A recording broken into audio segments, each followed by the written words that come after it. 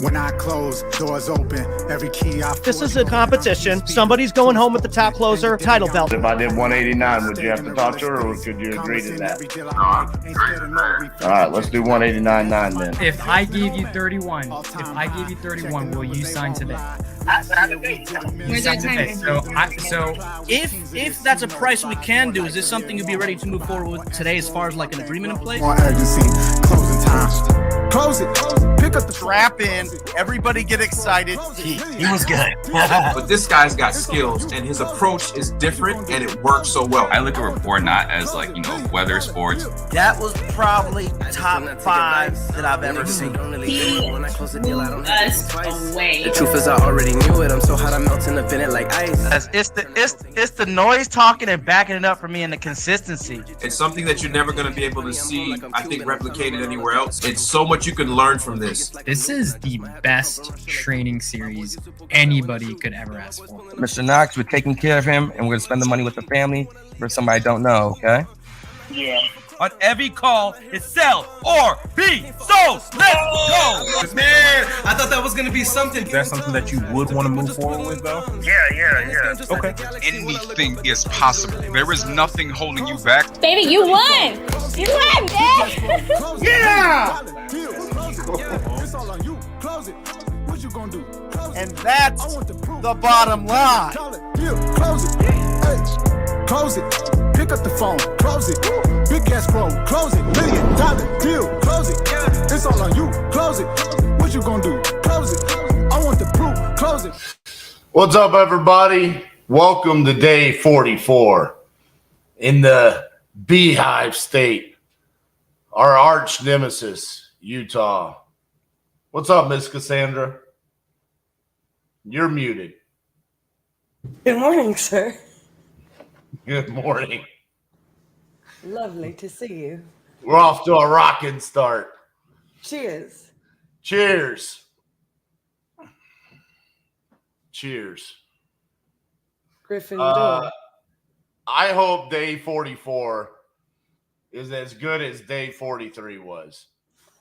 Let's it's gonna be stack better. those good days. I Yes. hope it's better because it's gonna be better. What could make it better would be actual sold deals, not just acquiring more deals. Look, it's happening We all over the place. we flip-flopped our KPIs yesterday. We went from having more sold properties than we had in dispositions to now we have more in dispositions than we have sold. What's up, Titus? He's so cute. Are you watching live? Oh I think he's watching himself. no! So I think Justin ran to the gas station and just came back to the door. So he's like, "Who is here?" Right. So yesterday was an eventful day. It started off with an hour and a half conversation with the seller that led to me sending a contract and helping her out of a difficult situation. But that was kind of the theme throughout the day. I mean, some very lengthy conversations, highly motivated sellers that were in either some sort of a lot of financial distress yesterday. It was a very unique day in that regard, but an enjoyable day, and I think a very educational day for people that tuned in throughout. If you were here throughout, I hope you took a lot away from some very quality conversations throughout the day. So let's look at our KPIs here. Through 43 days, we have 150 contracts sent, 103 contracts signed. So we broke some barriers yesterday. The 150 contracts sent. That's a monster number. 103 signs, 16 terminations, 45 in dispositions, 20 sold, and 22 closed. For those of you that are new to the live, or if you're watching this on repeat, Sold means we have a signed assignment and earnest money deposited, but we're waiting on it to close at title. Close means we've actually closed the deal and it's been funded. Now, Jamie said, go get you a Utah deal, but I don't have to get me a Utah deal because we already got one. I tried to get one yesterday, though, preliminarily. We got one in Utah, and I think it's going to be sold today. It's going to be sold today. So I think that's what's going to happen today in day 44 in Utah is we're going to sell our Utah deal. We have an offer.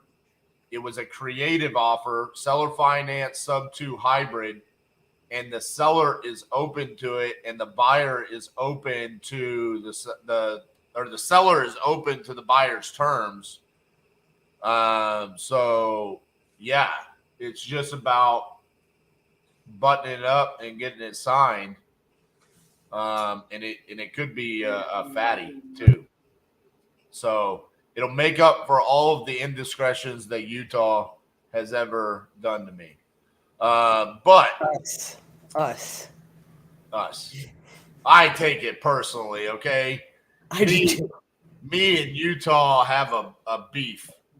All right. But outside of that, if you look at this third column right here, the only state that we're missing, or I guess that's the fourth column, is Rhode Island. We have a lead in Rhode Island that I bought yesterday from Speed to Lead. Seems like it's highly motivated. Just want to get that seller on the phone today. Someone that tuned in yesterday, Preston, says he has a buyer in South Dakota, so I need to go find me a deal in Sioux Falls, South Dakota. Have a couple of leads in Vermont, a couple of leads in Wisconsin, a couple of leads in Wyoming. But nothing really trending towards the right direction. I've got a lead in Nevada. Nothing really in New Hampshire. That one's scary. Same with Massachusetts. Same with Maine, Idaho, Hawaii. I don't even think we've had one lead in Hawaii, which is surprising. So, as we're dwindling down the days, it's starting to become more apparent what states we're going to be able to get during these 50 days and which ones we might not be able to get. But I'm going to do my best to try to get them all. I mean, we're this close, and we've been able to accomplish, triple digits on signed contracts, 150 contracts sent. So I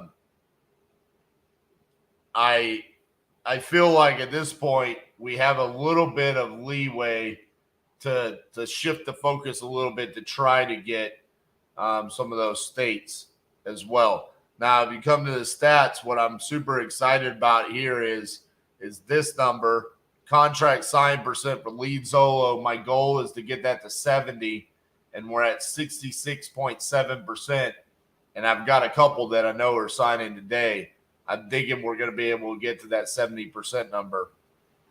The other number that I really wanted to fix was right above it, 48.1% on cold call leads. I wanted to get that up to 60. I don't know if I'm going to be able to fix that one.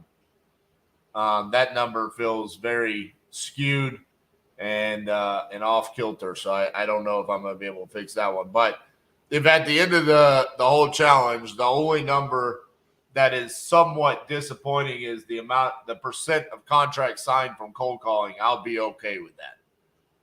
I will be perfectly fine. So KPIs looking great. Hans said, love how much value you give daily. Thank you. Hans, really appreciate that. It's a lot of work to put this on a daily basis. Someone hopped on here yesterday about 5:30 and they were like, man, you're still going live? It's like, yep, every single day, 10 a.m. to 6 p.m., we're putting in a minimum of 8 hours a day live. And shout out to Cassie for her support. You're muted, by the way. Yeah, Garrett was on the phone regarding a title something, and he was just extremely loud, so I muted myself. I got you.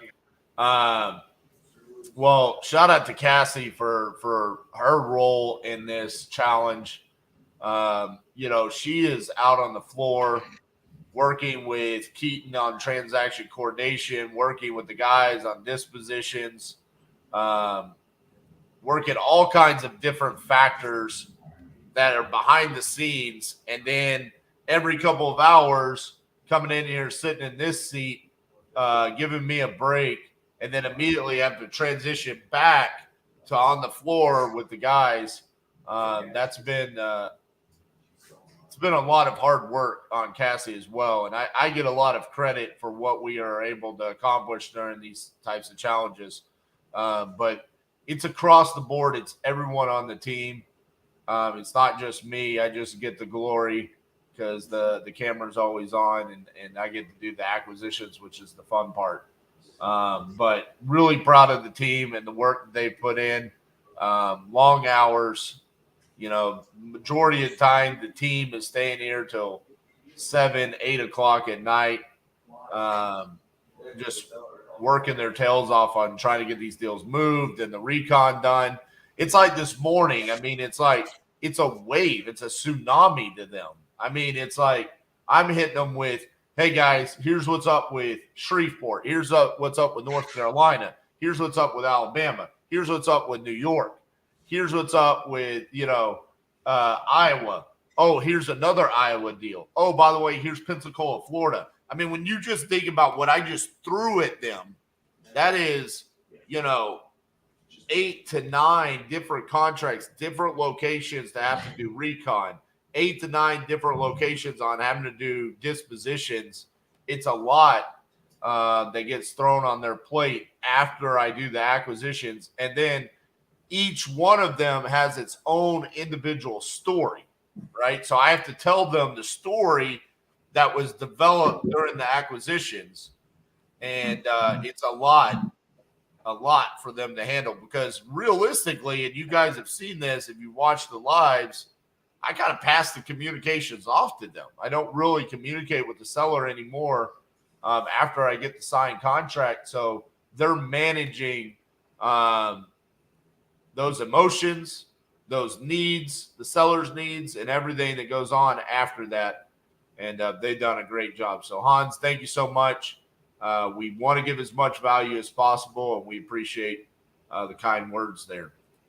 Joshua says, I saw Batch Dialer. Do you recommend Batch Dialer over Mojo? I do.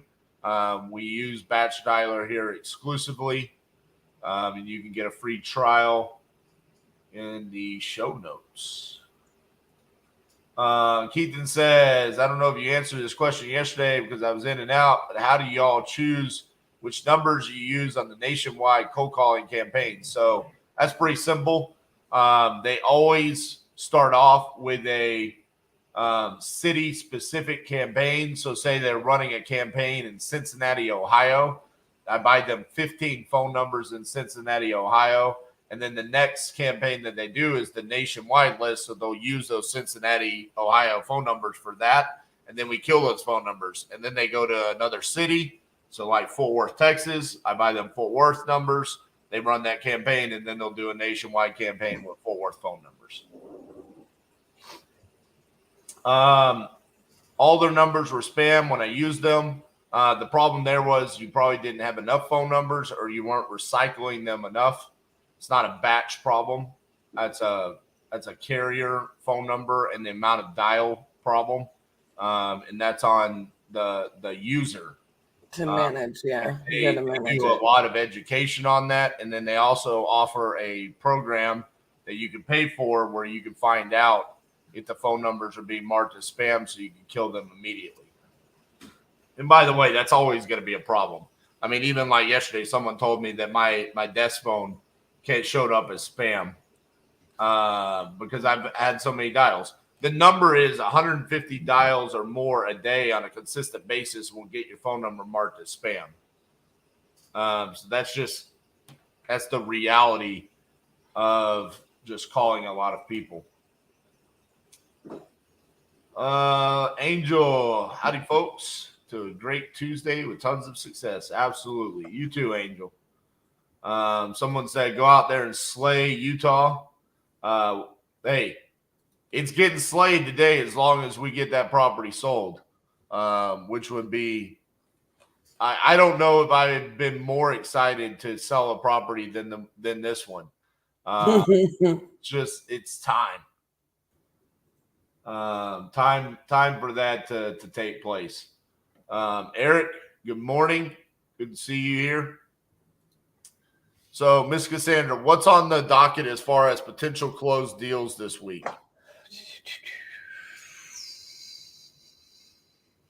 Let me get there.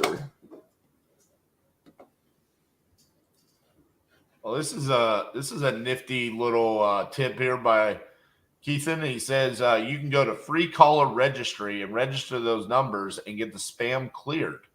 That's cool. Yeah, I did not know that. That's a super cool fact.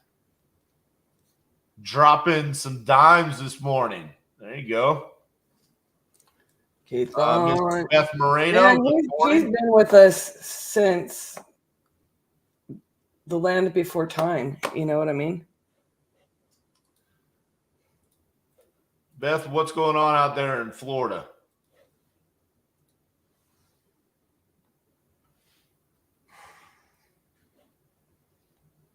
Okay, to answer your question,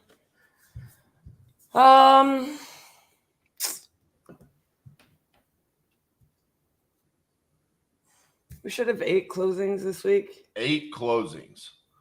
Okay, Well, so they all need a little bit of tender love and care, you know? So today is really important to getting that done. So let's go through those 8. I know we have Forney, which was the first dial that we placed. Oh, sorry, 9. Okay, so 9. So Forney, we're actually taking that one down ourselves. So that was the first dial that I placed on day 1, moving out of the country. I didn't realize that. Yes, it was the very first, not the first person, first dial. You know what? That makes me like sentimental and stuff. Yeah, I mean, it was crazy because I think I was like, all right, let's go. First dial, baby. Let's get somebody. And she's like, Espanol. And I'm like, oh, geez, That's right. We're already starting off this way. Pretty hilarious reel as well on my Instagram and TikTok. Okay, so Forney, what else we got? Roswell. Okay, what else? Lawrence. Okay. Chenard. Okay, so Syracuse, that's a good one. That we've been waiting on that one for a minute. 30th place, Birmingham. That one we've been waiting on for a long minute. Really long minute. Like the state of Alabama just got in the way there. Okay, what else? Chico, Texas. Chico, that's good. That's a JV deal. Our boy Josh Dees. What else? DZ. Oglethorpe. All right, so that's one of the 3 Georgia deals that I got with the sellers that buy from an auction super cheap. That's a vacant lot that we were able to dispo. Okay, what else? The Richmond, Virginia. And then Richmond, Virginia. Okay. So, yeah, every single one of those needs a little bit of tender love and care, but no, I think a lot of the reason they need TLC is just because everybody and their dog was like, no, it's 4th of July. Except for us. So the good news there is that all of those are achievable. Now, the bad news is if we were to successfully get all 9 of those to the closing table, that would move us to 31 closed, but it would only leave us with 11 sold. So out of those 45 in dispositions, we were talking about this yesterday, we need to move the vast majority of them. I really want to stay below 25% drop rate, which gives us about 9 or 10 that we can drop out of those 45. So, I'm going to be pushing pretty hard on you guys, leaning pretty heavy on like, hey, some of these, let's really push to try to get some of them done. So it looks like we've got a jam-packed day on what we need to get accomplished. So let's get started.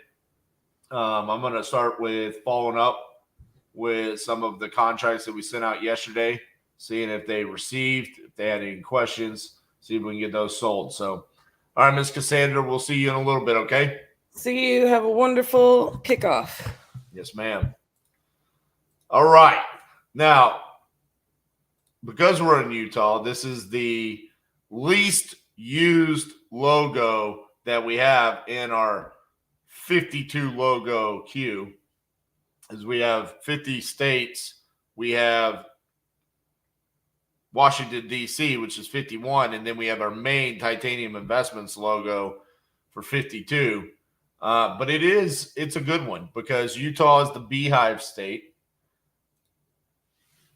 I've always really liked this logo. I really have. I think it's cool. Just unfortunately, when I made the logo, I had no idea because we had never even attempted to do business in Utah before. I had no idea how difficult Utah was going to be. What's up, Chris? Trinity's actually up in Minnesota. He's at Shattuck St. Mary's for a camp. So, welcome from Minnesota. We actually have a couple of deals under contract in Minnesota. I think in Pipestone, Minnesota. All right, let's do some follow up here.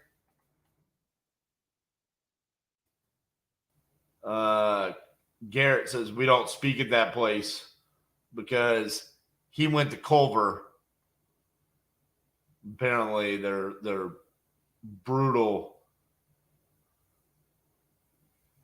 rivals. You're a big football guy. Yeah, I probably know more about football than the majority of human beings, sadly. I probably know too much about all sports, to be honest with you.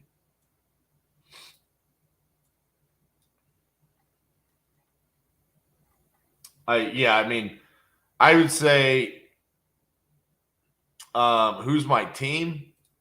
So I'm from DFW, right? So I was born into a Cowboys family. But when I was 5 years old, I got a pack of football cards, and there was a up-close picture of the New England Patriots old helmets. This is 1990. And I asked my dad, I said, why am I a Cowboys fan? And he said, well, you live here. You have to be a Cowboys fan. But, son, you can be a fan of whoever you want. Now, what he didn't realize is he didn't know what kind of personality I was going to have. So when you tell me I can do anything I want, then I'm really going to go do it. And so what I said is, it's cool. I'm a New England Patriots fan. And so from that day forward, I've been a New England Patriots fan. Fourth grade, I remember wearing my Drew Bledsoe jersey to school. Went through the Bill Parcells, the Pete Carroll era. And then my heart was broken when Drew Bledsoe got injured and Tom Brady came in. And then Tom Brady won me over. And I've been a Patriots fan since 1990. And then when Brady left and went to the Buccaneers, I followed him. I said, hey, I'm pulling for the Buccaneers because of Brady. So now I'd say it's not number one team, New England Patriots. Number two, Dallas Cowboys. Number three, Tampa Bay Buccaneers, just because of Brady. Lots of drama in New England this offseason. We're going to be okay. We're going to be okay. Listen, when you lose an all-time great like the Patriots lost, that's a lot to overcome. And they're just going through some of the changes and the pain there. All right.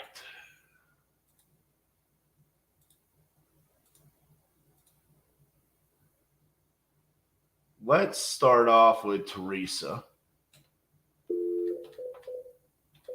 Because she answered yesterday morning about this time.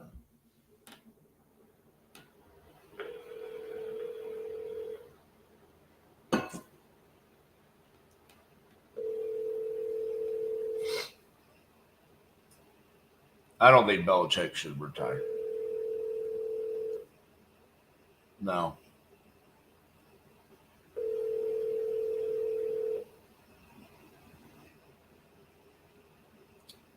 I think he's got another run in him.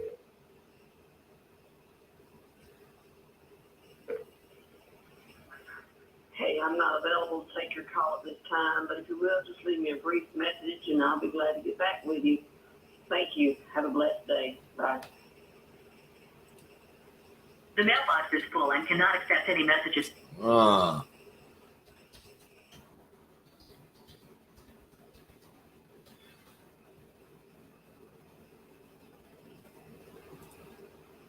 How do I feel about people using a third-party underwriter in the acquisitions process? It sounds to me like those people have a problem explaining to sellers why they're coming up with the numbers that they're coming up with, and they want to blame it on a third party instead of just having a real conversation. I don't believe in it. I believe in having a real conversation. So I don't agree with it.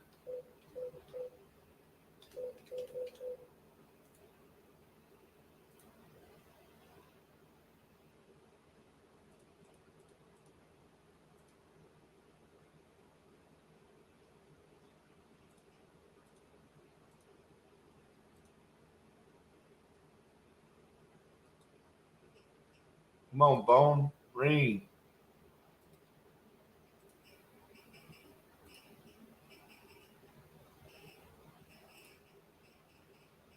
This is weird.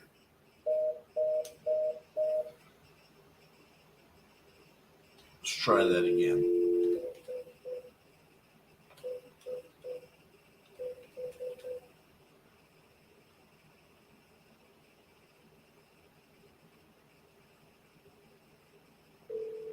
There we go.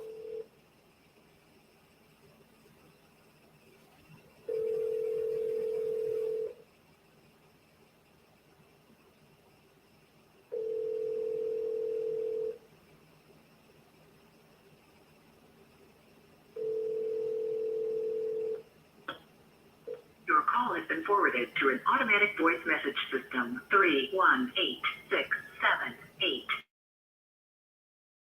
Not available. At the tone, please record your message. When you have finished recording, you may hang up or press 1 for more options. Hey, Clayton, this is RJ Bates from Titanium Investments. Sent over that contract for your property on Spring Lake Circle last night. Just wanted to verify you received it. If you had any questions, want to see if you could get that signed today so we get the process started. Give me a call back at 817-710-8689. Thank you.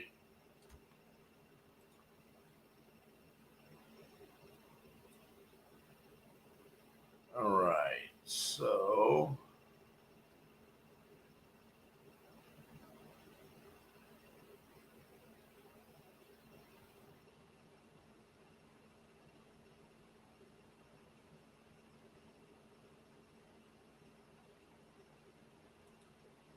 I guess I'll give them a call just to see, but this is the Jasper, Texas that needs to close, I think in 5 days, not 8 days.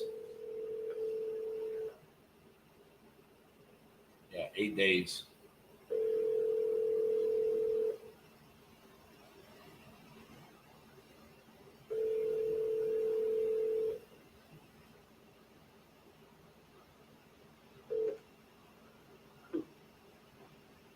Hey, is Mark there? Yeah, this is Mark. Hey, Mark, this is RJ Bates from Titanium Investments. How you doing? I'm doing all right. Hey, man, hadn't heard from you since I sent over that contract. Just did you get that taken care of? Yeah, we looked at the contract. It didn't quite appeal to us. We didn't want a bunch of people traipsing into our house. Okay. Well, I don't know what you mean by that. I mean, it's just us coming out to take a look at the property. I mean, we've got to look at it. Yeah, but it said it could have contractors, prospective buyers, and a bunch of stuff. It listed several people that could have access to the property. Yeah, then they want a lockbox and all that shit. Well, I mean, that's only there if the property is vacant. You guys are there, right? So we don't need a lockbox, and we're going to call and ask if we can come out there and see it. I mean, what's the plan? Because you needed to close this in 8 days, right? I already found somebody to do that for me, and we already signed with them. Gotcha. All right. Well, thank you, Mark, for letting me know. You bet. Bye. Fuck, we arguing about then?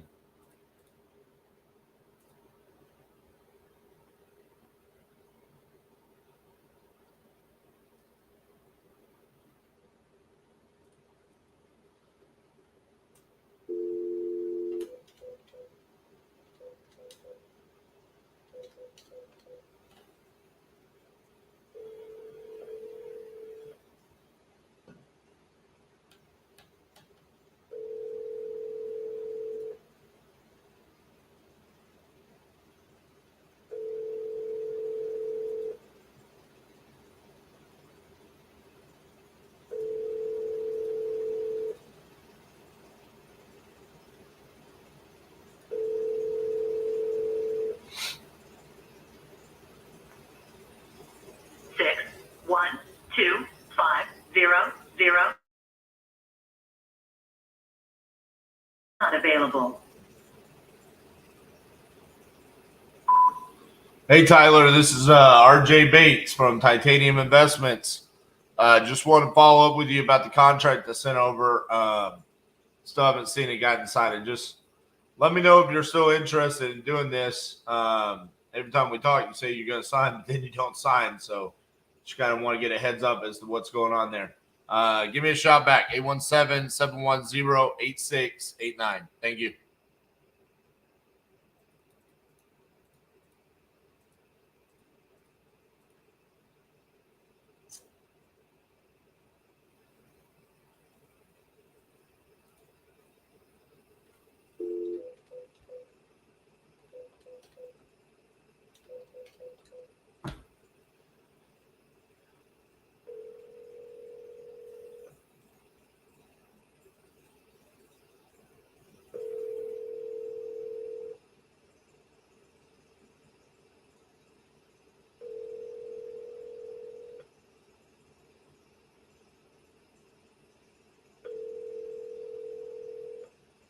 Your call has been forwarded to an automatic voice message system. 313296.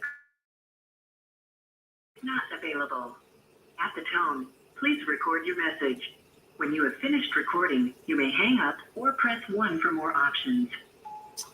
Hey, Orlando, this is RJ Bates calling about your property there on Artesian. Did not see the contract get signed yesterday, and that was the expiration date for the contract. So if you're ready to sign, we're going to have to rewrite the contract, change the dates, and resend it over to you. So let me know if you guys are ready when you're ready to sign, so I can put the appropriate dates on there and get that sent over to you. I'm going to go ahead and cancel the contract that's been sent over to you since it's no longer valid. And let me know whenever you're ready. Thank you. Bye-bye.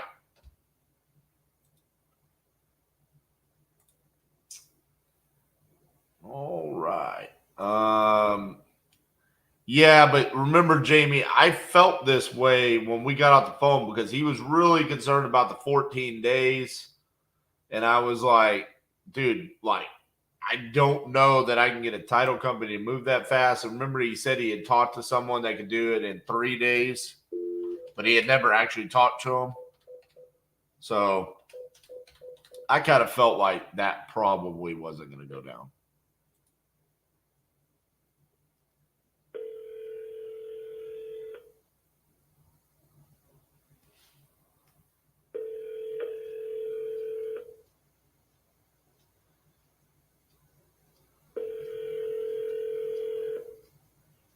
You have reached 74028.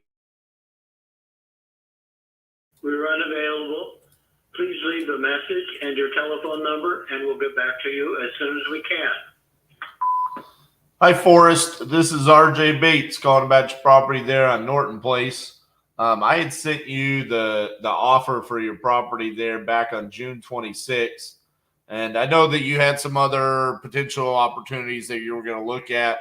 So I just wanted to see if that was something that you were still interested, or if you had found a solution for you. So if you could give me a call back at 817-710-8689. Thank you.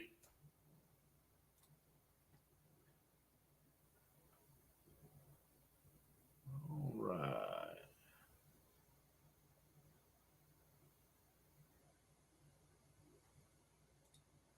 This guy. Almost got his phone number memorized at this point.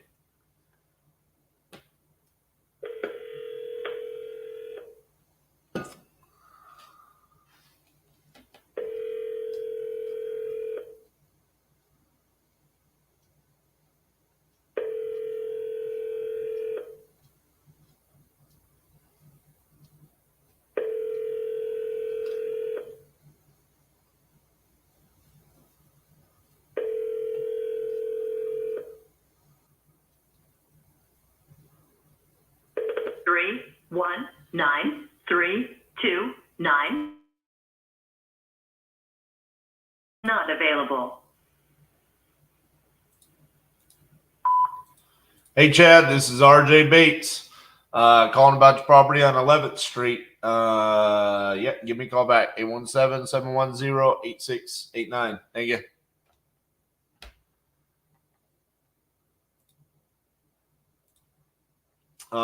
It is kind of sometimes like chasing children. It is, it's very strange, especially the ones that are like highly motivated. We're sorry, your call cannot be completed at this. But the thing that we have to remember is that a lot of times these people are talking to like 5 other companies. So it's not just us.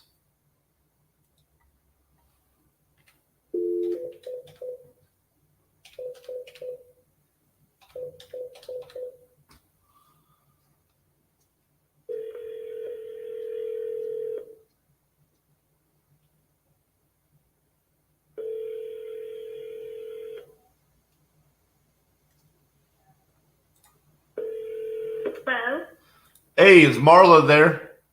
this is Marla. Hey, Marla, it's RJ Bates. How are you doing? I'm doing good. How are you? Oh, just living the dream over here. How was court? It was fine. Everything went well. They made me administrator, and so we can look at cleaning out the house and selling it. Awesome. Did it go pretty much the way I thought it was going to go, where they said, yep, you can just go ahead and sell the property, or what was kind of their update there on how they want you to handle it? No, I can sell the property. So right now I'm trying to find, I'm probably going to go with an online auction for the things that are remaining in the house. How much is it? How much is? Like, how much is is it just full of stuff, or is it? Oh yeah. Oh. It is full of stuff. Gotcha. Yeah. And he was a collector, so he has 68 bottles and Mark. What was that? Your phone broke up a little bit. You said 68 bottles of what? Maker's Mark. Oh, wow. Yeah. He had like 55 derby glasses and die-cast cars and you name it. Oh, wow. What about like comic books or sports cards? No, he collected some Kentucky memorabilia from the Wildcats. Yep. But nothing. Coins. He collected coins. Oh man, there's probably some money in that stuff. Let's hope, because Marla has to pay some taxes. Oh, uh-oh. Yeah. So anyway, so we're getting closer. Gotcha. Well, so, but now you're free to sell the house, right? I certainly am. Are you ready to start the process with me?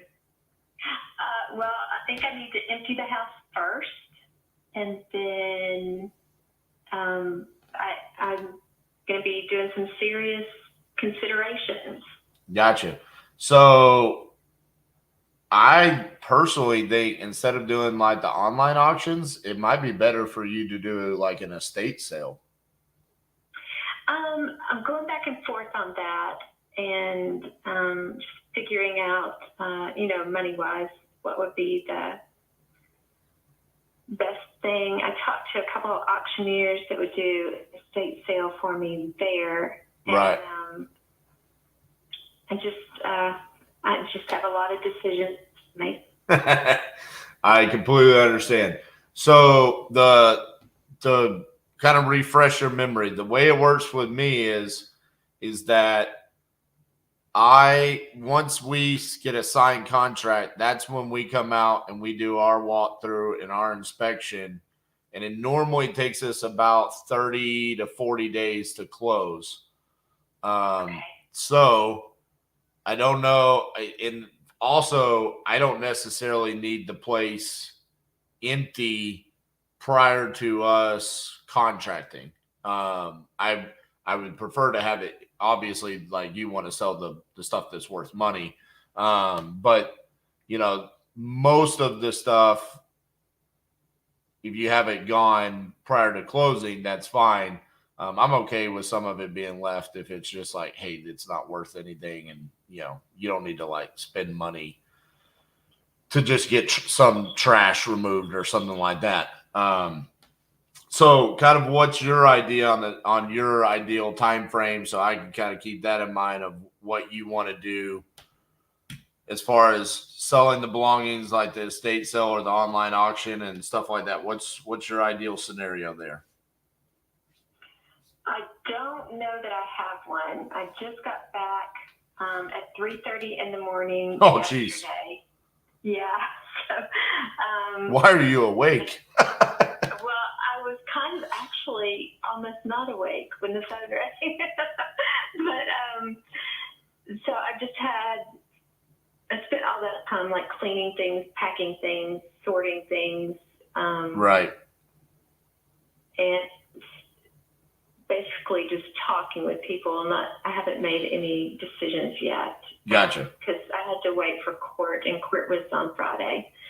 So I'm not wanting to do it slowly, but I do have to do it, right, methodically. And so I don't have an answer for you yet. I got you. Okay, well, you have my number. Feel free to reach out to me if you do make some decisions. And if I don't hear from you, I'll probably just follow up with you in a couple of weeks. Does that sound good? All right. Well, let's do that and go get some sleep. Okay.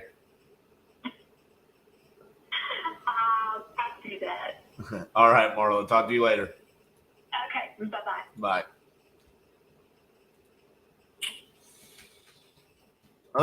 She doesn't sound as excited as she sounded the last time I talked to her. Last time she was like, I'm going with you no matter what. Now it's kind of like, I haven't made any decisions. Okay. What do you mean you haven't made any decisions?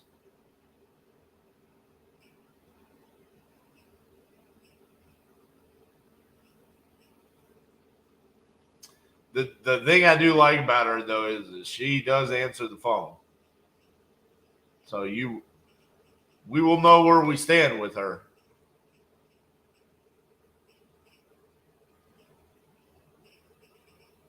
All right. Who else?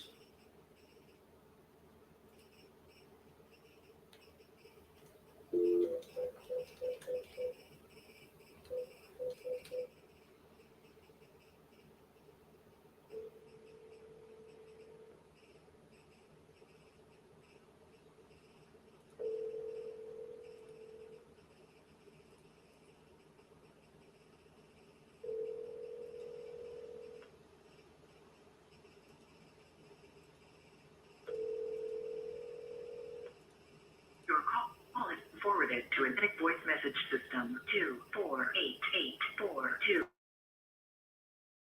is not available. At the tone, please record your message. When you have finished recording, you may hang up or press 1 for more options. Hey, Charles, this is RJ Bates calling about your properties over there in Pontiac. Give me a call back, 817-710-8689. Thank you.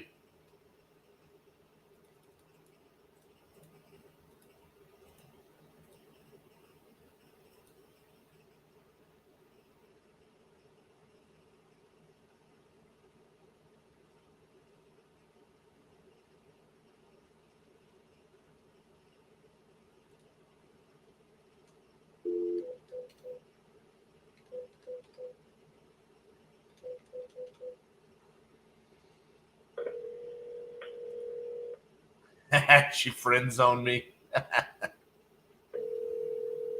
Probably.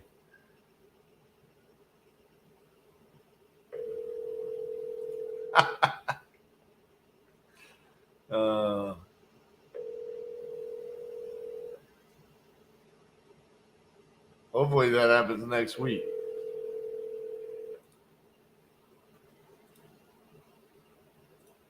Your call has been forwarded to an automated voice messaging system. Vicky Larson is not available. At the tone, please record your message. When you've finished recording, you may hang up or press 1 for more options. To leave a callback number, press 5. Hey, Vicky, this is RJ Bates from Titanium Investments. We had sent you the contracts for your 2 properties there. Just wanted to verify you had received those contracts. If you had any questions, give me a call back, 817-710-8689. Thank you. All right.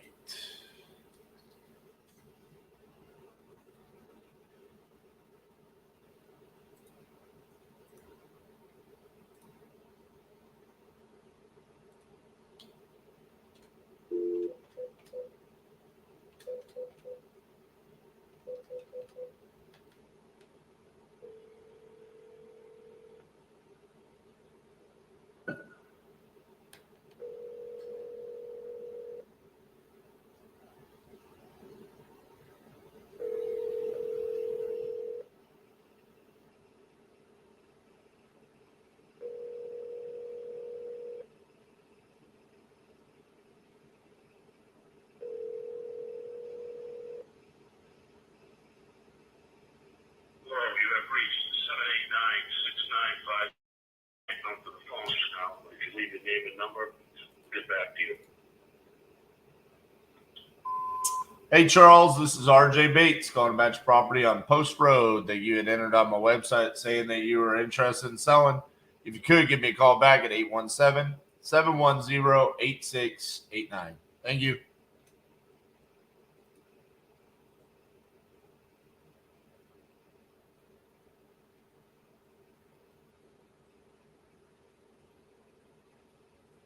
All right, let's see here. Called.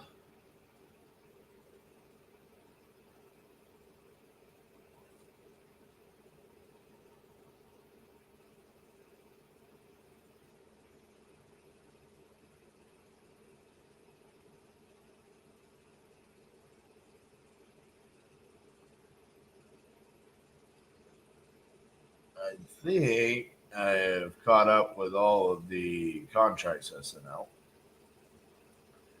that I need to follow up with. Yep.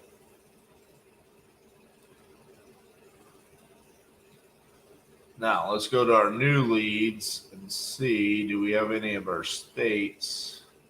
We do not. These are all repeat states and new leads.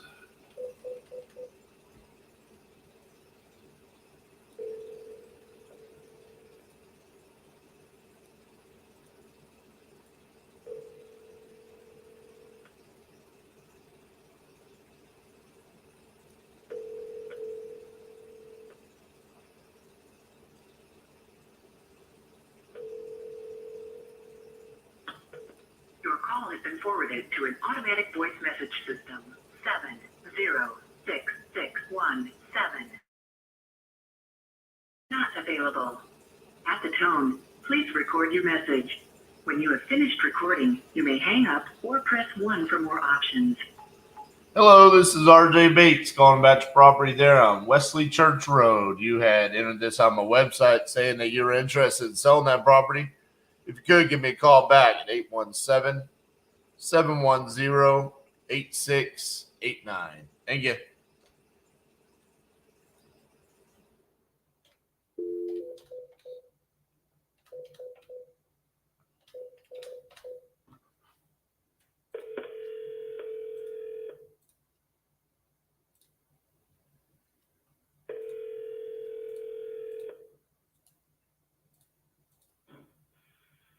Hi, the person you've reached is using a screening service from Google and will get a transcript of this call. Go ahead and say why you're calling. RJ Bates calling about Fishing Ford Road. You entered this on my website.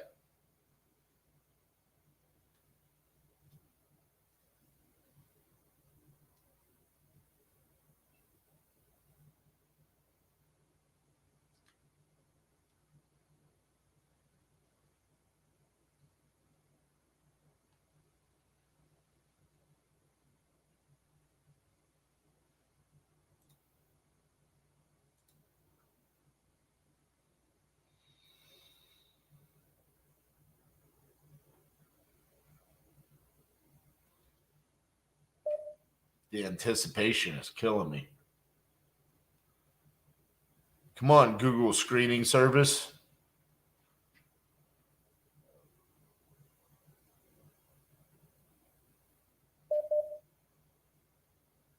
Hello?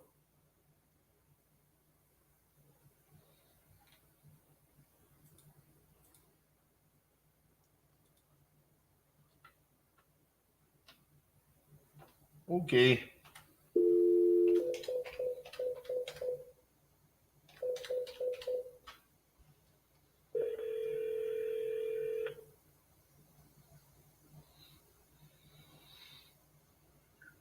Hi, you've reached the voicemail for Eric Christensen. Please leave a message after the tone. Thanks. Have a great day. Hey, Eric, this is RJ Bates calling about your property on Starbright Drive. You had entered this on my website saying that you were interested in selling that property. So if you could, give me a call back at 817-710-8689. Thank you.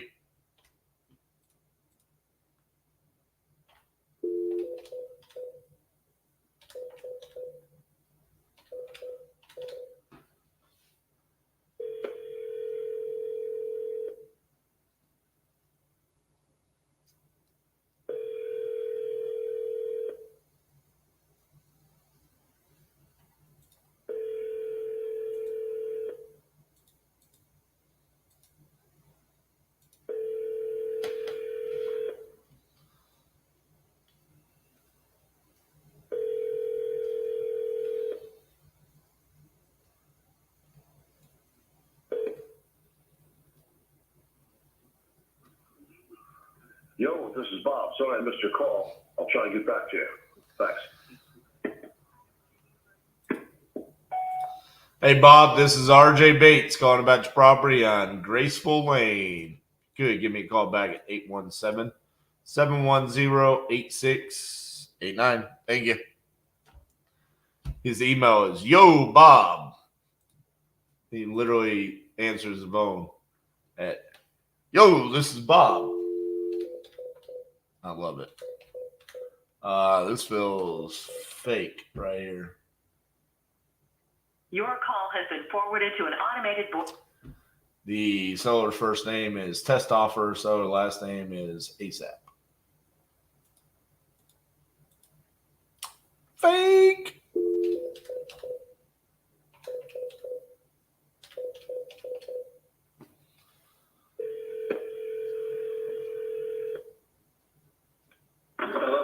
Hey, is Brock there? Yeah. Hey, Brock, this is RJ Bates calling about your property there on Stonegate Lane. How you doing? Doing well. How about yourself? Pretty good. You had entered this on my website saying that you were interested in selling that property. Is that correct? Yes, sir. Awesome. How much you looking to get for it? Well, the comps in the neighborhood for, decent mobile homes were being sold for about 200,000. That's property plus house.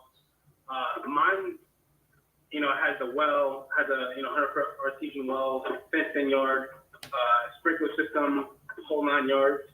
I would have at least want about 160 to 180 somewhere around there. But I don't know what's realistic, to be honest with you. You know what I'm saying? Okay. So the actual mobile home itself, does it need any work or is it in good shape? It's a little dated. I have done lots of updates and whatnot, like the exterior updated, a whole bunch of things updated. I'm actually getting ready to put new windows in. So it's decent. It's still a 70s mobile home, single wide, but it's decent. It's good. I'm replacing all the paneling and drywall, things like that. I'm in the middle of fixing it up right now. I gotcha. So looking in like a half-mile radius, I mean, I see what you're talking about with some of the mobile homes, but a lot of those have more square footage. So like yours is only 720 square feet, right? Yes, sir. So the ones in that range are more going for like 150 to the highest is 175. And that one was 864 square feet. Now I don't know what the condition of those are like, or let me look at the age of them. Most of them like 73, 79, 84, 98, 79. Now I'll be honest with you, I'm an investor, so I'm not really looking for like something that's like fixed up, and paying full retail. I'd kind of prefer it to be not fixed up. Realistically, I think if you wanted to get somewhere in that like 160 to 170 range, probably your best route would be to list with a realtor. Okay, gotcha. Hey, well, what would you offer if I didn't replace the floors? Because the floors are particle board that need to be replaced. The rest of the inside drywall needs to be done. I've only done one room so far. There's a few other things that need to be dealt with the mobile home. What would you offer? Let me look here real quick. Let me see if I can find. I need to look at some pictures of some of these other ones that have sold. See what they look like. So yeah, there's one that sold for 150, same square footage as yours, same year, similar year built. He was in pretty decent shape. Sold for 150. Do they own the property there? Because the mobile homes, like where I'm at, I'm literally right across the street from the city center. I have, there's a bunch of happening things going on where I'm at. I'm in the best possible neighborhood in all of for especially mobile homes. Yeah, so this lot was 1,500 square feet bigger than yours too. It's a 6,500 square foot lot, and it's same neighborhood as yours. Okay. So yeah, that's a little bit outdated. So it's not like perfectly fixed up, but it was in pretty decent shape. But I mean, just be honest with you, I'm probably gonna be like closer to like 100,000. So I mean, you could make a lot more, but you could probably get 150 without doing anything just on the market. Okay. You get that bought it for 65 years ago. So Right. I had plenty of room to. Okay. All right. It's just I don't know how the one next door to me sold for relatively fast about 2 weeks ago. Right. I was like, I'm not really sure, what I could feasibly get. But all right, I appreciate your time. And then if I don't have any luck with a realtor. Yeah, feel free to call me back.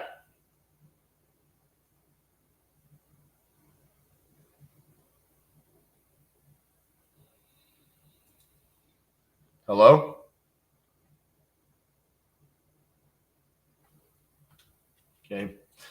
Hey, did you say that you'll be online Monday, Tuesday, Wednesday this week, and then the same next week because you've got to be a judge in the Olympics? So what'll happen, Angel, is this week I'm doing Monday, Tuesday, Wednesday, and then on Thursday I'm going to be live with the Closers Olympics judging a qualifying round. So we'll do 43, 44, 45. Next week I'll do 46, 47, 48. And I'm probably not going to go live on Thursday because I think I'm going to be going out of town for one of Trinity's hockey tournaments. And then the next week, I'll do 49, 50, 51 for Washington, D.C., our bonus day like we did the first time. That'll be our final day. And then that's when Closers Olympics is right after that. So it looks like the next 3 weeks will just be Monday, Tuesday, Wednesday. Next week is the only one that's up in the air, depending on what time I fly out on Thursday.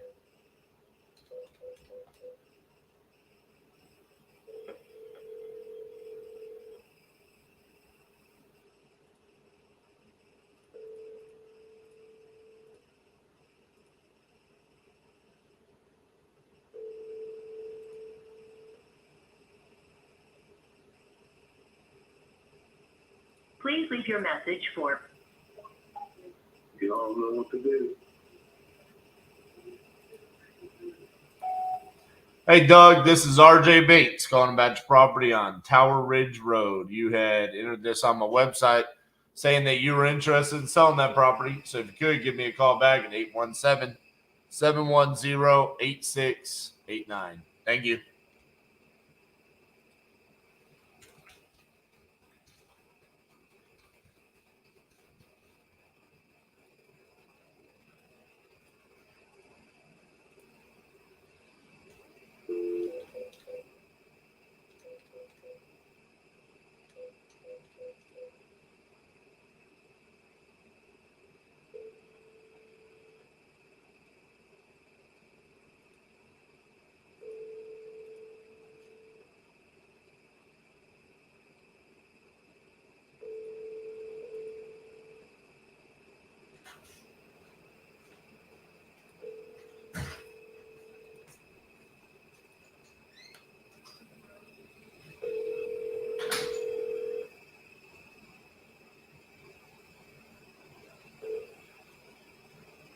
Now subscriber you are trying to reach is not available. Please leave your message after the tone. Hey, Teresa, this is RJ Bates calling about your property there in Rock Hill. You had entered this on my website saying that you were interested in selling that property. So if you could, give me a call back at 817-710-8689. Thank you.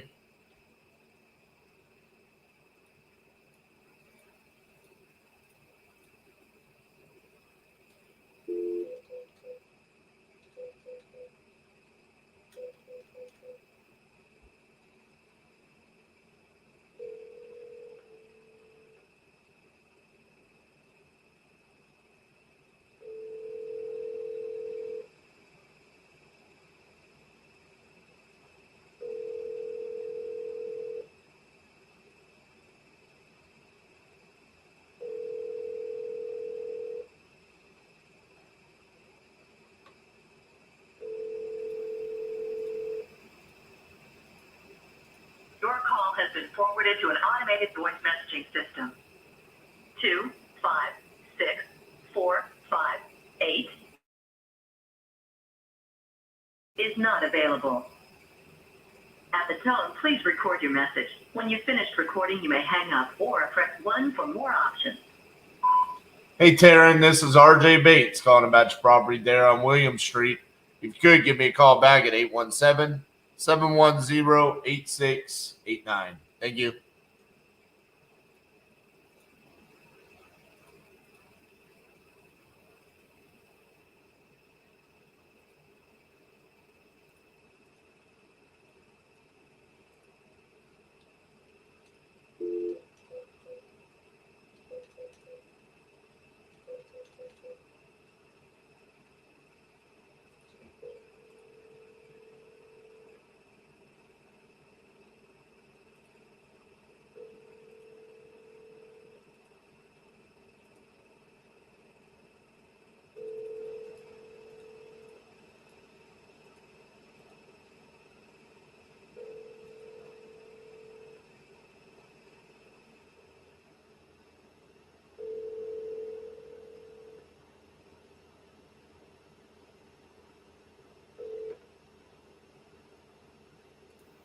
Please leave your message for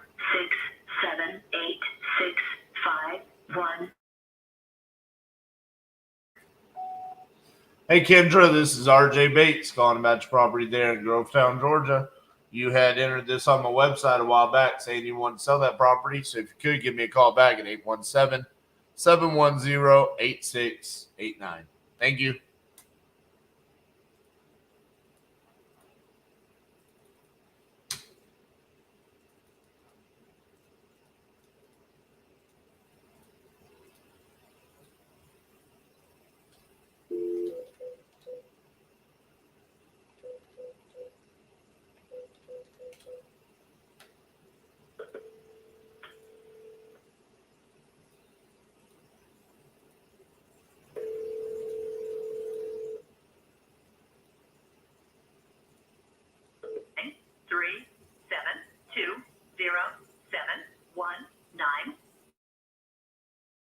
Available. The mailbox is full and cannot accept any messages.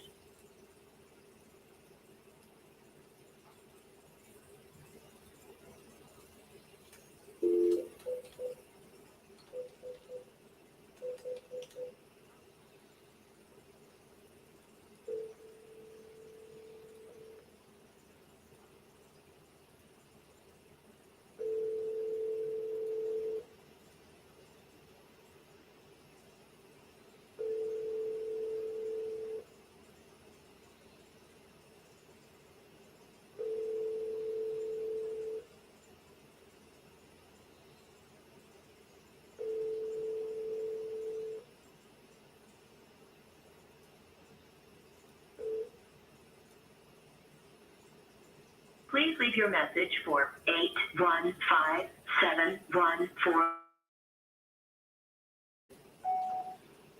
Hey, Curtis, this is RJ Bates calling about your property on Bruce Road. You had entered this on my website saying that you were interested in selling that property.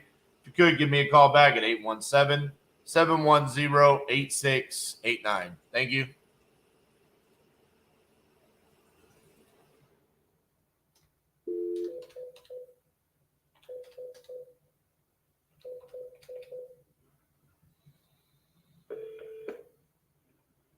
Hey, this is Amanda. Sorry I missed your call.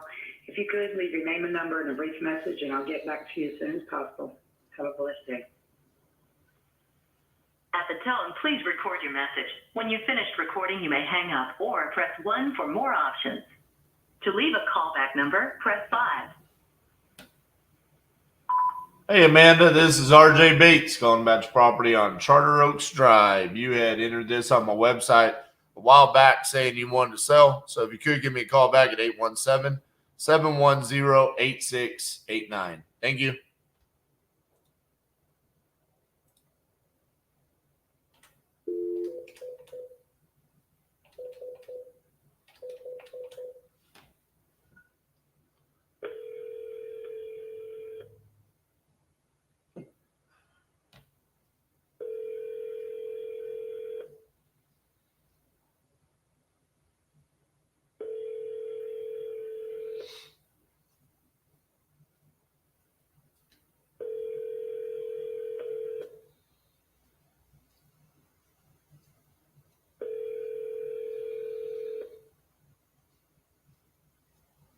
Your call has been forwarded to an automated voice messaging system. 914552 is not available. The mailbox is full and cannot accept any messages at this time. Goodbye.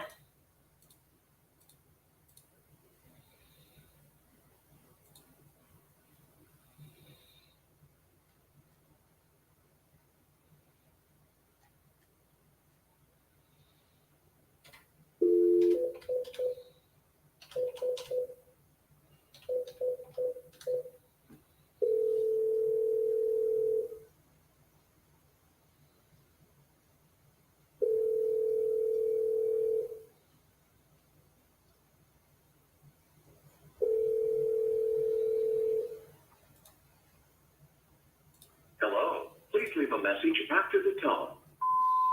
Hey, Mary Lou, this is RJ Bates calling about your property there in Mount Pleasant.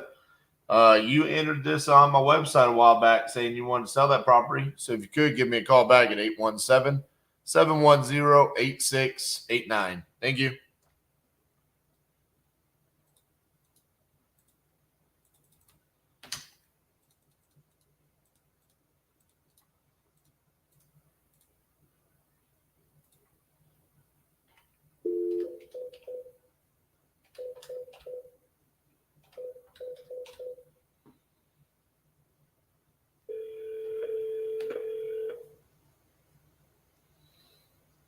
Please leave your message for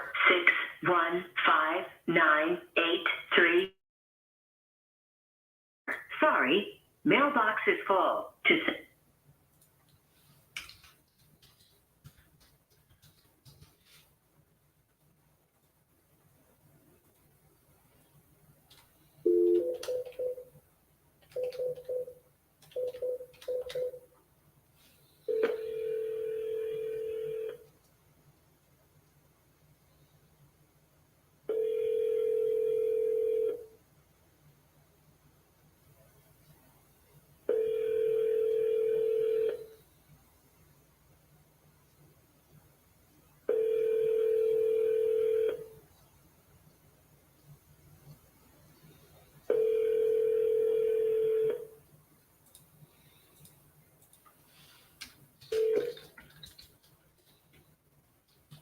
Please leave your message for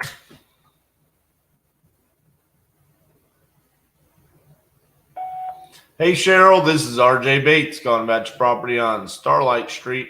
You had entered this on my website a while back saying that you were interested in selling that property. So if you could give me a call back at 817-710-8689. Thank you.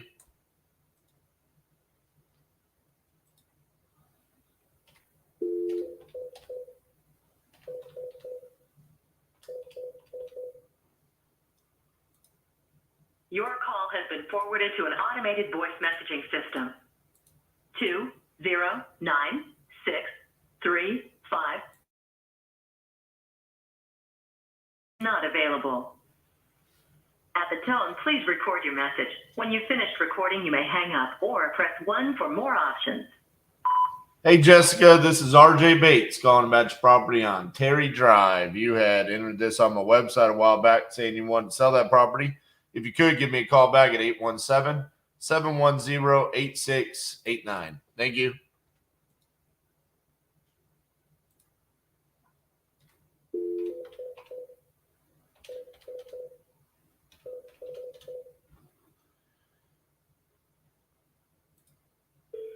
Your call has been forwarded to an automated voice messaging system. 7044999 is not available. The mailbox is full and cannot accept any.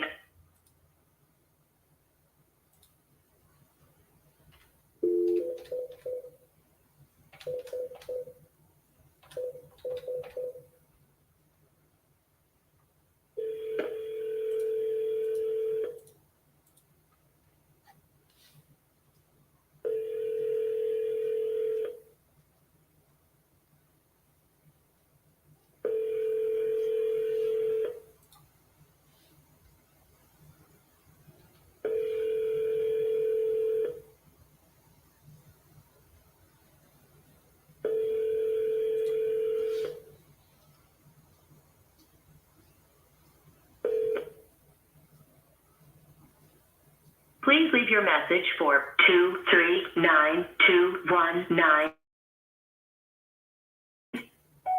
Hey, Diana, this is RJ Bates calling about your property on 58th Street. You had entered this on my website a while back saying that you were interested in selling that property. If you could, give me a call back at 817-710-8689. Thank you.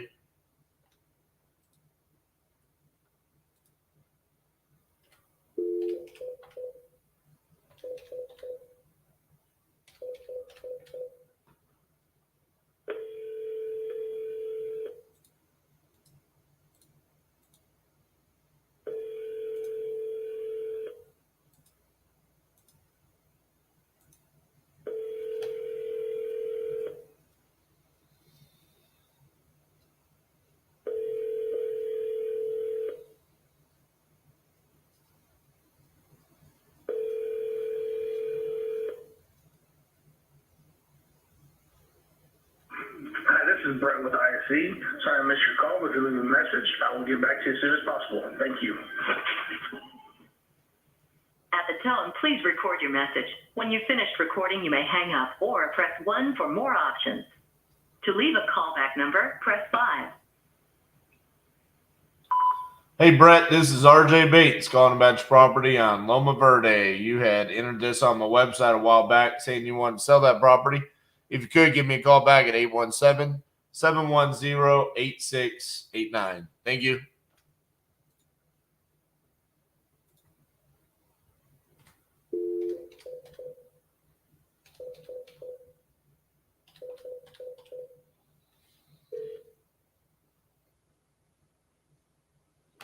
Hi.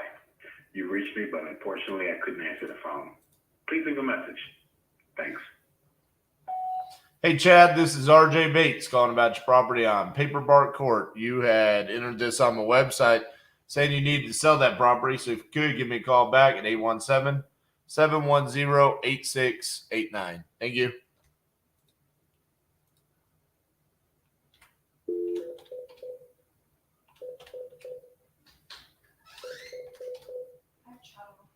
Oh, yeah. Chad is calling me back. Oh, my God. I've been calling this dude since April.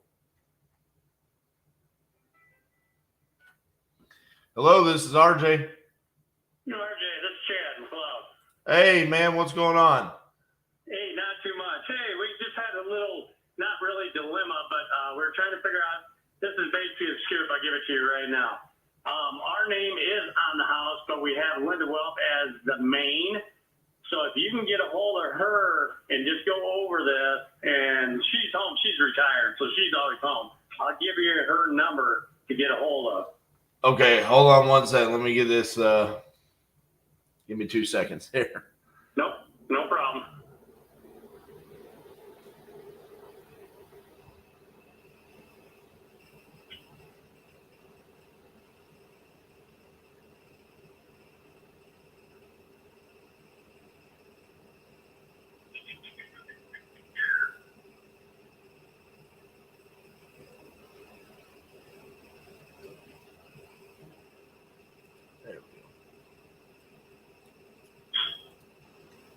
Alrighty. So you said this is Linda's mom?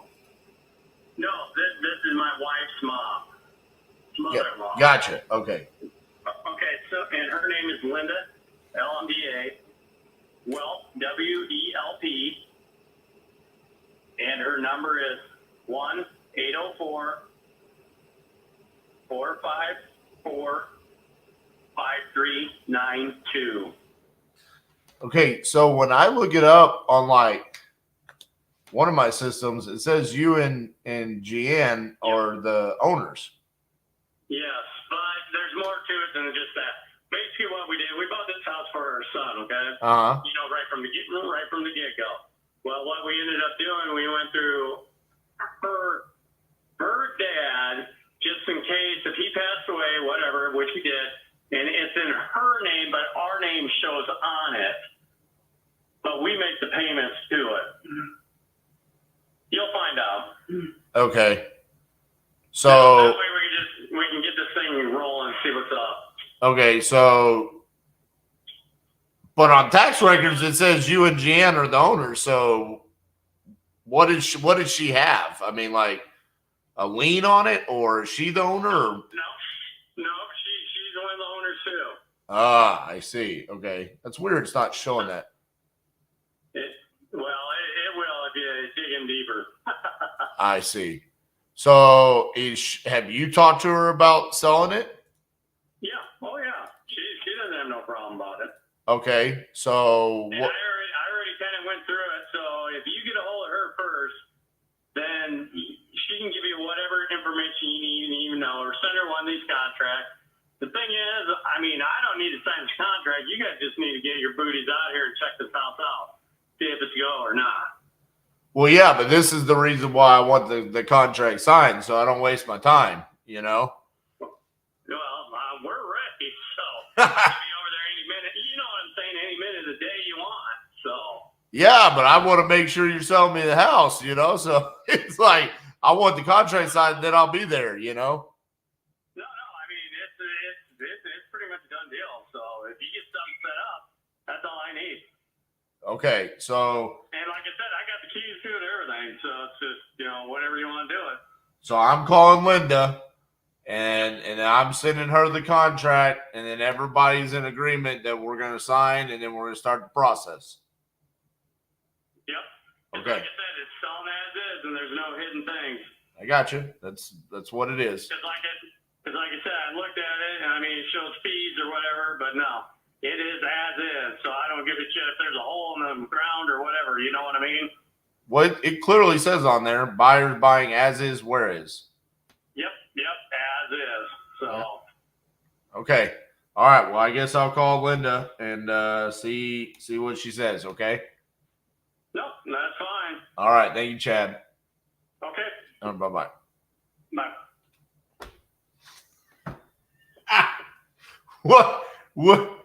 What is happening? I sent this dude a contract on June 19th. I haven't heard from him since. How many days is that?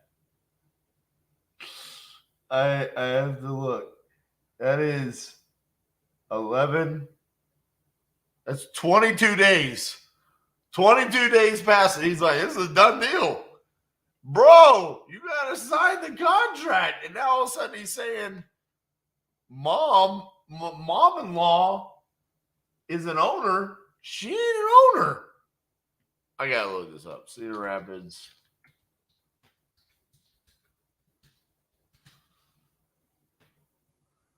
Oh, what are you talking about, bro? I don't understand. Real estate search. Let's see here.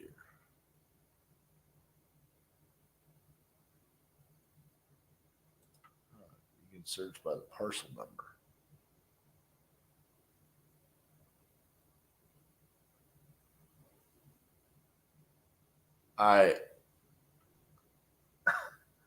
He's like, yeah, we're doing this. He's so worried about the as is part of it. And I'm like, I got you. It's an as is contract.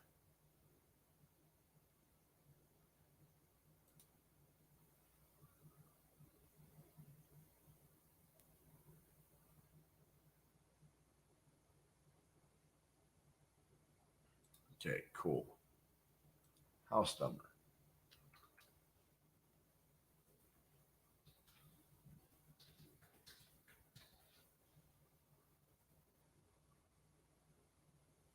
Deed holder, Chad and Jeanne. This woman is not on the deed. Like, I don't even know why I'm calling her. This literally feels like I'm being pranked.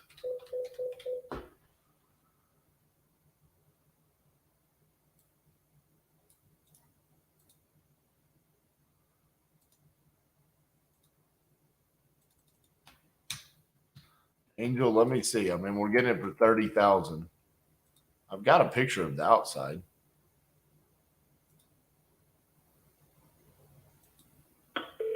Your call has been forwarded to an automatic voice message system. 804454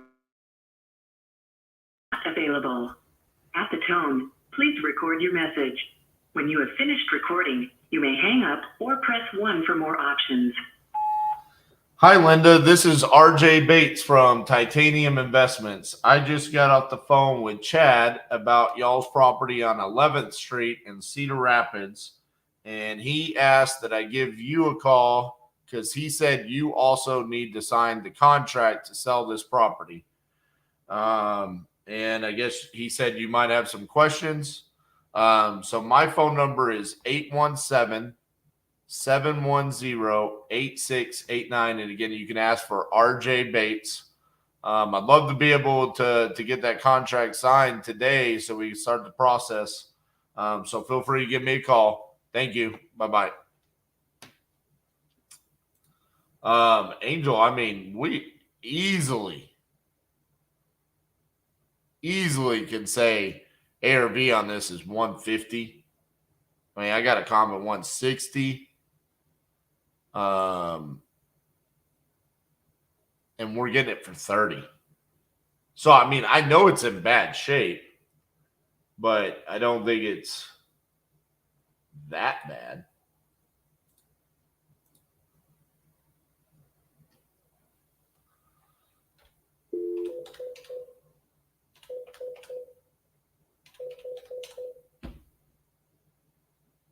Your call has been forwarded to an automated voice messaging system. 407461 is not available. The mailbox is full and cannot. I mean, yeah, that's why I've been following up with this guy as much as I have been, because I know it's a highly distressed property. I know that he needs to sell. Not just it's bizarro world. Is you're right. Why am I calling someone that's not an owner?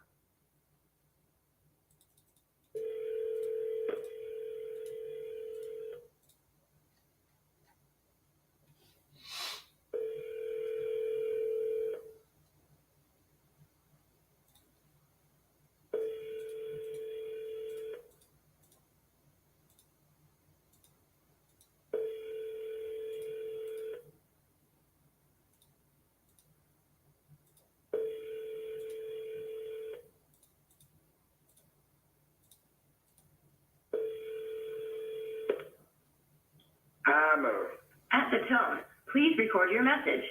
When you are finished recording, you may hang up or press 1 for more options.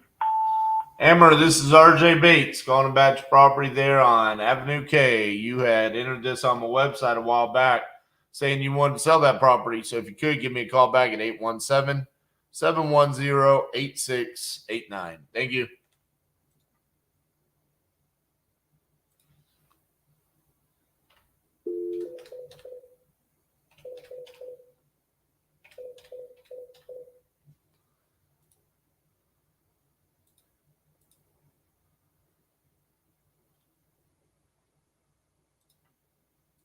We're sorry, your call cannot be completed at this time. Please hang up and try your call again later. Thank you.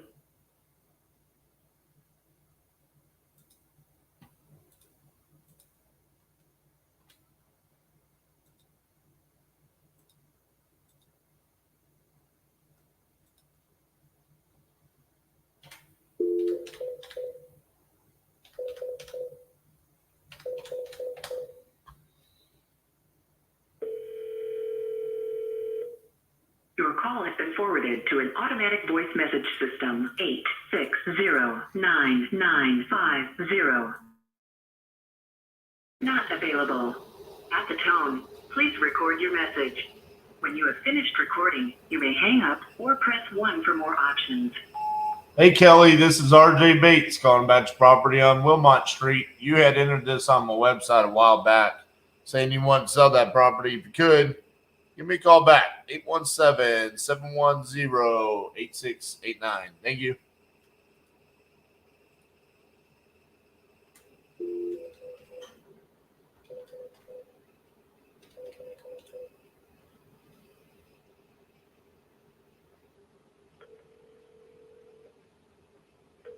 Your call has been forwarded to an automatic voice message system. 775-772. At the tone, please record your message. When you have finished recording, you may hang up or press 1 for more options.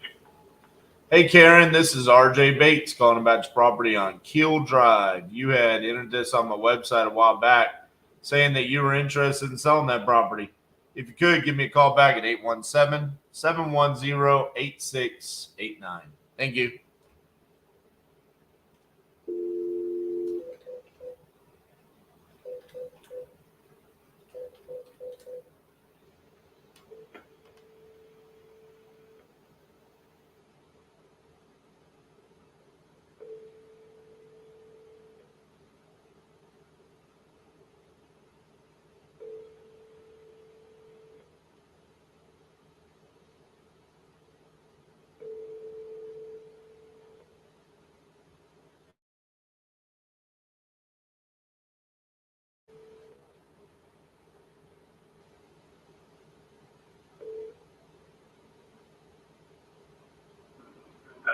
tone. Leave your message.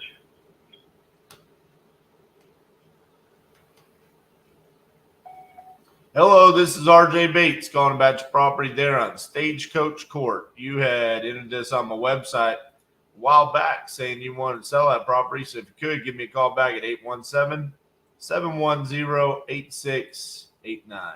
Thank you.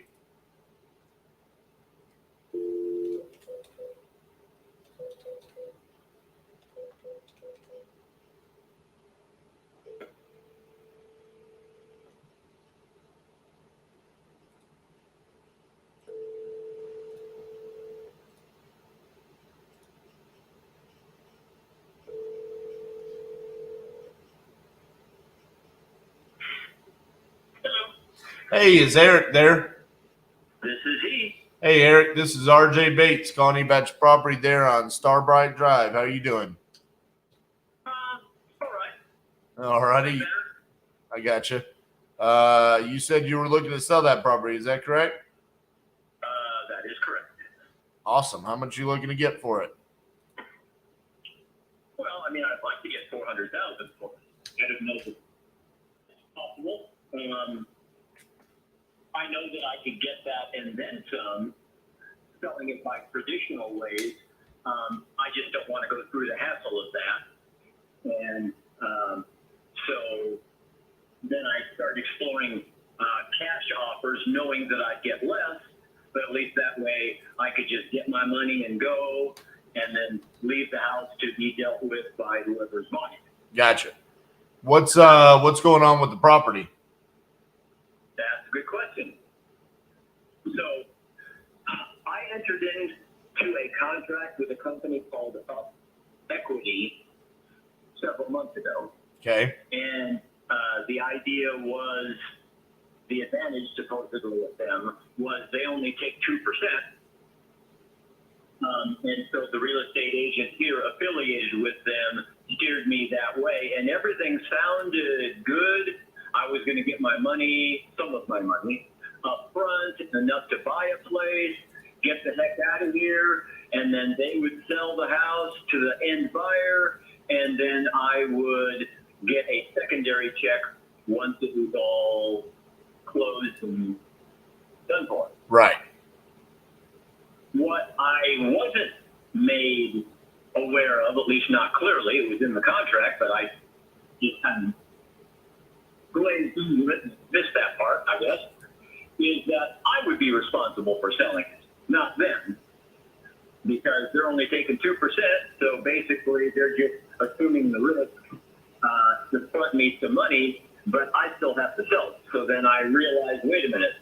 So once I came out, and I've already sold the place, so a problem way, I still actually have to do all the work to sell it to the end buyer, not up equity. So then when I'm out of here, I still have to employ a real estate agent. I still have to keep up all the utilities. I still have to hire a maintenance guy for lawn and one for pool.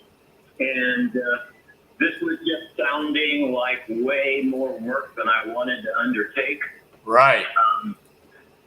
Partially because I lost my wife of 44 years back in January, and I've been really struggling, and I don't want to stay in this house because she and I owned it for 36 years, and I do own it free and clear, by the way. There's no mortgage.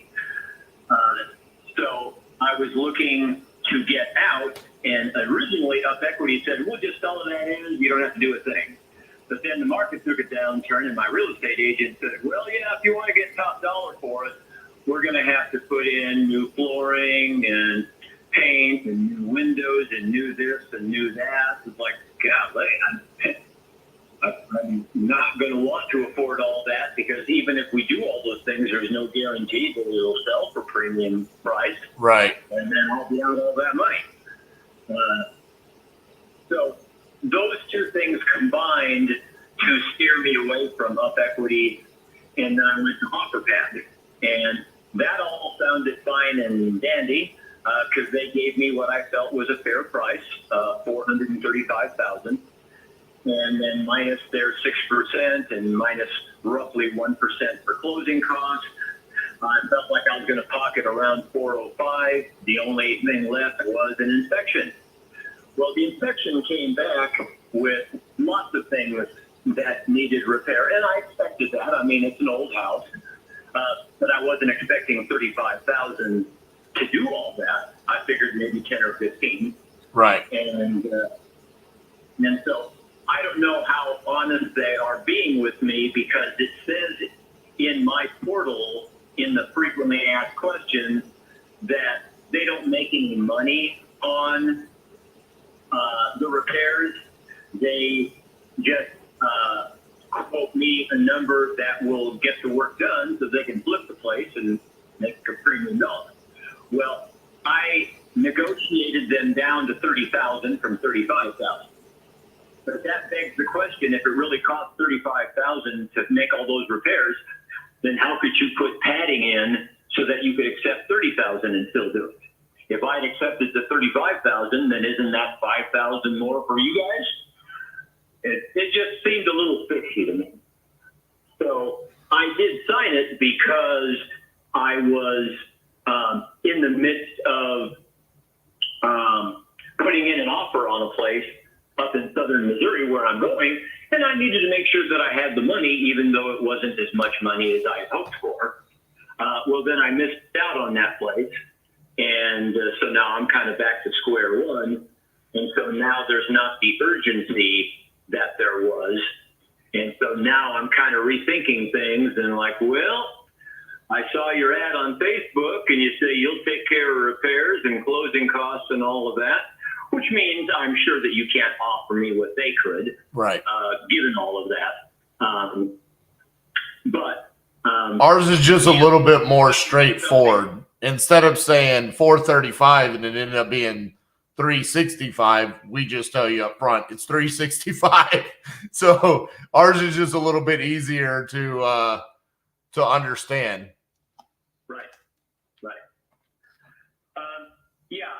Because originally it's like, 435 and then minus your fees, 6%. Okay. Is there anything else? Yeah, well, closing costs are going to be about 1%. Okay. Yep. And then I find out later, and you got to pay all your property taxes from January 1st until now, because I don't have a mortgage, so I don't have any escrow. And so then there was that. And then, and repairs have to be minused out. And, the number was way inflated to what I thought it would be. Now, maybe they're right. Maybe it really does cost that much to fix all those things. I don't know. It just seemed like a lot. And by the way, I've got the inspection report if you want to look it over. That is beautiful. Yes. And here's the thing. I think I'm going to be pretty competitive to their number. But again, ours is, there are no realtor commissions. Okay. We do cover the closing cost. You will still cover the prorated taxes though. That is, so I figured. That's the one thing. So but that comes out of the proceeds. So it's not like you have to write a check before closing. It just comes out of your proceeds. I understand. I would not expect you to cover my property taxes. Right. So I mean, it's pretty straightforward. The way that we work is I'm gonna, ask some questions. I would love to see that inspection report. Send that over to me. That pretty much tells me everything I need to know, and then I can pretty much say, "Here's my number." We come out. We want to visibly be able to walk the property. Okay. I would expect nothing less. Right. And then, within 30 days, 30 days, we close. That's it. Okay. So, I mean, here's the thing. There is a time and place for people like Open Door and OfferPad. I've actually sold properties to them before. Okay. But they can be misleading, and the last time I tried to sell a property to them, they did the whole, hey, we'll give you $300,000. They came out, they said, yep, we're good to go. And they put me in a really bad place because I use private investors to fund my deals. So, like retired doctors, attorneys, people like that. Right. And I go and I call my investor and I tell them, hey, property sold. We're good. You're going to have your money back in 2 weeks. They went out and did their final walkthrough and they terminated because something came up with the plumbing that they previously didn't catch. And man, that put me in a bad spot because now my investor's like, well, I already made plans because you said I was getting my money back. And, you know, it can, they listen, they're a big corporation, so they're just ruthless. There's no emotion, right? I mean, it's just like, sorry, best of luck with your house, and it's over.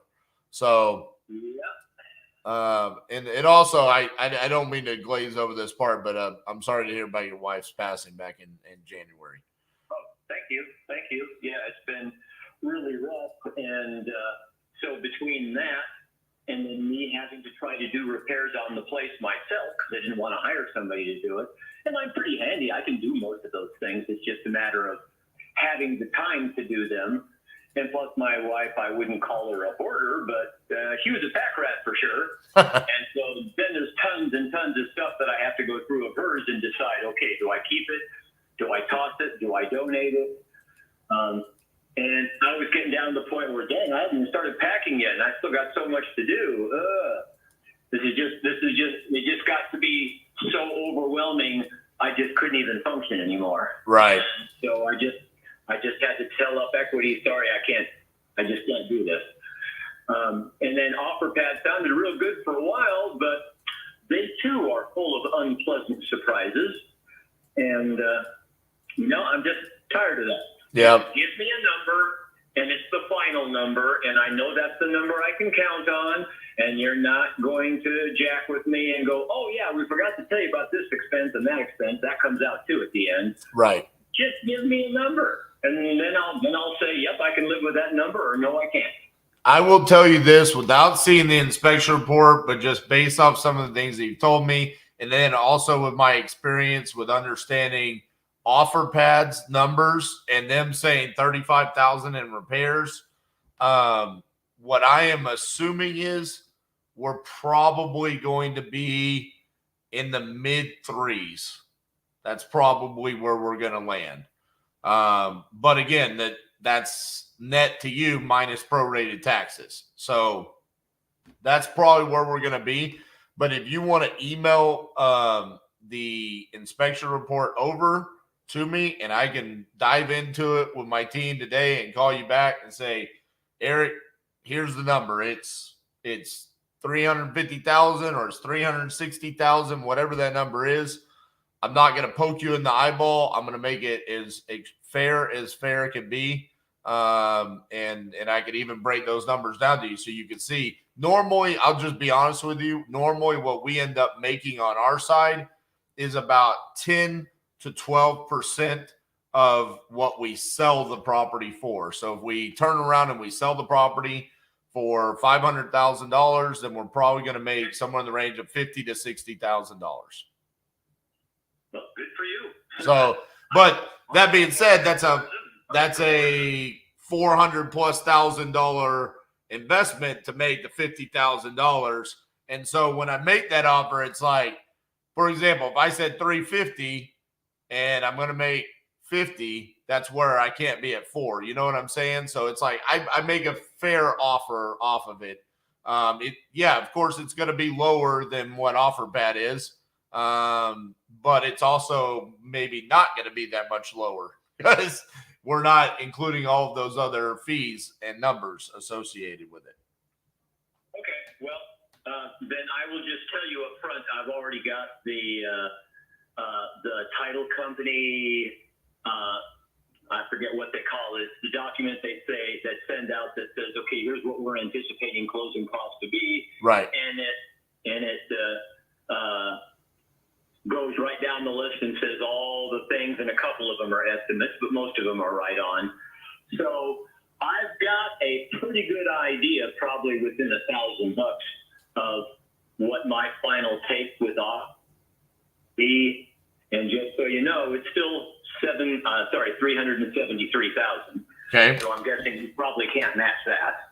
Well, I don't know. I need to look at that inspection report and see. I'm making assumptions based off that $35,000 number, what that looks like. Honestly, I don't think the place is in that bad of shape. Maybe I'm not that particular. I'm thinking that because they're planning to flip it, they're going to fix a whole bunch of things that don't really need fixing. They just need sprucing so that the place looks nicer, so that it sells for premium dollar. Right. That's my guess. Let me ask you on the inspection report that they have, does it have pictures of the inside of the property? Yep. Inside, outside. It was quite the extensive inspection. There's tons of stuff to look at and see. Yeah, and I'm not going to. Yeah, there are issues for sure, but I mean, you can live in the house just fine. I mean, it's not like the floor is sagging someplace or there are leaks in the ceiling or anything.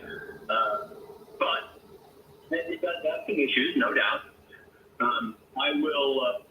That's on. I saved that inspection report to the hard drive of my desktop, so I won't be able to forward that to you until I get home. I'm at work right now. So it'll probably be like 2 o'clock-ish before I can get it to you. Okay. And then you guys go ahead and pour over it. And if you can match that offer, then great, let's do some business. If you can't, we'll part ways, no hard feelings. Gotcha. So I just text you from my cell phone, my email address. And yeah, as soon as you get that to me, it won't take me too long to look at it, come up with my numbers and say, yep, this is what we can do. Okay? Okay. Sounds like a plan, sir. All right. Thank you, Eric. Appreciate your time. You betcha. Have a good one. All right. Bye-bye.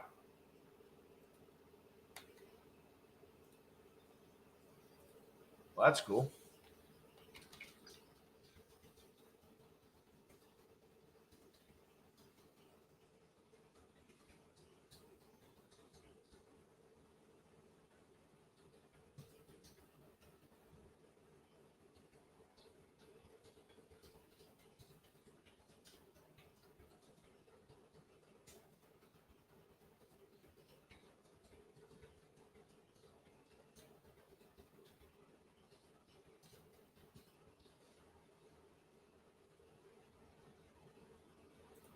All right. Back to calling.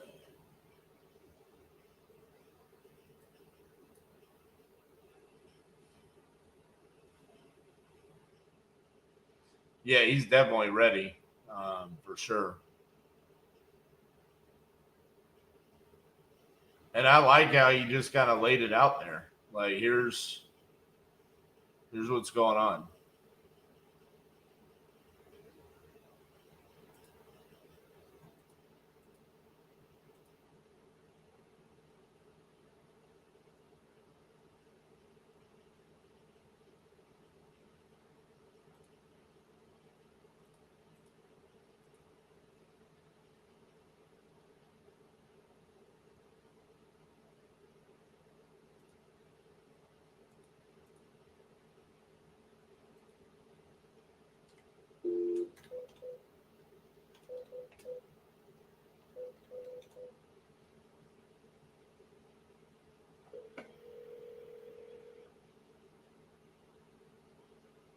Hello, this is Georgia. I'm sorry I missed your call. Please leave a message after the tone. Thank you.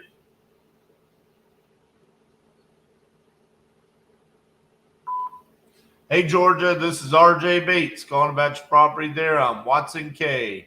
You had entered this on my website a while back, and as much as I enjoy listening to your voicemail every single day, I'd love to actually talk to you in person. So if you could, give me a call back at 817-710-8689. Thank you.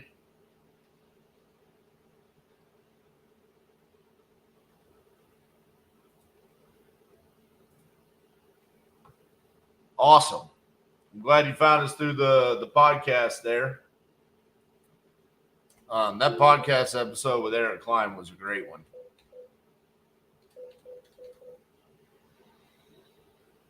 The Jolly Red Giant. I like your name. Your call has been forwarded to an automatic voice message system. 720530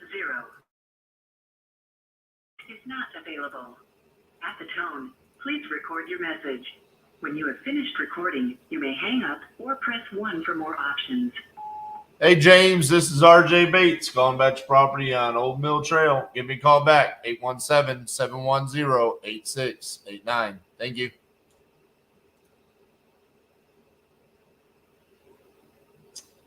Integria. It's in the show notes.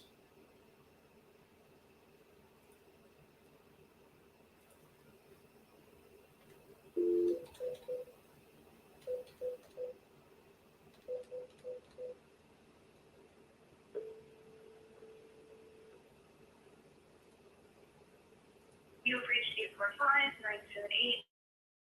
If you'll leave your name and number, I'll get back to you as soon as possible. At the tone, please record your message. When you've finished recording, you may hang up or press 1 for more options. To leave a callback number, press 5. Hey, Kimberly, this is RJ Bates calling about your property there in Middleton. You had entered this on my website a while back saying you want to sell that property. So if you could, give me a call back at 817-710-8689. Thank you.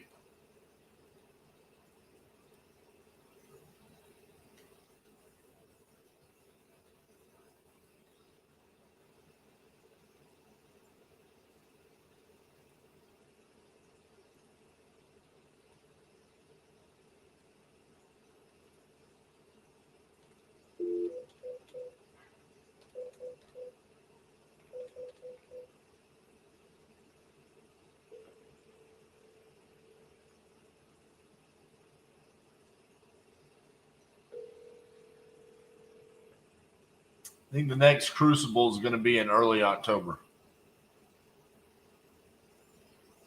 Hello?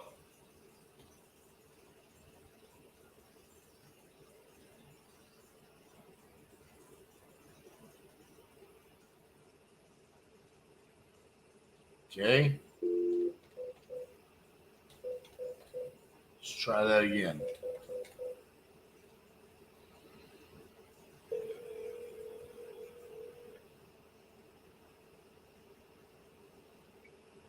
Hello.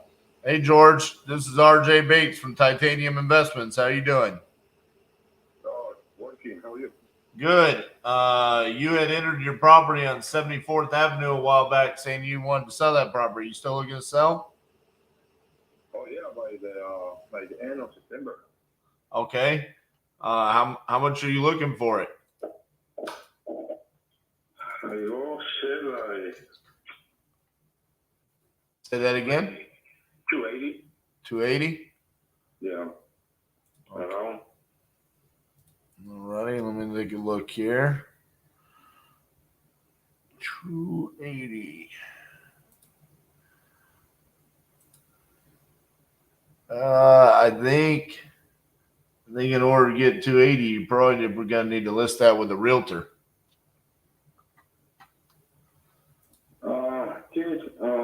Need some work, and I don't want to work with a realtor. When I ask her, What needs to be done work wise to the property? some windows and little some carpet, few doors and little on the driveway, and yeah, not major things. Yeah, I gotcha. Little one in the restroom, in the bedroom. Yeah. And last time I put in really I saw a lot of people. They say, "Oh, I don't like this, and they need to fix this." And yeah, and I don't want to put in no more money. I gotcha. Is the property 1,700 square feet? Is that correct? Can you repeat it? Sorry, kind of listening. Is the property 1,700 square feet?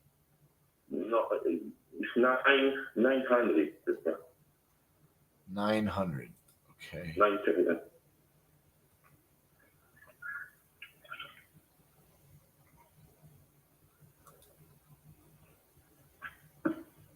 see.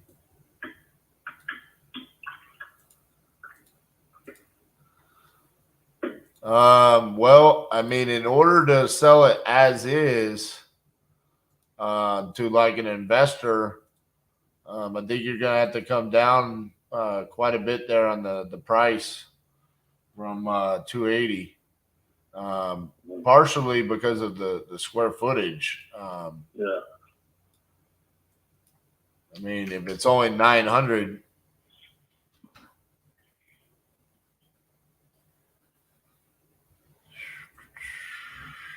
see what I can do.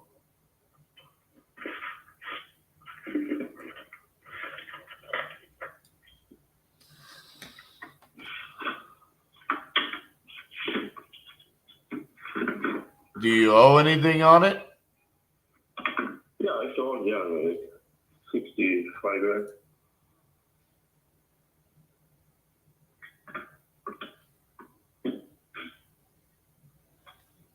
I mean, we're probably talking like 180 is what I'd be willing to offer, not 280.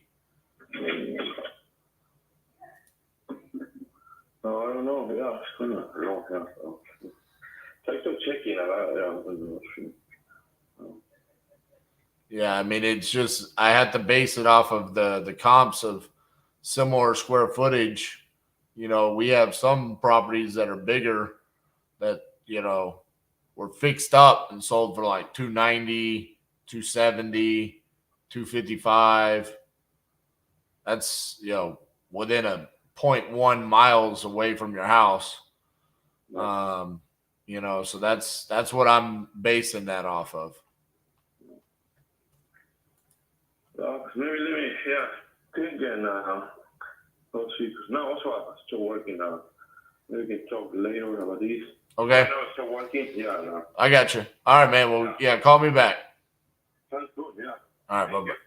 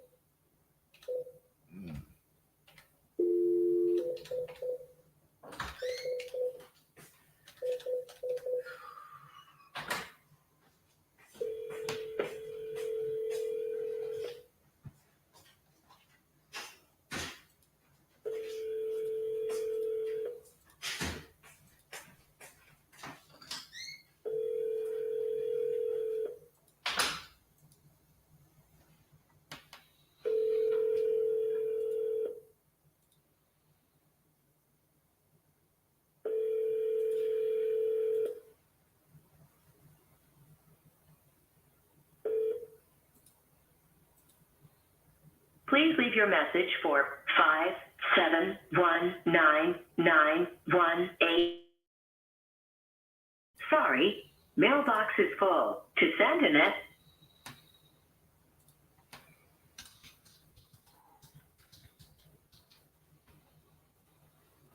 What's up, Steve?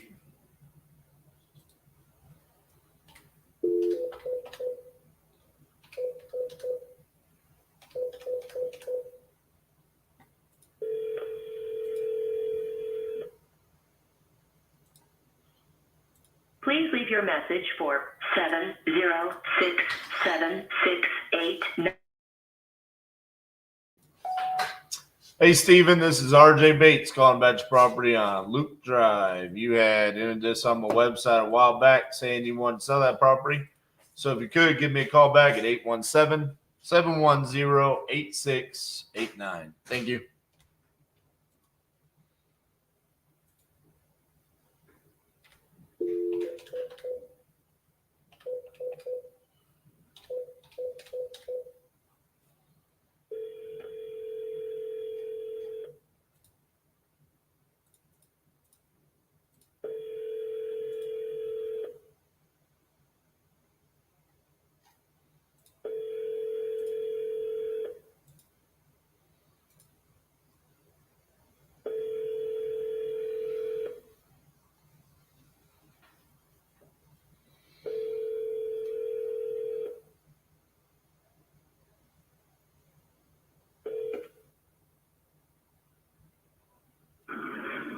reached Walt Miller.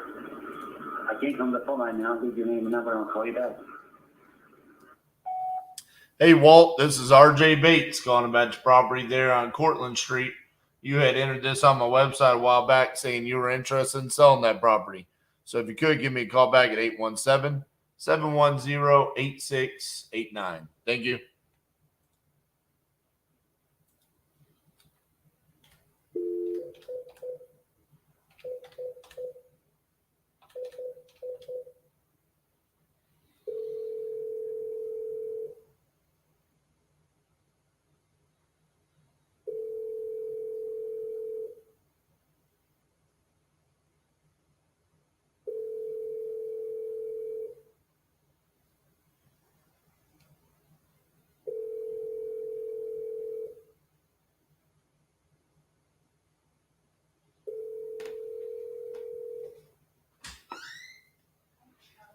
Send it.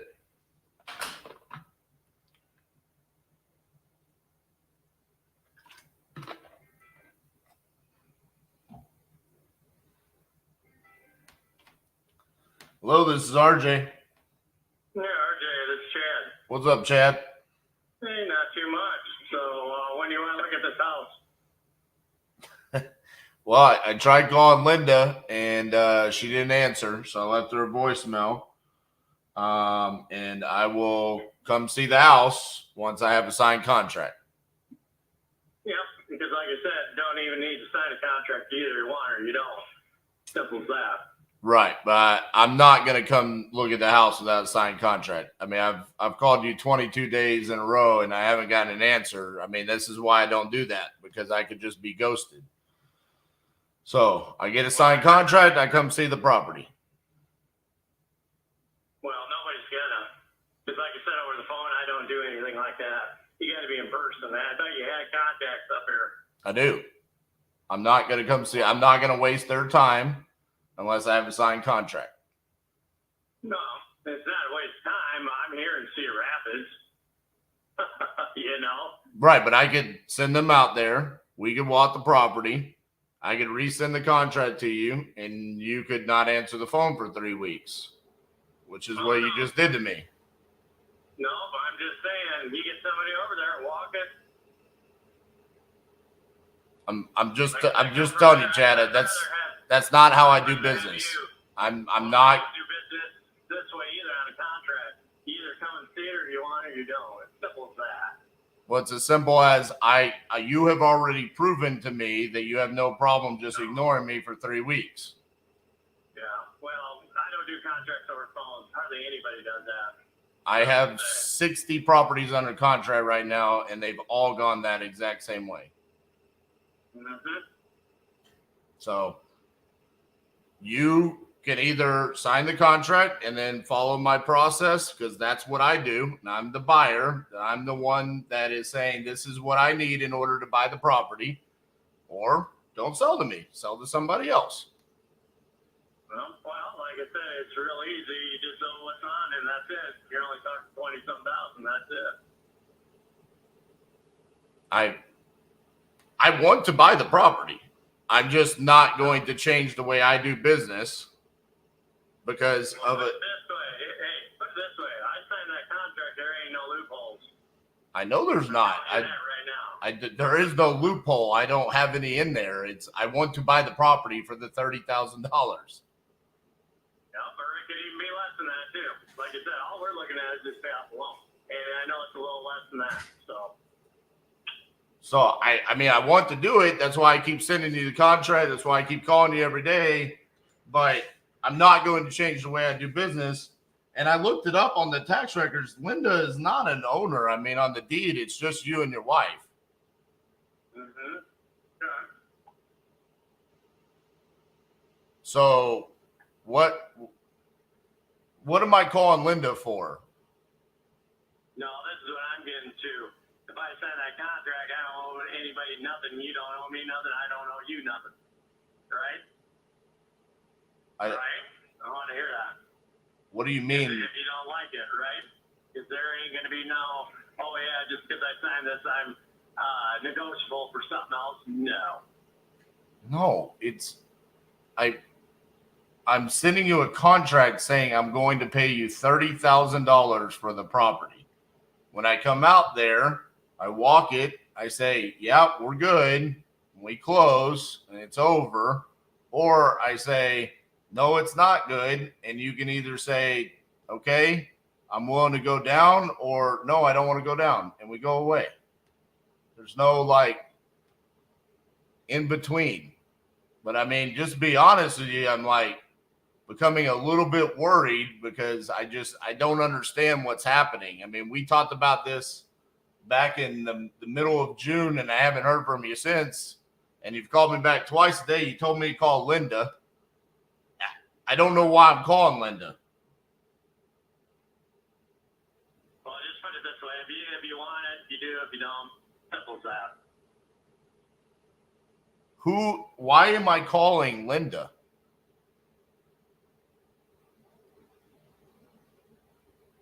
Either yes or no. Because I think I dealt with you guys once before on that. Somebody else.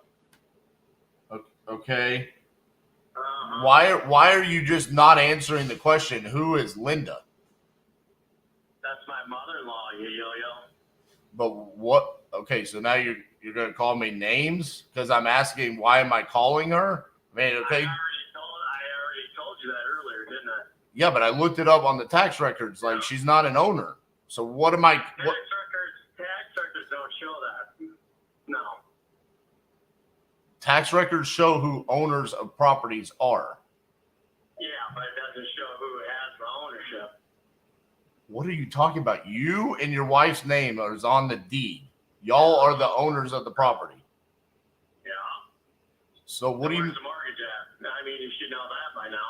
So she's the lien holder. So she's not the owner. So she doesn't need to sign a contract. She just needs to give a release of lien and a payoff to the title company. So see, so I'm not the yo-yo, okay? Which I don't even know what that means. I'm just saying, either you want it or you don't. I mean, simple as that. I've already sent you a piece of paper saying I want to buy it for $30,000. You're the one that haven't signed it. So either you want to sell it or you don't. Well, like I said, I don't do contracts that way, so. All right, Chad, how about this? We're just going to chalk this up to we're not going to do business together, and this was just a massive waste of time. Okay? That sounds perfect. All right. Best of luck. Fucking jack fuck.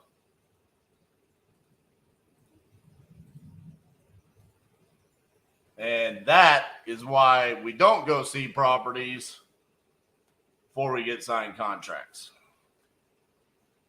On that note, I'm going to take a break. Cassie's back. I was really hoping that there would be more comments than that. The dude did sound very shady. This whole, like, you either want it or you don't. Blah, blah, blah. Eventually found out who Linda was. Mother-in-law that loaned him money. Got it. All right.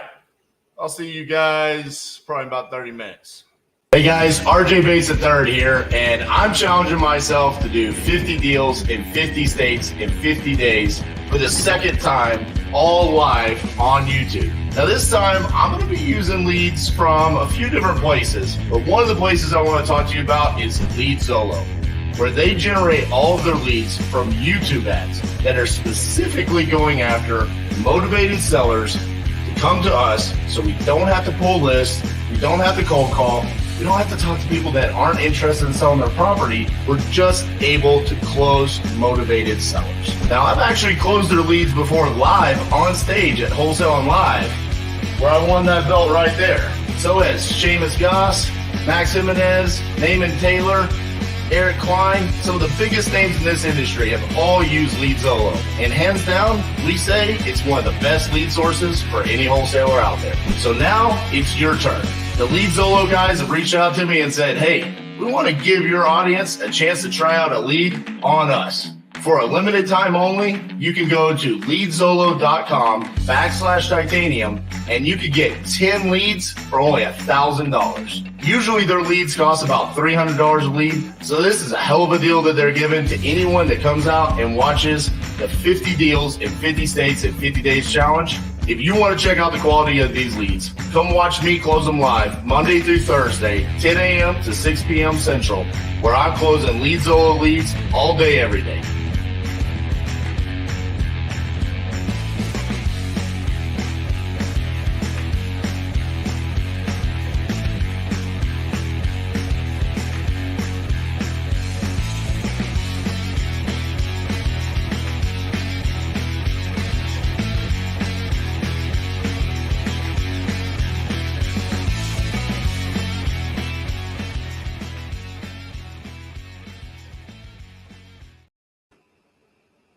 Hello.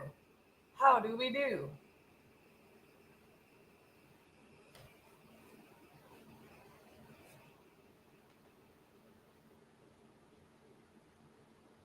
Your daughter's fish name is Yo-Yo. Yeah, Yo-Yo. I literally was so close to being like, hey, we're not buying this guy's property. The second he said that, because I was waiting for RJ to get off the phone so I could hop on here. Yeah, not interested in being under contract with sellers who are unreasonable like that. And look, at the end of the day, if they are not going to listen to reason and work through something, then it's going to turn into a waste of time. And, it's just not something to fuss with. You know what I'm saying? Just no. No.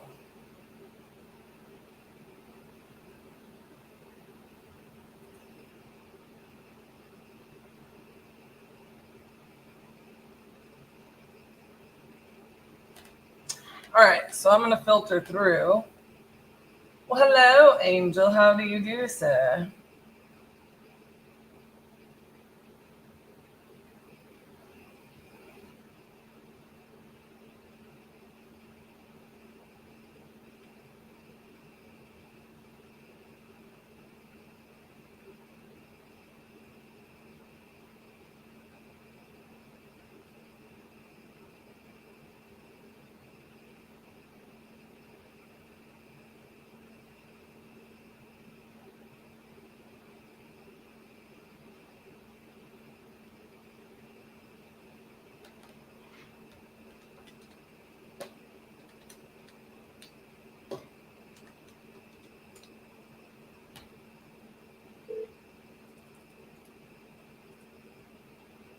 Hey, whatever, Jack.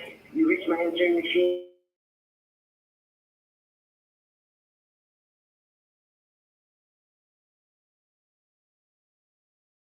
Box is full. To send an SMS. Sounds like dude's phone went straight to voicemail and mailbox is full.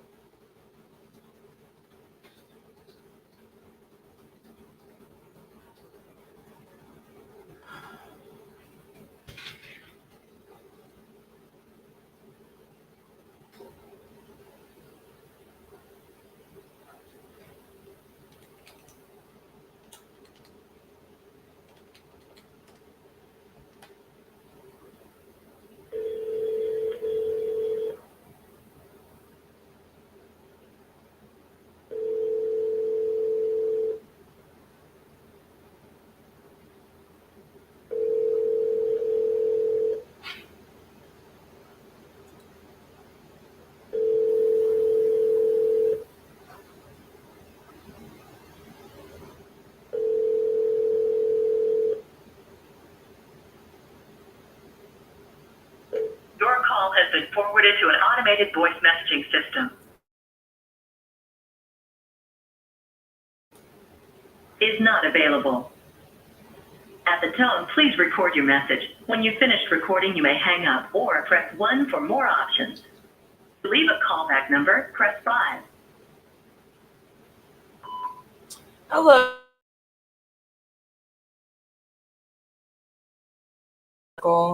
We have it noted to follow up with you in a couple of weeks regarding the property.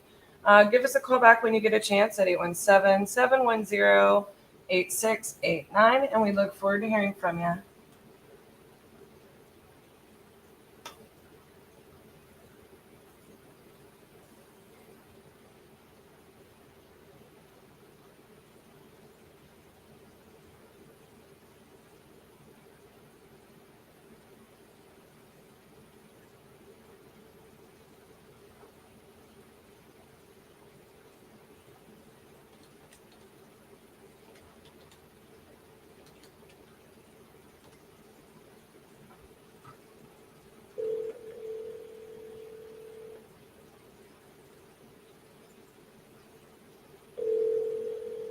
I'm bound to get weirdos. It just happened.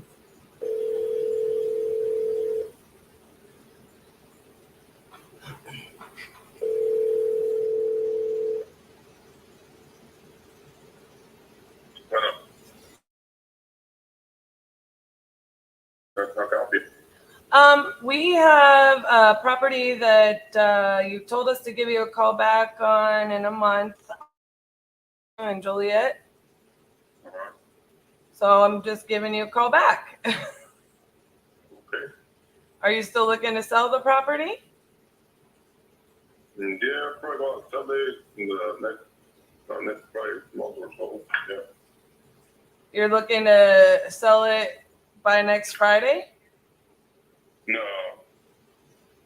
Probably like in the month. I'm gonna put it on. I'm gonna. Oh, you're going to list it on the MLS next month? I didn't hear you. What did you say?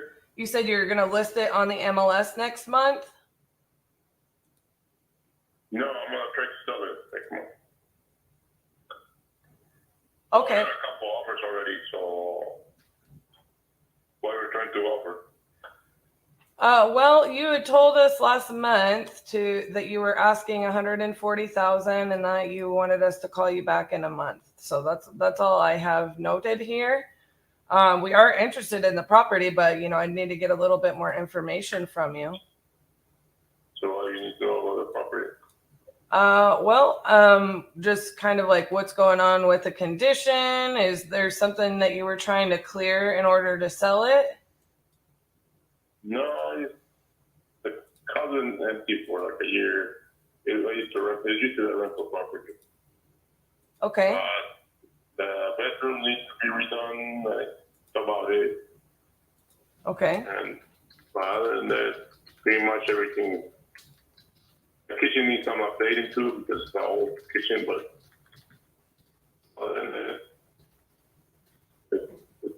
it's everything. Everything is good so far in there. Okay, and so you said it's been vacant, but it was used as a rental property? It's been vacant. Well, I haven't had no tenants over like a year in there. Okay. Yeah. Well, the house still in good shape. So is the garage turned into like a living space? Is that what I'm seeing? Yeah, the everybody never had a garage there. It's like it was a bedroom at one time, but then people, the tenants I had there renting, they made it like a bar. Okay. And then I got it's a 1 bedroom, 2 room. Well, you can make the barn to a lower room, a living room, a dining room, and the kitchen. And a laundry room too in the back. Okay. I'm just filtering through a couple of comps here to see what were you renting it out at on average? What the rent was? Yeah. That's $1,100 a month. Okay. I'm gonna, rent around there is not cheap in the area. yeah. I mean, so for us, typically what we're looking to do is we're looking to fix it up and list it somehow so we can profit, or we're looking at purchasing at a rate that we can cash flow on a rental. So give me 2 seconds and I'll go ahead and, I mean, I've got comps that kind of go a little bit all over the map, which I mean, is not a bad thing. You know, it's just probably based on what I have to do. So just bear with me for a second.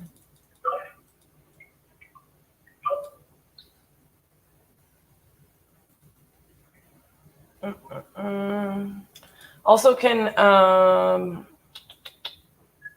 so do you think the square footage is currently 1352, or do you think that's before the bar, garage, living area thing? That I wouldn't know. I'll let you. Okay. I'll let you check today.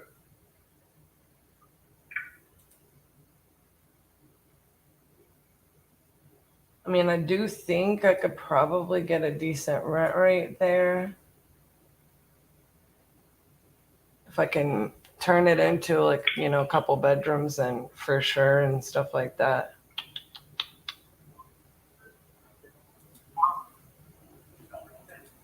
Is there a reason you haven't listed it yet? Like what, or accepted any of the offers that you have?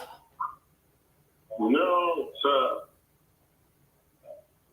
cheap so I can get home equity loan and pick up myself, but I don't want to let you say. Because the property it's almost on paper, so. Yeah. And I got an offer from a mortgage company, but I got they give me, I can do 120,000 for fixing it again and telling if I want to, but I don't want to. I just don't have time to work in the house and fix it up. And my sisters, I got a couple of my sisters interested too, and they might fix it and sell it, but I also got two other investors that they want to get it from me. So I'm just waiting for. It's usually up to me. Whenever I want to sell it, I'll probably sell it like in a couple of weeks if I wanted to. Right. I mean, I was still paying a mortgage on it, but I don't have to sell it if I don't want to. I mean, the building is there, but I just don't want to keep. I just want to get rid of it probably in the next month or so when I just either put it up for sale or see one of the investors want to buy it, and that's it. Let's get rid of it. Okay. Well, I mean,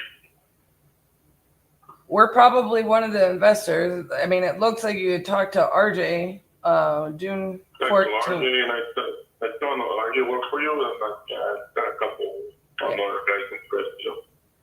Yeah, RJ's my business partner. So I just looked in here and he said call back in a month, and it's like, that's in a couple days. I'm gonna call him. So I mean, yeah, we're definitely interested in. I just, you know, I don't want to push you if your sisters are looking at taking it down, or you know. No, because my brother-in-law,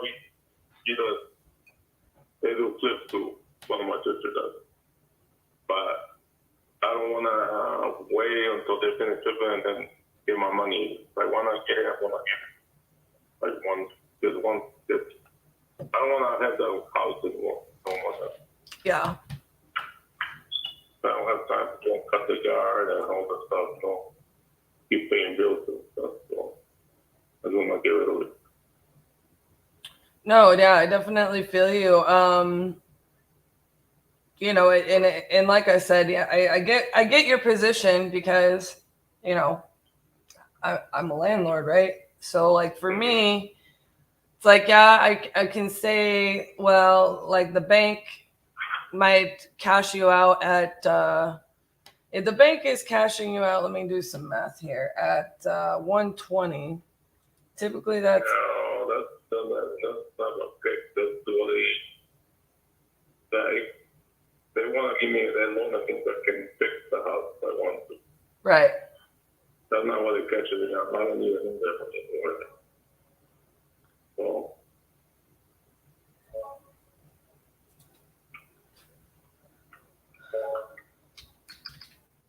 You want to fix it? Yeah.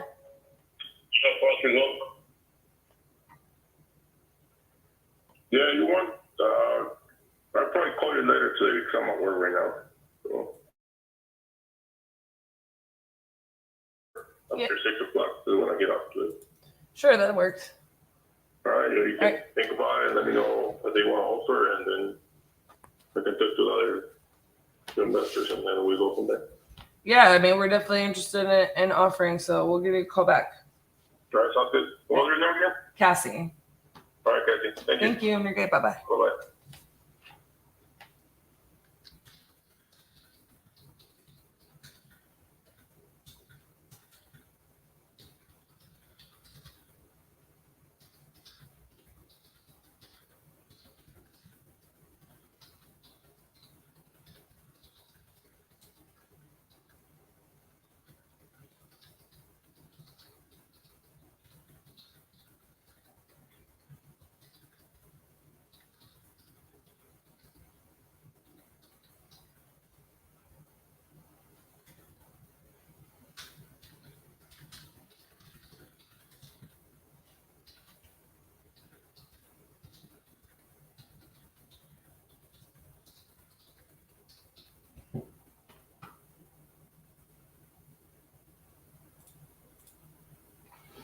I'm going to go ahead, guys, and pull up what I think the final numbers are going to be on this one. I may get a seller who needs therapy. Doesn't that always feel like the case?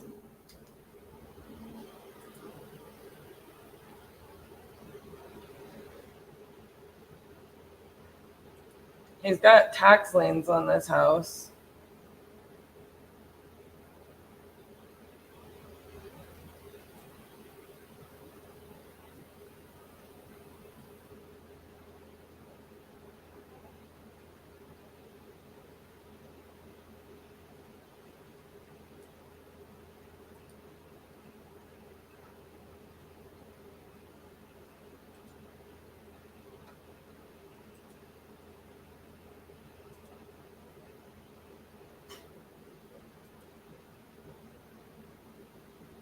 I'm going to go with the 190 value.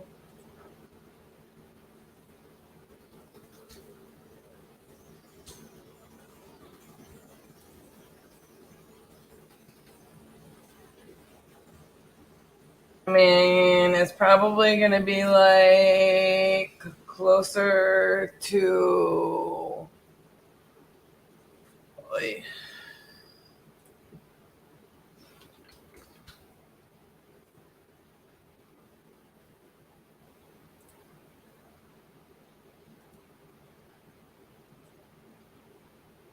$110.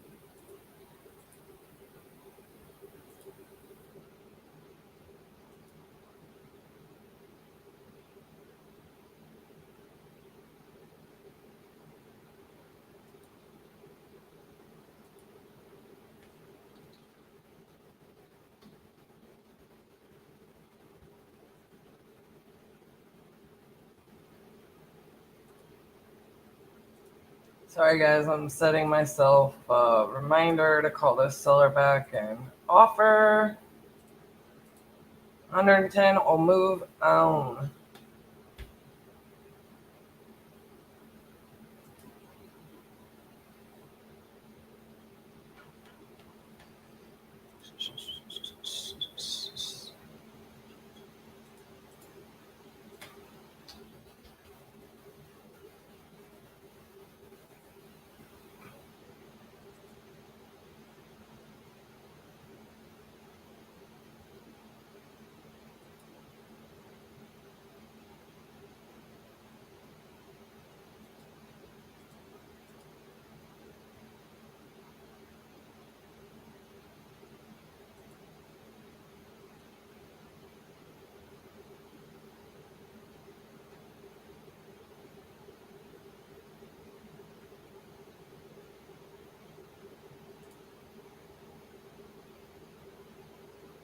All right, back to dialing.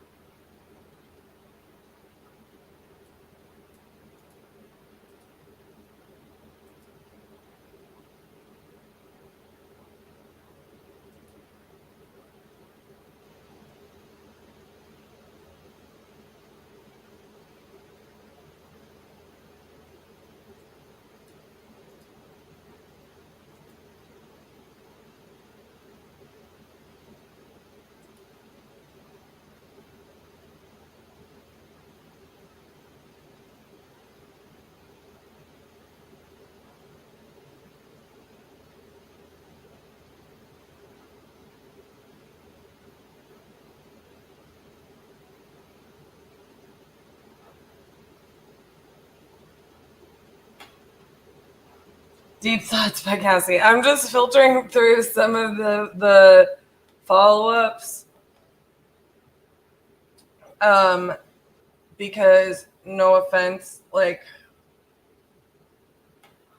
some of them I probably should go through for maybe some other members of my team and set like dates on when we should follow up so that I don't have to filter through them and figure out if they're ready for a follow-up. I'm not naming any names.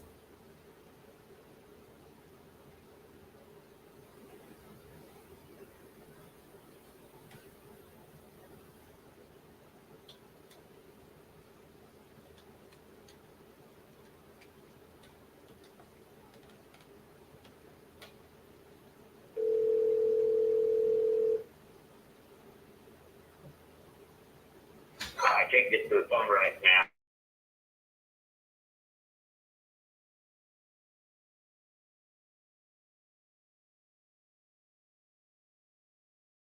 You may hang up or press 1 for more options.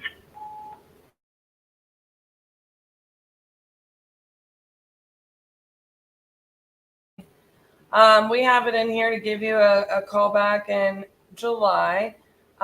We spoke with you back in May, and I know you're handling some matters with the estate. And so we're just giving you a follow-up.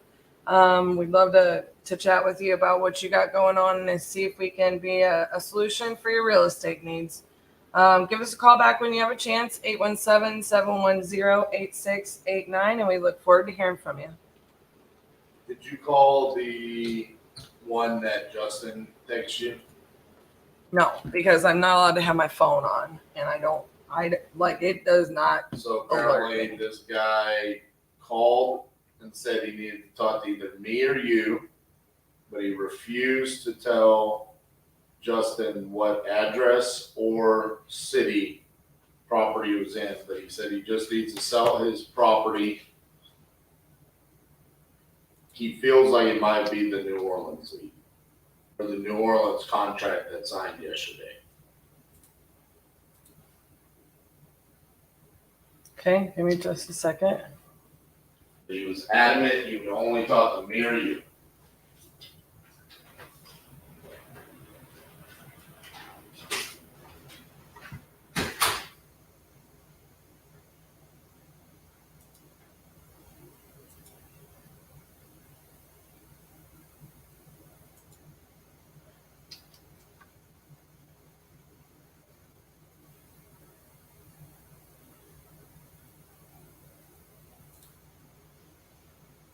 Yeah, that would be him.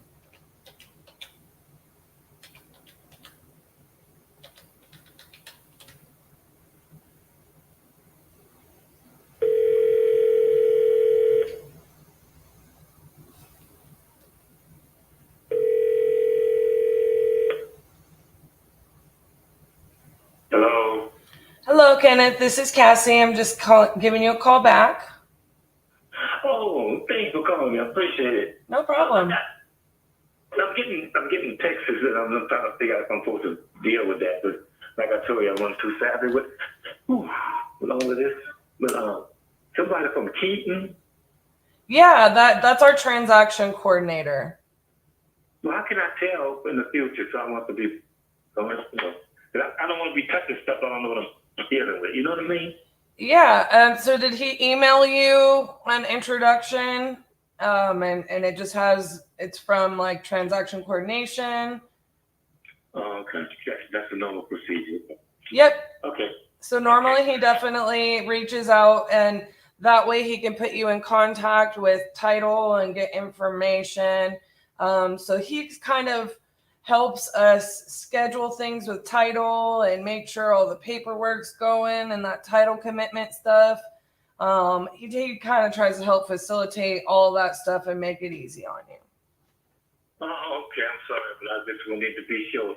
Oh, of course. No problem. I got a lot on my plate. No excuses, but I'm just saying. You know. I totally understand. But yep, you're all good to respond to him if he asks you anything. So I accept the terms at the bottom, huh? I actually don't know what he sent you. Yeah, okay. Well, Let me look real fast. Let me pull it up. Well, that sounds like melody. That's pretty good. So, boop, boop, boop, boop, boop. Let me read through this.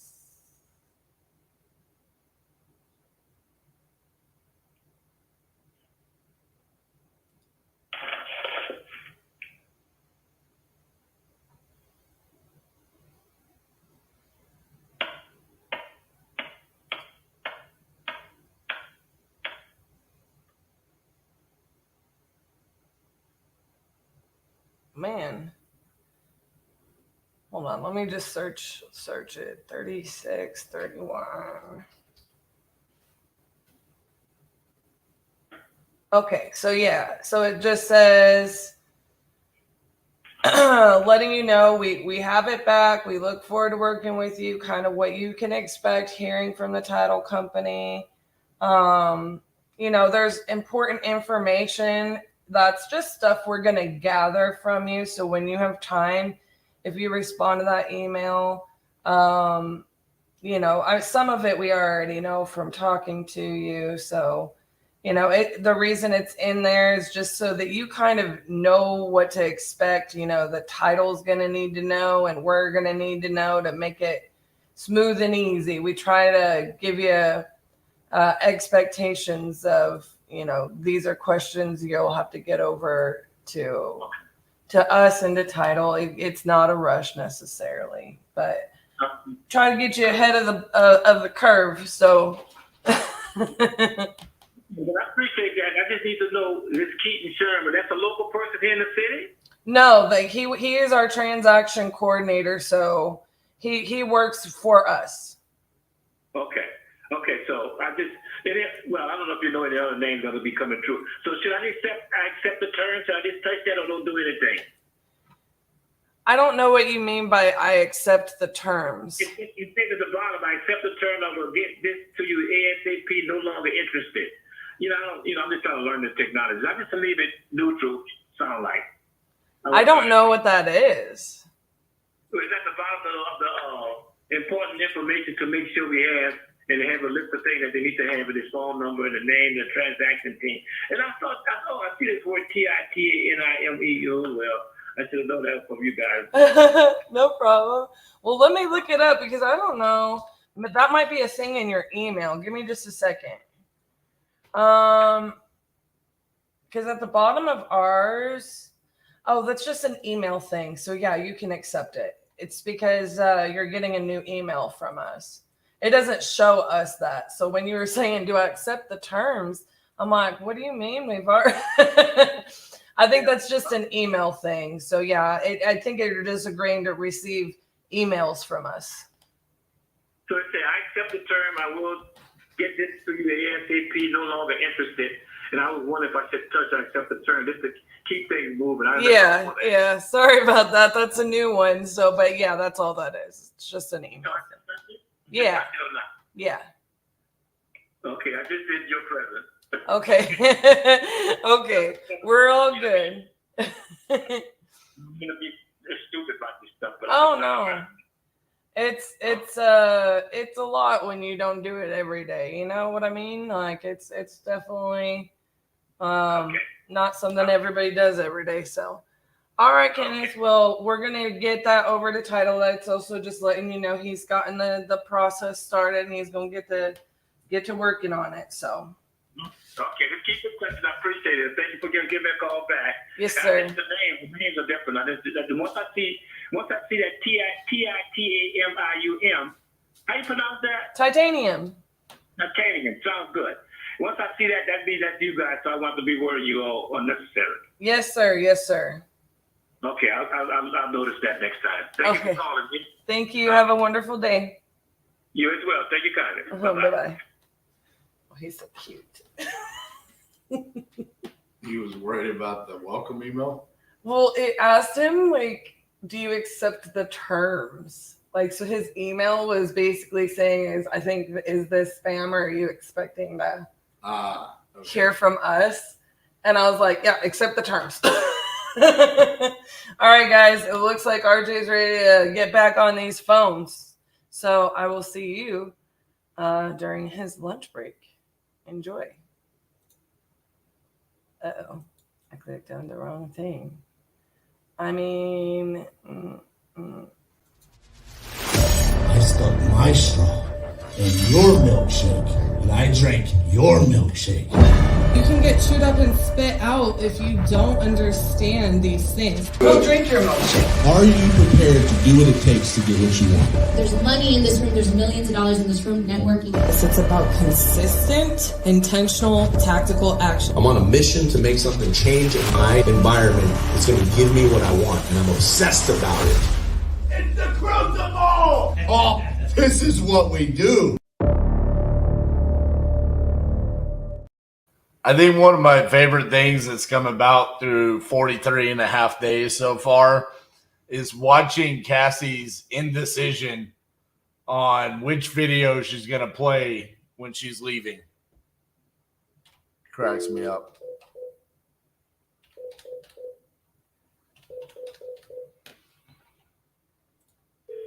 I think Mondo's saying we put him to sleep. We need more videos for this 3.0. I mandate it. Thank you. I'll record. Why? You struggle deciding which one you're going to play.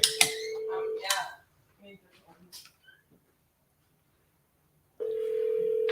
I'm going to record videos for all my favorite things. They're going to be our commercials.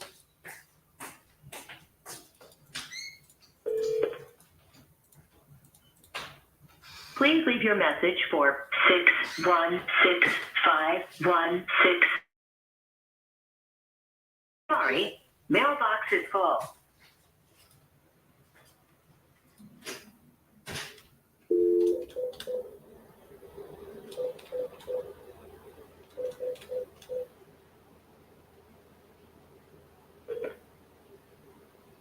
Hi, you've reached the office of Dr. Marta Oakley of the Creative Potential Institute. I'm sorry I'm not able to take your call right now, but I have been very happy to call you back if you leave your number. Thanks, and have a beautiful day. I wish you joy and blessings. At the tone, please record your message. When you've finished recording, you may hang up or press 1 for more options. Hey, Marta, this is RJ Bates calling about your property there on Augustine Avenue. You had entered this on my website saying you wanted to sell that property. So if you could, give me a call back at 817-710-8689. Thank you. Got a signed contract. Yeah, baby. Shreveport, Louisiana.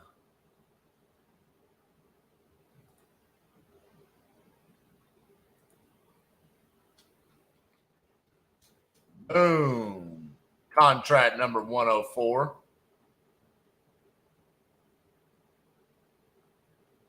I like it. It almost made me stumble there during my voicemail.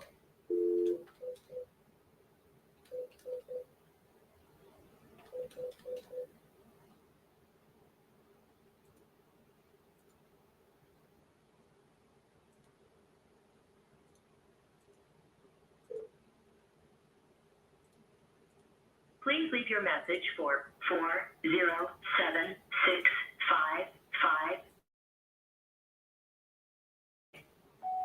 Hey, Janet, this is RJ Bates calling about your property there on Salem Avenue. You had entered this on my website saying you're interested in selling that property. So if you could, give me a call back at 817-710-8689. Thank you.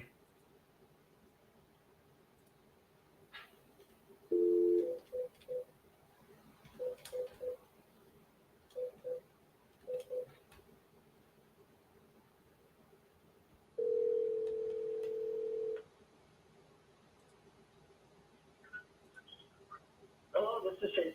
Hey, Chase, this is RJ Bates from Pretty Good, man. I was calling about your property there on Ranch House Road. How are you doing? I'm good. Hey, I just sold it.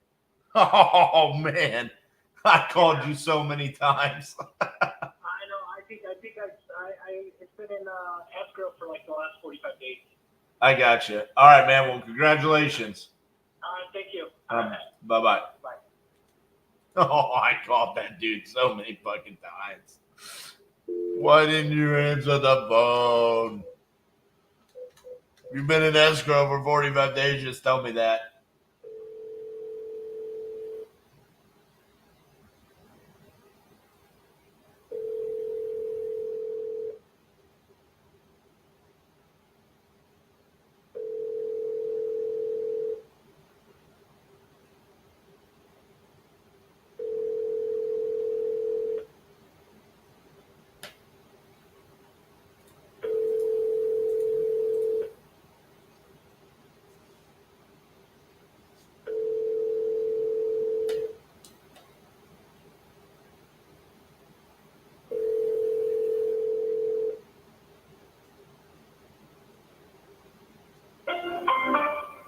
The wireless customer you are calling is not available.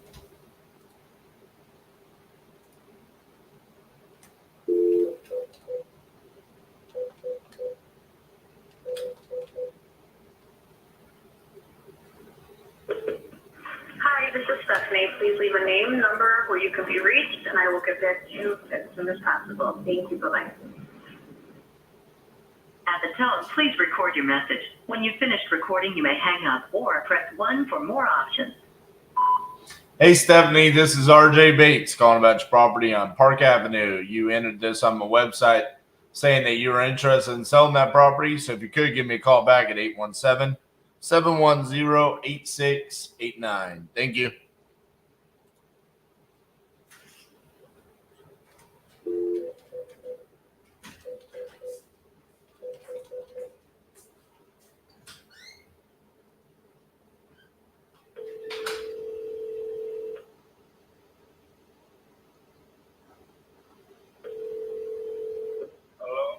Hi, is Dennis there? Hi, is Dennis there?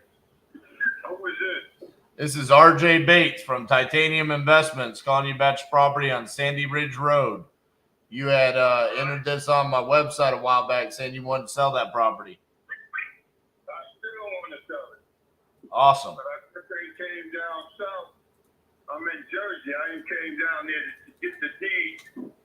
The deed to me, my mother died. It's my house. So I just got to go down there and get the deed. I don't want to sell it as it is, like with in her name, because then I don't want to have to give my sisters and them any money. Okay. So she left just you the property? Yeah, it's mine. It was mine from the very beginning. I got you. Well, how much do you want for it? That's what I'm trying to figure out. What's it worth? I'm trying not to. I'm not even entertaining any low order offers.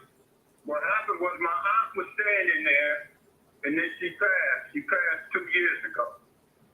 So I got tired of trying to fix the house up. I couldn't do it from here to in New Jersey. So I said, I'm gonna sell it, man. But I ain't trying to sell it for no 40 or 50,000 for somebody to put 20 in it and get 150 for it. I ain't doing that. Okay. So how much do you want for it? That's what since I talked to you last, I think I haven't even thought about the house because I've been so busy with my business up in New Jersey. But if you interested, you shoot me an offer. You know what it looked like. I hard to figure out. I really don't know much about the condition. I mean, does it need work? Yeah, I mean, she lived in it, but she was 70-something years old, so they had a new roof 5 years ago, so it's an old house, I was taking the floor up, and I almost got the floor completed with that, what's that type of wood they got out now? It's a tile or something. Right. You snap it in. I'm getting ready to do the whole living room and kitchen with that because it's waterproof. And like I said, somebody make me an offer. If I feel as though it's good, then it's a wrap.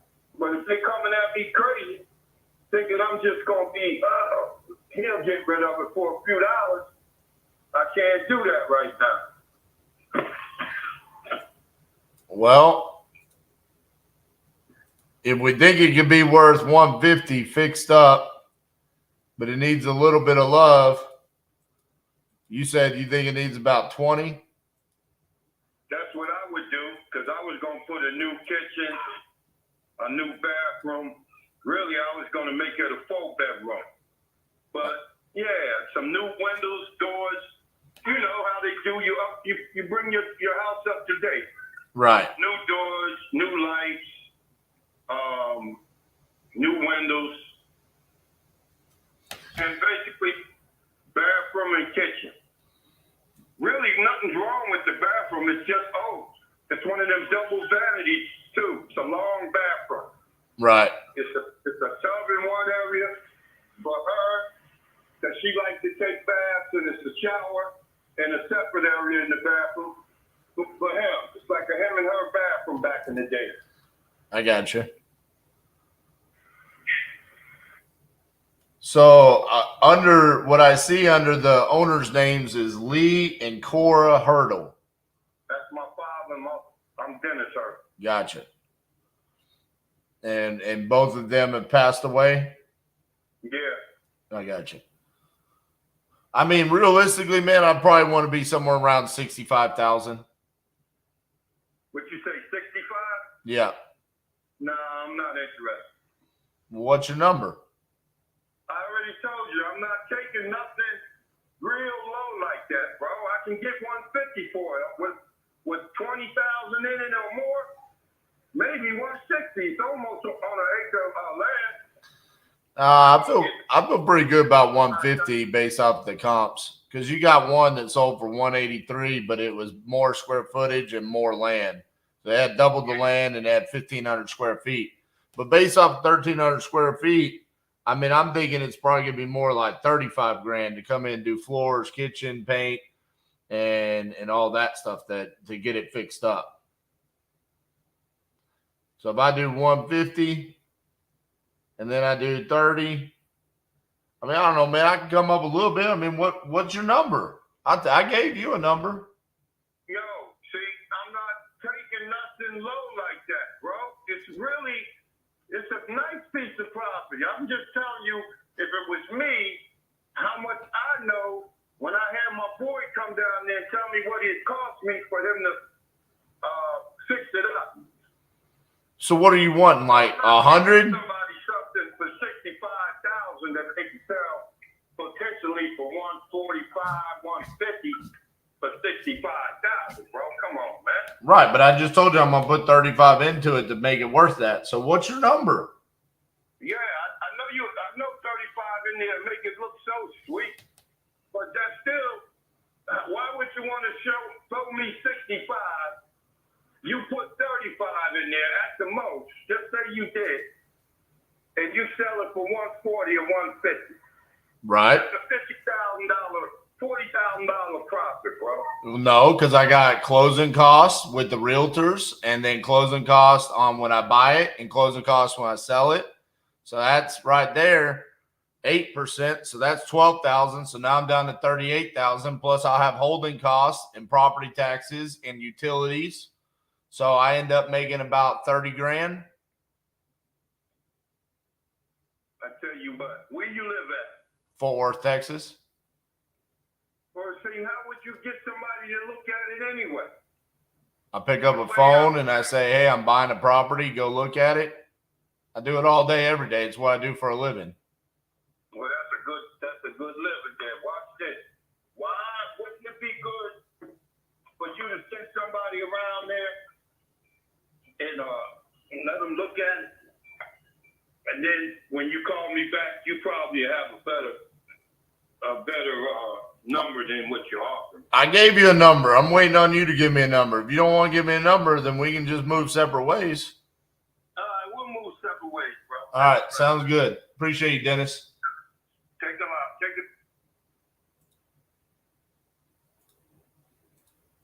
it. Next.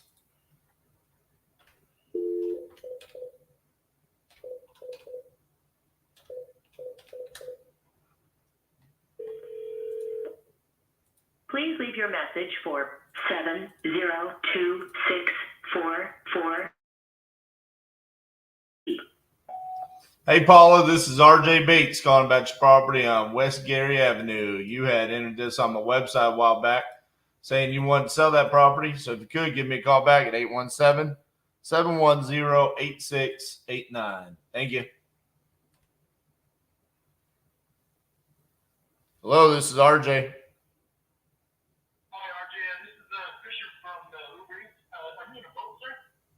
No, we are the office above the Lake House restaurant. Okay, so let's go over here. Thank you. Thank you. Bye-bye.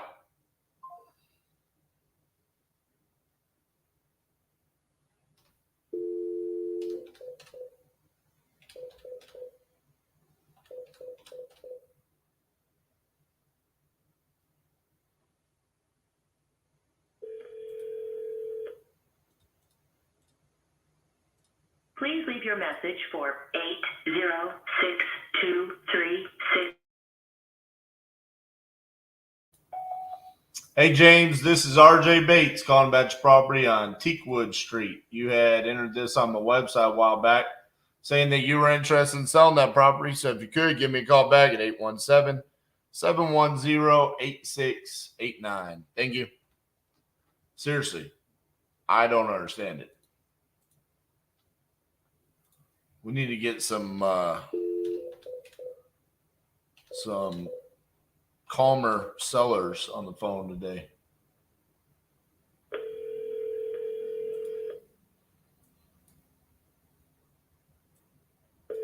Your call has been forwarded to an automated voice messaging system.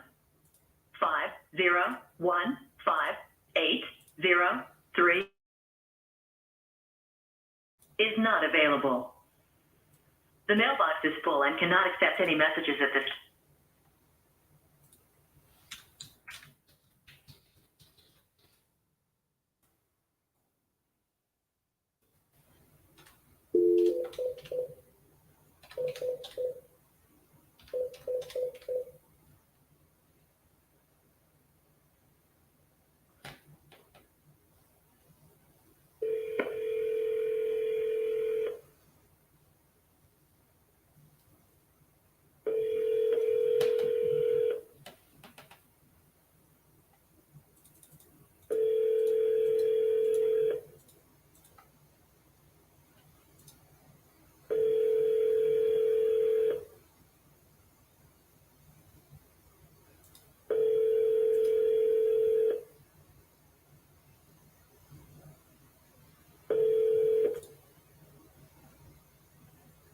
Please leave your message for 505-620-7902.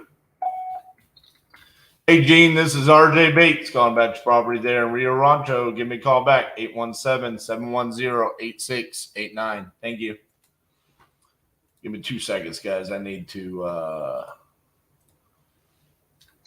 respond to an email.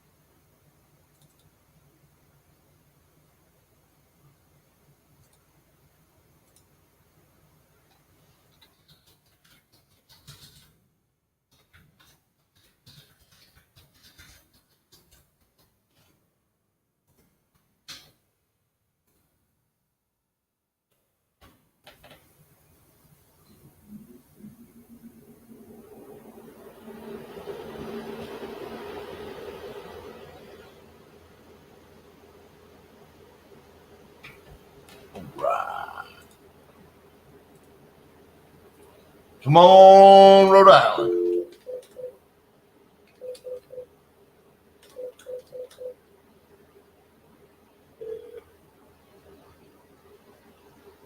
Please leave your message for 4012. Let's see if she actually blocked the office phone number.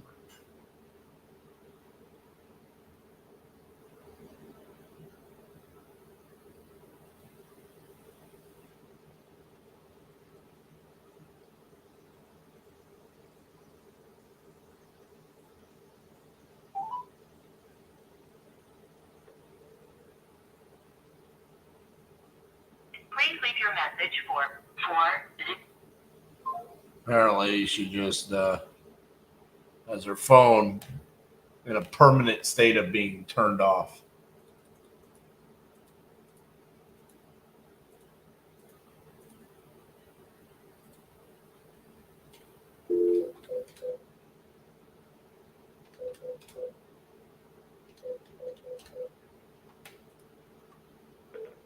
Call has been forwarded to an automatic voice message system. 9016347.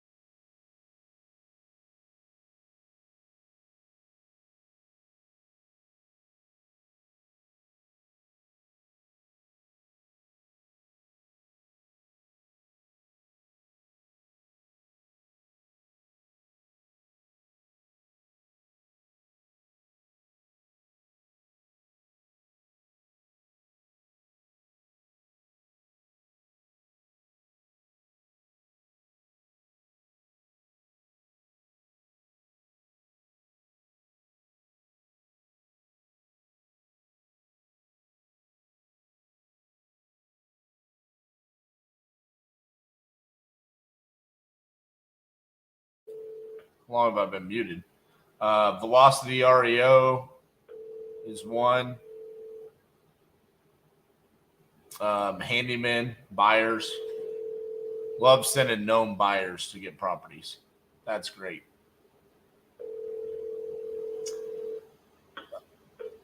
You have reached the personal voicemail for Kim Malone.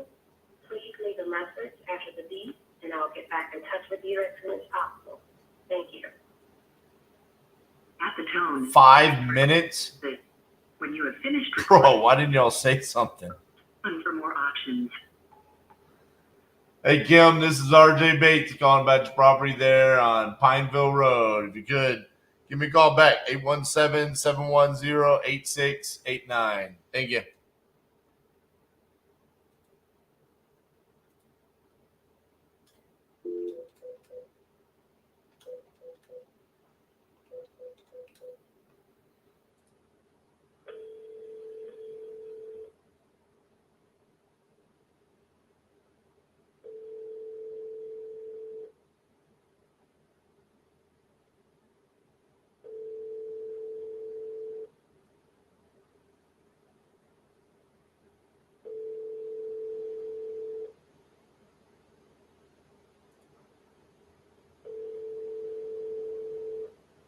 No, bro.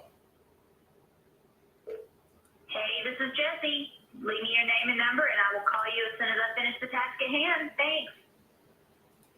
At the tone, please record your message. When you've finished recording, you may hang up or press 1 for more options.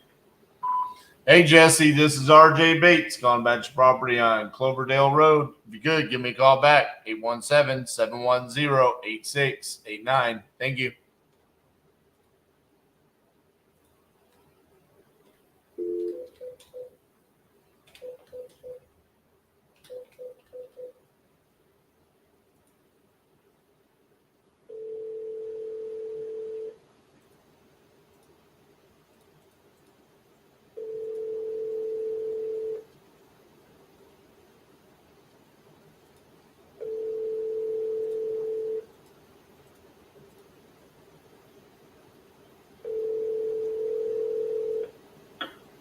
Your call has been forwarded to an automatic voice message system. 9072687. Not available. At the tone, please record your message. When you have finished recording, you may hang up or press 1 for more options.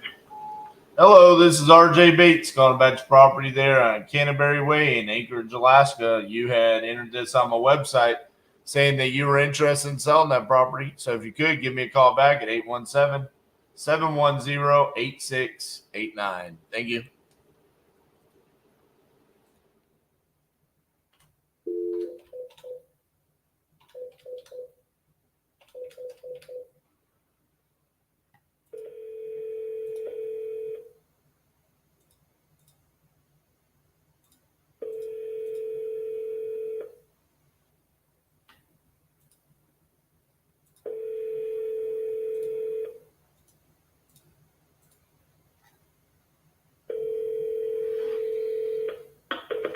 Your call has been forwarded to an automatic voice message system. 8644225. The tone, please record your message. When you have finished recording, you may hang up or press 1 for more options. Hey, Tanya, this is RJ Bates calling about your property there on Sunset Drive. You had entered this on my website a while back saying you wanted to sell that property. If you could, give me a call back at 817-710-8689. Thank you.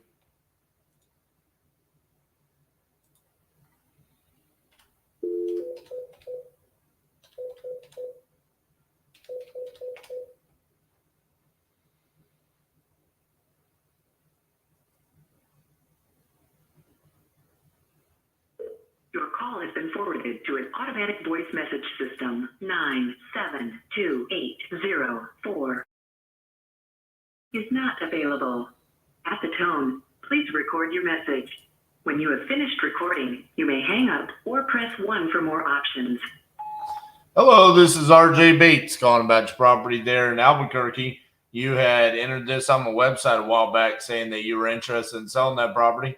If If you could, give me a call back at 817-710-8689. Thank you.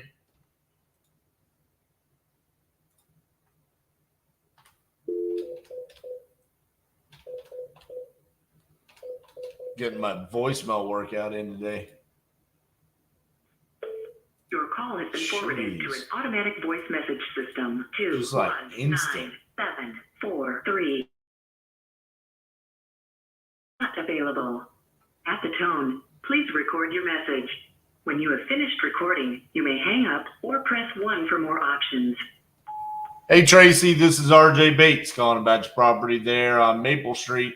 You had entered this on my website a while back saying that you were interested in selling that property. If you could, give me a call back at 817-710-8689. Thank you.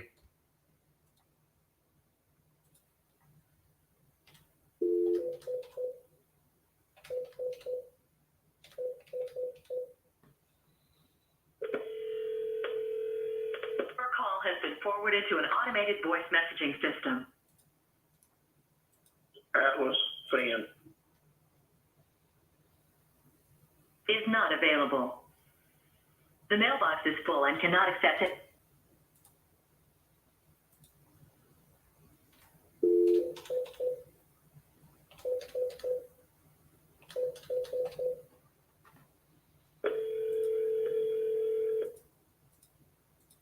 Your call has been forwarded to an automated voice messaging system. Joe. Is not available. At the tone, please record your message. When you've finished recording, you may hang up or press 1 for more options. To leave a callback number, press 5. Hey, Joe, this is RJ Bates calling about your property on Candy Lane. You had entered this on my website a while back saying you wanted to sell that property. If you could, give me a call back, 817-710-8689. Thank you.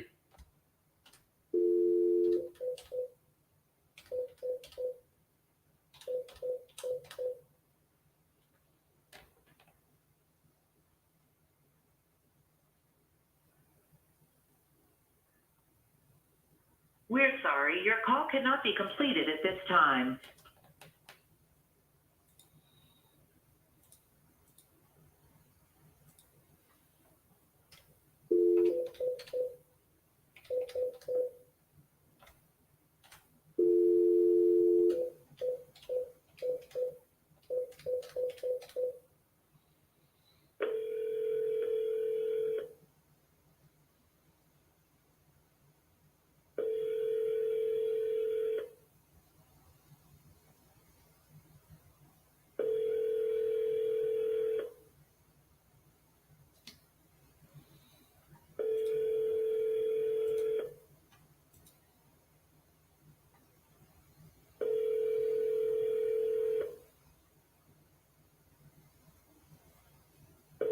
Your call has been forwarded to an automated voice messaging system. Aaron is not available. At the tone, please record your message. When you've finished recording, you may hang up or press 1 for more options. To leave a callback number, press 5. Hey, Aaron, this is RJ Bates calling about your property there on Olympia Circle. You had entered this on my website a while back saying that you were interested in selling that property. If you could, give me a call back at 817-710-8689. Thank you.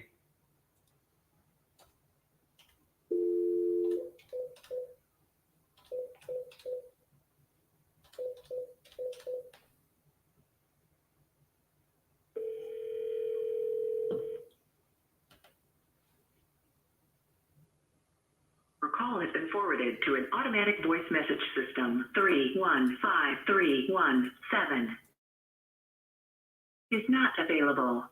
At the tone, please record your message. When you have finished recording, you may hang up or press 1 for more options. Hey, Emma, this is RJ Bates calling about your property there on North Edwards Avenue. You had entered this on my website saying you wanted to sell that property. So if you could, call me back at 817-710-8689. Thank you. Come on, baby. Let's get somebody.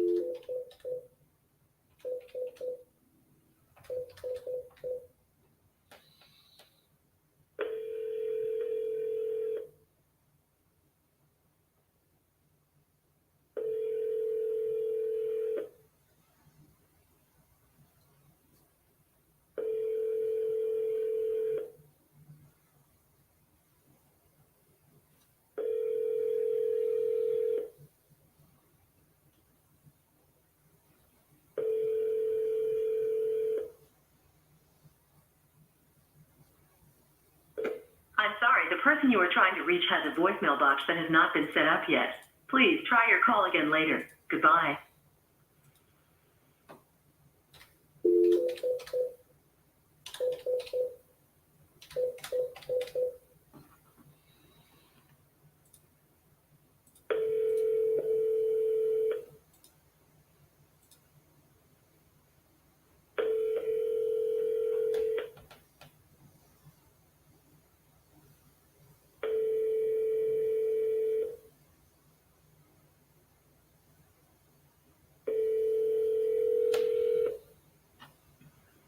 Hello.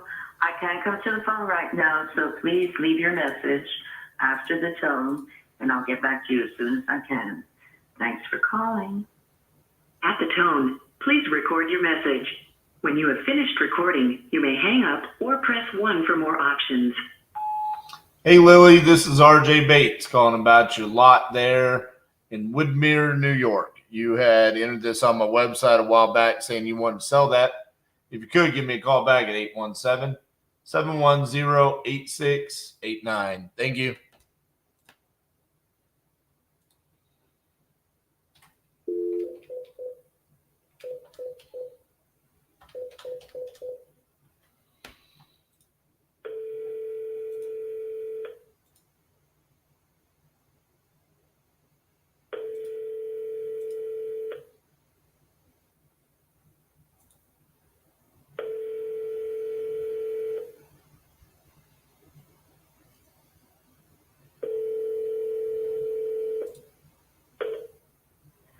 Hi, you've reached 287-0568.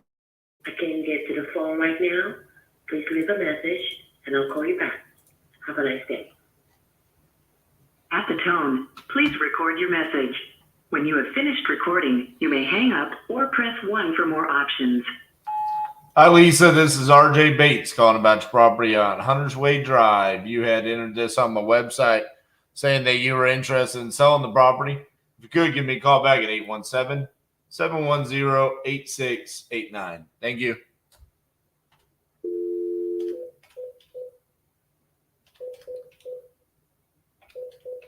Just saying this afternoon is going to be epic. There's no way in the world this many people just don't answer.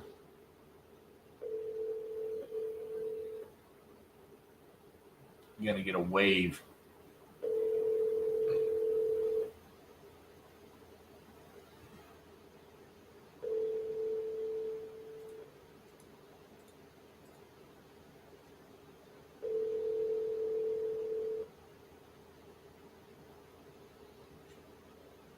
Your call has been forwarded to an automated voice messaging system.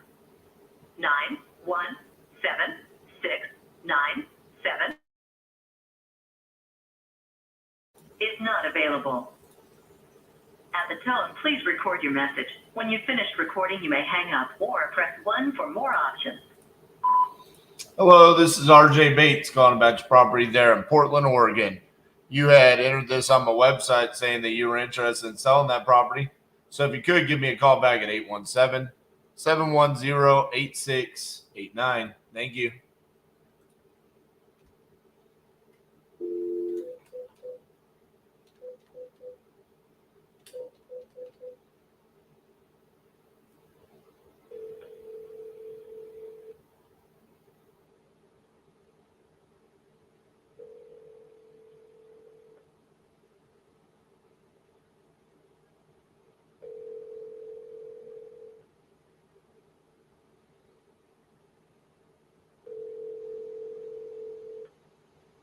Your call has been forwarded to an...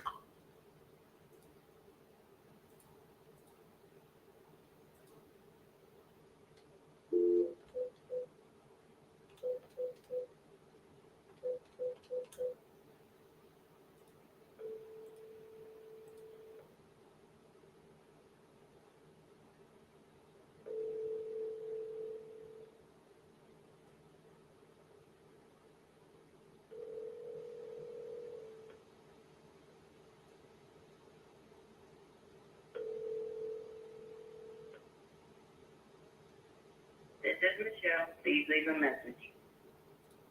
At the tone, please record your message. When you have finished recording, you may hang up or press 1 for more options. Hey, Michelle, this is RJ Bates calling about your property on Willow Creek Road. You had entered this on my website saying that you were interested in selling that property. So if you could, give me a call back at 817-710-8689. Thank you. Michael, yes, we have done many deals in Illinois, including we're doing 2 right now in Illinois. Why do you ask? Your call has been forwarded to an automatic voice message system. 281394 is not available at this time. At the tone, please record your message. When you have finished recording, you may hang up or press 1 for more options. Hey, William, this is RJ Bates calling about your property there in Victoria, Texas. You had entered this on my website saying that you want to sell that property. So if you could, give me a call back at 817-710-8689. Thank you.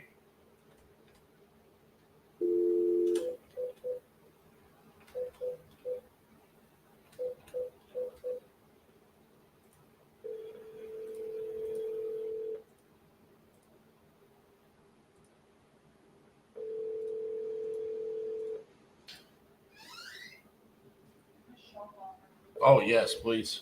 Anybody. We got to call back.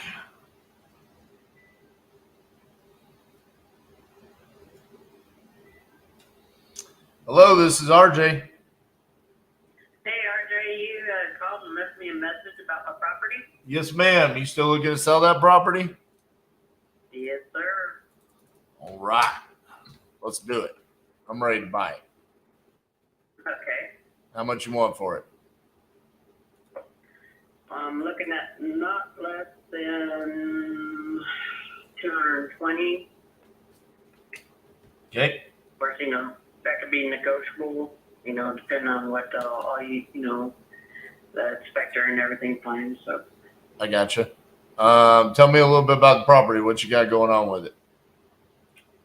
Well, it's a 3-bedroom, 2-bath, almost 1,700 square feet. It's got a porch on the backside, and it sits on about a quarter of an acre lot. It's privacy fence in the back. And it's a pretty big backyard, the front yard. It's a decent sized front yard that faces the street.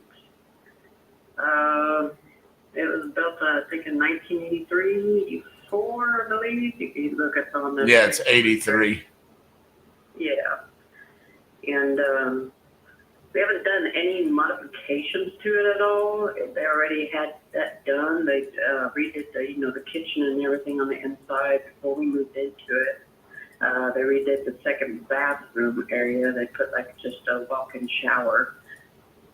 And that's pretty much it. I mean, we painted, the backside of the house. So it looks more decent because it was some god-awful other color they had on it. I gotcha. But yeah, not much else. I mean, it was mainly just me and my husband that lived here. How long have you owned it? Since 2013, December of 2013. Gotcha. And you haven't changed anything really except for some of the paint? Yeah. Gotcha. That's about it. Yeah, we painted the inside too. The living room, dining room area, the hallway. You mean you didn't like the red? You see that, huh? Yeah. Now, when we walked into it, we looked at it and said, this looks like a Chinese food restaurant. I was going to go with bowling alley, but, Chinese food restaurant, yep, you can do that too. I think it's the fake beams in the ceiling plus the red and then the white underneath. It makes you just think of bowling pins. I don't know why. Yeah. And then they had that god-awful greenish color, on the wainscot and through the kitchen area and all. We repainted that. So yeah, it's almost like molasses dark brown on the wainscot all the way around. Okay. And we got kind of a light mocha. Well, yeah, light mocha color on the walls and the kitchen and dining room area. Then my husband decided he wanted the dark color to the living room, so it's like a chocolate brown in the living room. Okay. I wanted to go with the gray. I was like, oh my god, this is dark. So what's really weird about your little neighborhood there is you just have a ton of new builds around you. Yeah. 2022, they just decided to build all over around you. So I gotta dive in here and figure out what's going on with. I gotta find the older houses. Yeah, there's no HOA here. We're in the city. Right. So no HOA. So what's got you looking to sell? Get out of Seguin. Yeah, we're wanting to get away from this area now. It's growing, but we miss being close to family, and my in-laws are getting older. My grandkids are more towards New Berlin, Marion area. So, gotcha. And I work in San Antonio for CPS Energy, so it'd be easier drive for me. Gotcha. If I move closer that way. Yeah.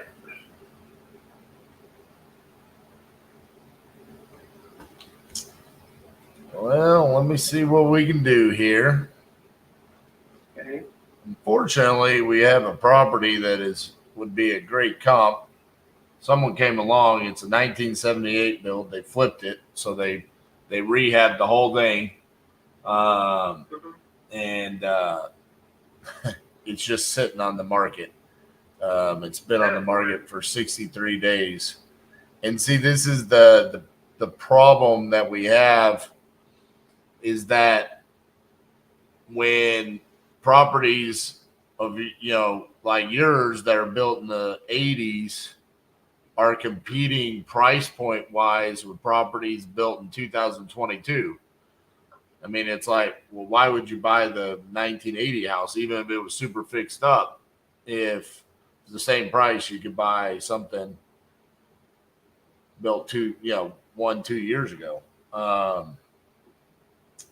So it kind of really messed things up a little bit.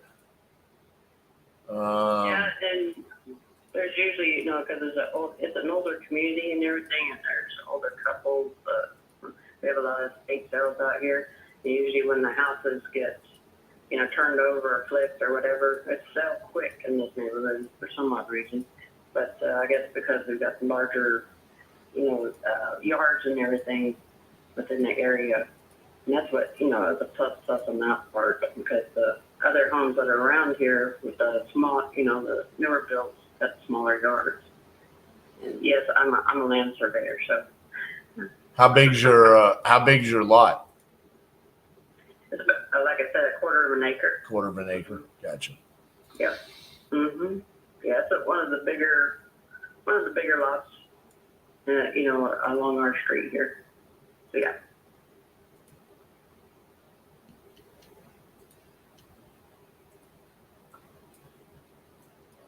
And we got like an alleyway in the back. It's like, a dirt grass alleyway, but that's where all the utilities are located. Right. We've got a gate to the back alley.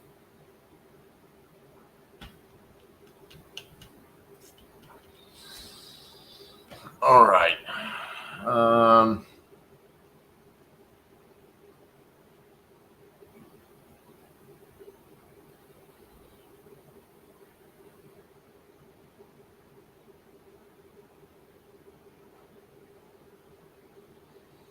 I mean, it kind of sucks because I think that your house could go for more than what I am anticipating. It's just the only really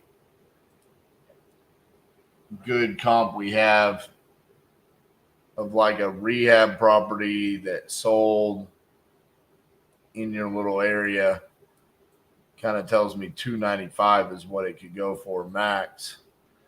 And if that was the case, then that's bringing in my offer at like 165.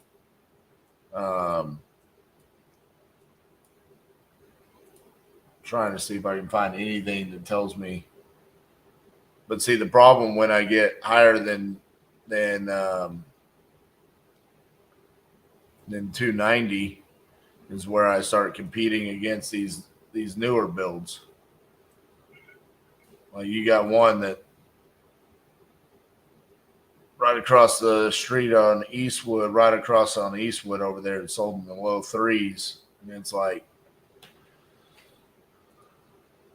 and then you've got the one that's flipped, that's active. It's been on the market. It's 359. It's the same square footage as yours, built in 1978. Same everything. So, I mean, that's what I'm saying. If that one ends up selling, then that can be a good comp for us, but it's just been sitting there for so long. Yeah, the difference between, I believe, probably that one and ours is that we have granite slab counters.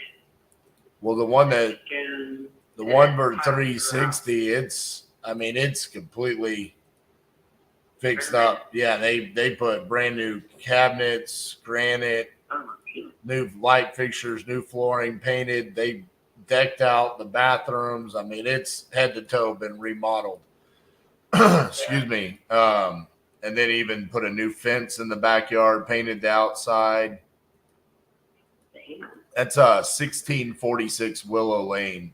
You can look that one up. It's listed for $359. I mean, it looks great. It's got your living room. But it's just sitting. And I'm very familiar with what's happening right there because they did a $5,000 price drop. So that's a very stubborn house flipper right now. Not wanting, they probably spent too much on the rehab and is not wanting to go any lower. They're willing to die a slow death instead of a quick one. So yeah, I think for realistically, Michelle, I mean, I think the two options you have is you could probably get low twos if you just listed it on the MLS with a realtor. But for someone like me, for an investor, I have to be conservative based off of what I'm seeing happening in the area. And realistically, it's those 2022 comps that are kind of killing us. That I can't push the what we call the after repair value into the mid threes. So I have to be conservative and say 290. And if I'm at 290, then I'm coming in at 165 on my offer. But that's net to you. There's no closing costs. There's no realtor commissions or anything like that. So the only thing that you would pay is you own it free and clear. So just property prorated taxes and if there were any liens, you would pay those. Yeah.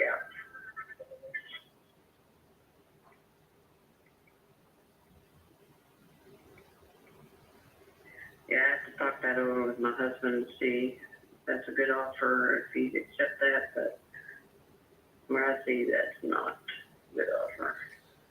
Yeah, it's say if you got the 220 on the open market, which let's see if I can find something that's like as is. Say you got 220, you're probably going to walk away with like 205 on the market. So you're talking about that's, $40,000 more. Which, I mean, do you have a realtor to work with? A couple of friends that are realtors, yeah. Yeah. I mean, if you could get them to hook you up a little bit with their commission, maybe discount at a point, a couple grand, you're talking about, you're probably walking away with $43,000 more, Yeah. That's a significant difference. And what you're going to get is you're going to get an owner occupant that says, hey, I don't mind coming in and remodeling the kitchen and the bathroom on my time frame when I want to, Yeah. Whereas I I can't really do that on this one, just based off what I'm seeing there. So, but yeah, talk to your husband. See if you want. I mean, we own a brokerage here. We wouldn't mind listing it for you if you don't want to go with one of your friends. Sometimes mixing business and friendships not the best of ideas. So, all right, Michelle, appreciate your time. All right, thank you. Bye-bye. Man, that kind of sucks for her. Owning a house where they just came along and it's like everywhere around there they built new construction and it just it put a cap on their value. Really sucks because that's a significant, it's 40-year difference in build year.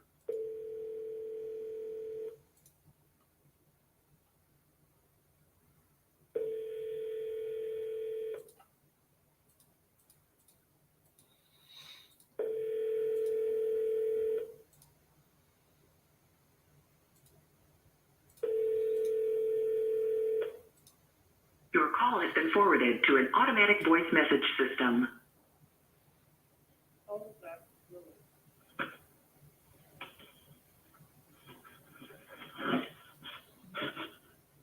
Is not available. At the tone, please record your message.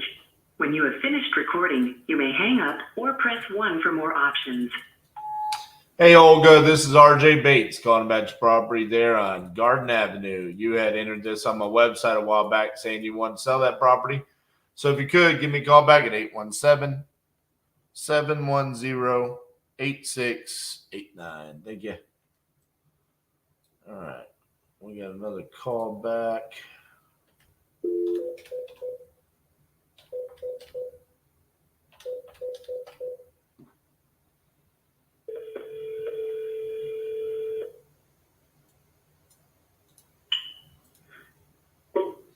Hey, is Doug there?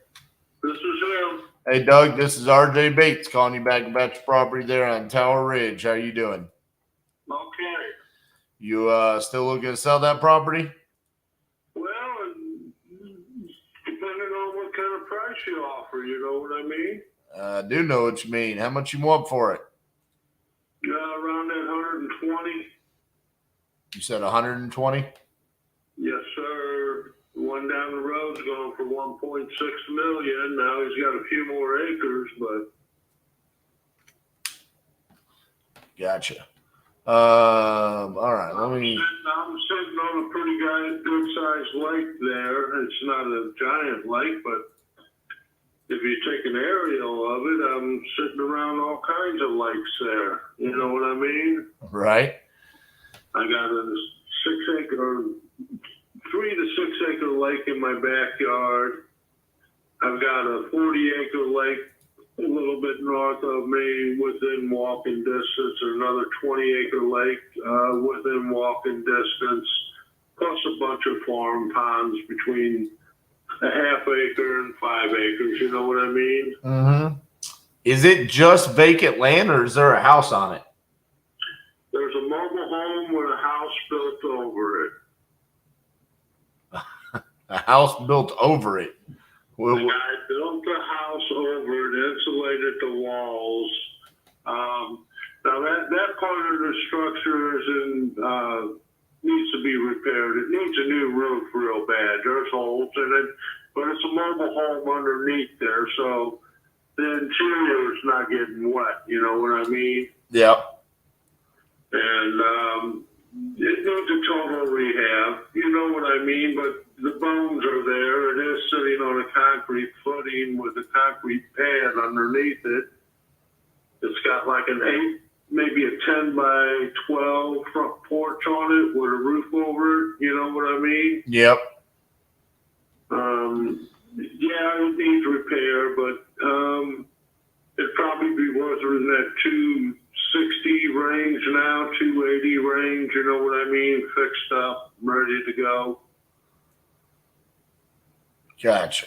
And it's 3 acres.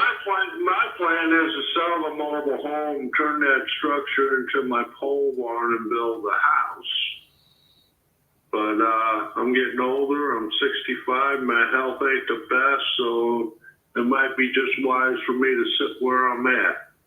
Gotcha. So it's basically the 3 acres, and the structure itself is not really worth a whole lot. No, I would say right around that $20,000 to $25,000 range. You know, 2x4s are almost $5 a piece now. Right. You know what I mean? Somebody could come in and put $60,000 into it, and probably, you know, depending on where you want to live, the Ritz or just the mobile 8. You know what I mean? Right. Depending on how far you want to take it, but there is a 1,200 square foot mobile home sitting there, 1977. I got the title to it, 2-bath, 1,200 square foot. Oak cabinets. All righty. What is this guy down there? He's got 2 million square feet for 1.6 million. So that little piece of land that or water that you're sitting on, is that technically a lake or is that just a pond? I would think it's a lake. It's 65 foot deep. I had a scuba diver go down in there and make sure of that, and he said it was around that 60 to 65 foot depth. Man, that's crazy. 700 foot one way and 450 the other way, and it's kind of like an oval. Yeah, I'm looking at it from up top. Yeah, it's a nice lake. You can see the fish swim by. Oh, that's cool. You know? Yeah. You caught it? You caught anything out of it? Yeah, we caught catfish. You can hold them up to your waistline, and the tails will touch the ground. Jeez. So, yeah, you know, another neighbor just stocked it probably 5 years ago, and he put over 500 fish in it back then. So, you know what I mean? People swim in the lake. People are putting docks and you know, little boathouses out there in the lake. It's a nice lake. You know what I mean? Right. They're out there on them boards all the time doing it. One family, another family, you know, and it's a nice lake. It's a nice little area right there. Right, you know, 4 miles from Warrenton, Walmart. Chinooks is right up the road. So there is water on the property. There is electric on the property. It's got probably a 500-foot driveway. It used to be a road. It's no longer a road, but the electric runs through there, so you got to keep it open for them. But that is my private driveway now. You see that there? I do. That's all on my property. It's no longer considered a road. Gotcha. But there is water, there is electric. Like I said, utilities. There is no septic on the property. That's one thing that's lacking. The guy built that place. Saw a snake is what the story is, and ran away and never stayed there. So put it up for sale. You live on a lake, you're going to see a snake. So if it doesn't have septic, what does it have? It has nothing. There's no water in the building. There is water on the property, city water on the property. There is a meter, but it's never been run to the house. Wow. Yeah. That's $10,000 right there for a well or more, you know? You can't have a well dug anymore for under 10. If you do, it's very rare. Well, I'm just surprised that somebody would go through the investment to build a house over a mobile home not have water run to it, not have septic, and then just leave it. Exactly. That was my thought when I bought it. I bought it in 12. So I've had it since 2012. There was one owner before me. They had it about 6 or 7 years, and then the guy that did all the work had it the rest of the time. So technically speaking, do you own a piece of the lake? Yes, I do. I have 500 foot of shoreline right there. Right. I own about maybe a third of an acre, maybe a little more of the lake. I go out a little bit. It's 175 one way and 350 the other way. Yeah, I'm looking at the lot line. I mean, so you own that road, and then it cuts down diagonal, and then you go into the water. Exactly. I see. Right next to that little piece within inches. Part of that dock is on my part of the lake, but I told them as long as I get to use your dock, I don't care. You got it on my side, maybe 10 foot, but I didn't care. But if that's a problem, we can have them move it. No, it's not that big a deal. I mean, what are you going to do with that water? Exactly. Share it with everybody else is my plan. I want good neighbors. You know what I mean? Right.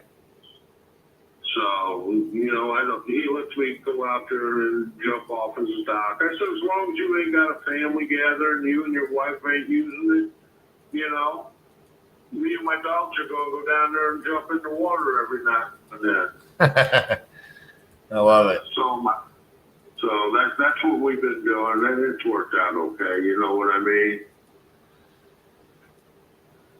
So, an interesting thing here is there's 6 acres that just sold or is pending for $80,000. Have you seen that? Yeah, I've seen that, but there's no water on that property. You Right. know what I mean? It's downhill. It's not waterfront. Waterfront's got value, you know what I mean? And it's just an old single-wide mobile home sitting on that trailer. Yes, it does have sewer and water and electric. It has a septic too, so there is that. Yeah, there is that, but it is what it is. But you see another one down the street further on Fire Tower? Yeah, for $75,000. The 3 acres, yeah. There's nothing on that property. Ain't no lake. That lake, that's like having another 3 or 4 acres in your backyard. Correct? Yeah, I mean, there is value to it. What I'm more concerned about is what is the bandwidth of what the property could be worth if I take it and I build on it, right? And then what is it going to cost for me to do that? Well, yeah, but you see the one just built there, he's going for almost $400,000. My neighbor with the little boathouse. Yeah. And then the neighbor next to them just built too. You know what I mean? Those are $400,000 or $500,000 homes, and then them homes up in front there, those 3 homes out there on Fire Tower, those are all in the 300,000 plus range. Yeah, but like you said, I mean, 2x4s are $5 a piece now. So if I got to come in and I got to build something, what's that going to cost me? Well, your lakefront there, you can be right on the water. That brings value. Probably going to cost you $250 to build say a 1,800 square foot home. If you know the right people, you know what I mean? So $250 and I pay you $120. I'm at $370. What's it worth? I would say $410, $420 in today's market, maybe more, depending on what you build there. Right. You know, it may not cost cost you that much to build, you know, because you got the land already. You know what I mean? You can probably get something built there for under 200 that would sell real nice, you know? Like the mother homes out front, they're all, what, that 1,500 square foot homes? Open floor, 3-bedroom, 2-bath. It's a damn concrete that costs so much nowadays. Right? You know? There's a lot of potential there. You know what I mean? You're on a dead-end street. Who wouldn't want to have that privacy? You know what I mean? I agree. I'm not discounting that. Yeah. But I'm just trying to figure out what I think I can do here. I would build there if you're an investor, I would build a nice home and shoot for that 500,000 because it'll bring it. Look how close you are to town there. You're in a decent school district. You know what I mean? The road coming in is nice now. Keep it up pretty good. Subdivision fees are only $250 a year. Road dues, you know what I mean? It's $250 a year. That's pretty cheap to live out there.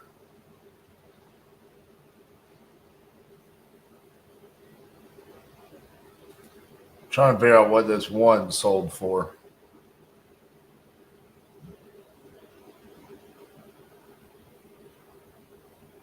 You see the one for 1 point?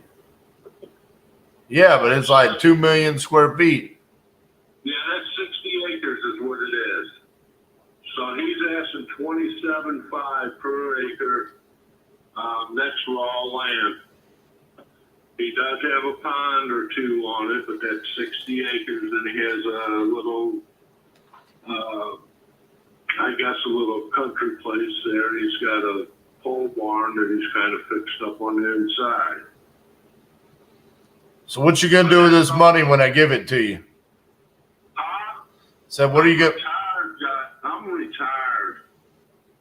You know what I'm gonna do with that money? I'm gonna bank it for a rainy day. I see. And I'm gonna have a little fun too.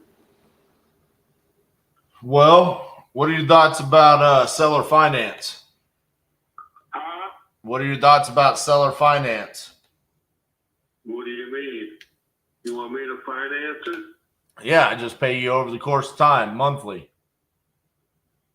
Oh, I don't think so. Why not?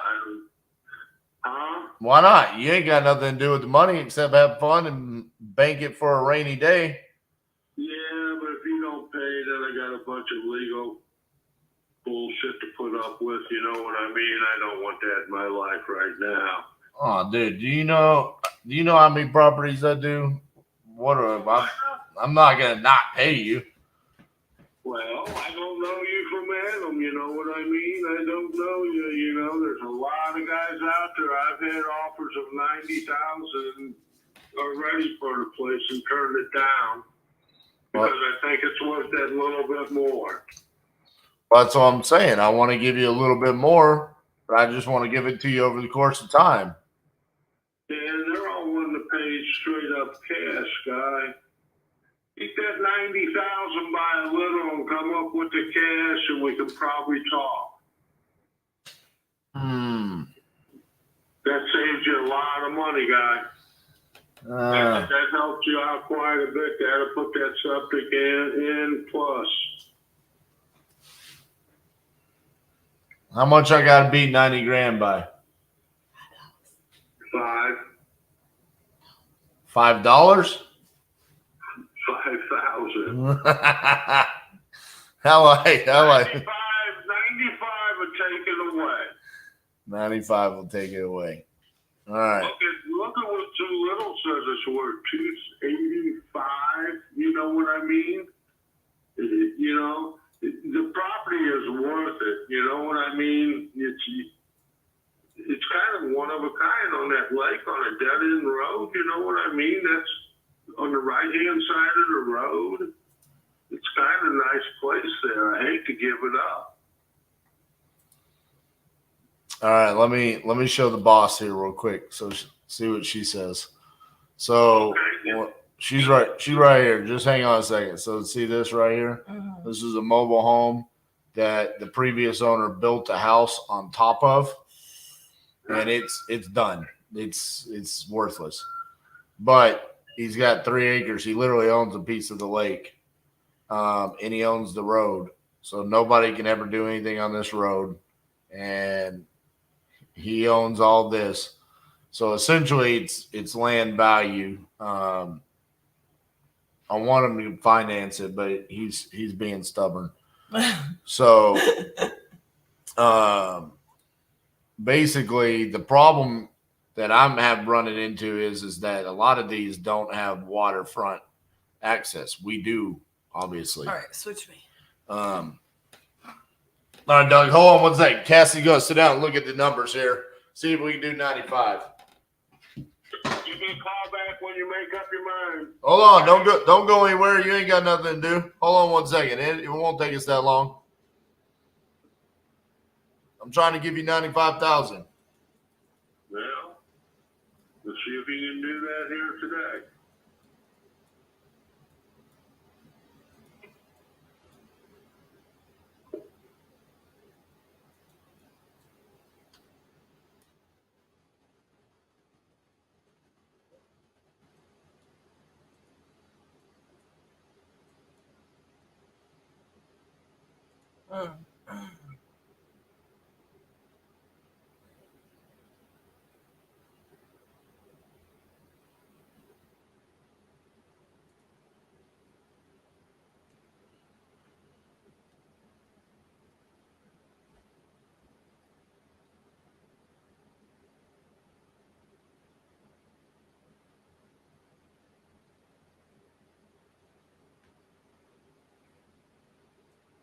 Bear with me. I'm just pulling up some land values there.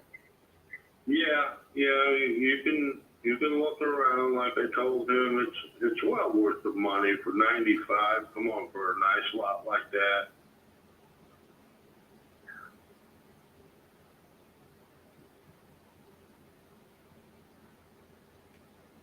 Like I told him, it's got city water on it. That's a $10,000 value right there. Plus, it has cable there, phone lines.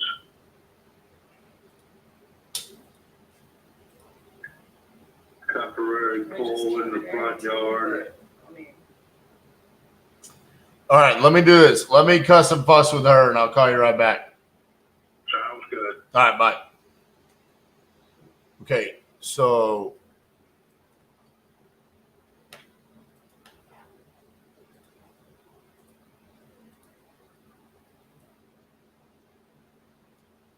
I think what you're not understanding is that, like, what is this? It's all for 60 grand. No. What is the one I was looking at? What is one? Our closest one. So it's that. Which is See, that's why it's throwing me off, because it's not showing a house. right. I mean, and it's great and all. It's just my issue is that the cost to develop on this. Look, this is a 3-acre lot. It is not saying that there was a house here. Sold for $223.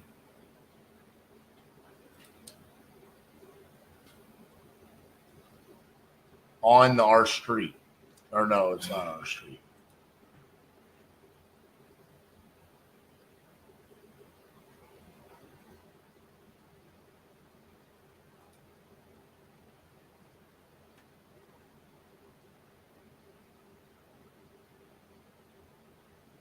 That's what I was looking at is, okay, there's a lot, 3-acre lot. The closest comp that we have sold for $223, and it doesn't have waterfront access, and ours does.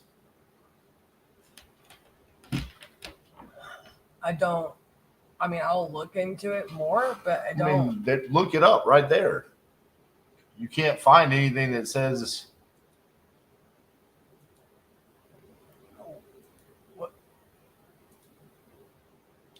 Look it up right where. Zillow, Realtor, Redfin. It all says it's a 3-acre lot. Go read the description. It just sold. It should still show you the description.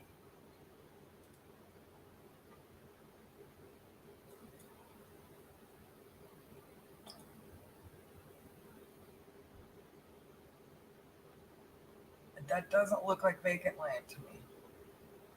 That is not the address. That is 25400.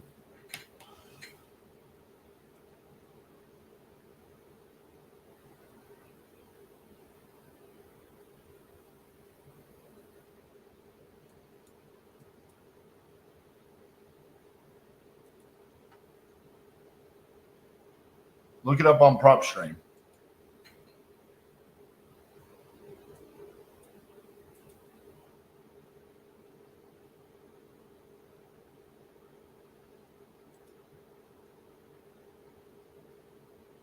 Does not look like vacant land to me. Nothing shows a house. And that does look like it has water access. Yes, please. Sorry, I gotta take this. This is one of our contracts. Give me it. I'll let you dive into it some more, but I mean, hey, Teresa. Hello, RJ. How are you? Busy as usual, and you called yesterday and you called this morning. I had to go take my car in for service, and I've got a lot going on right now. I've got, like I done said earlier when I talked to you for the hour and a half the other day, I cannot be stressed over this house. Yeah, I just wanted to make sure you got what I sent over to you.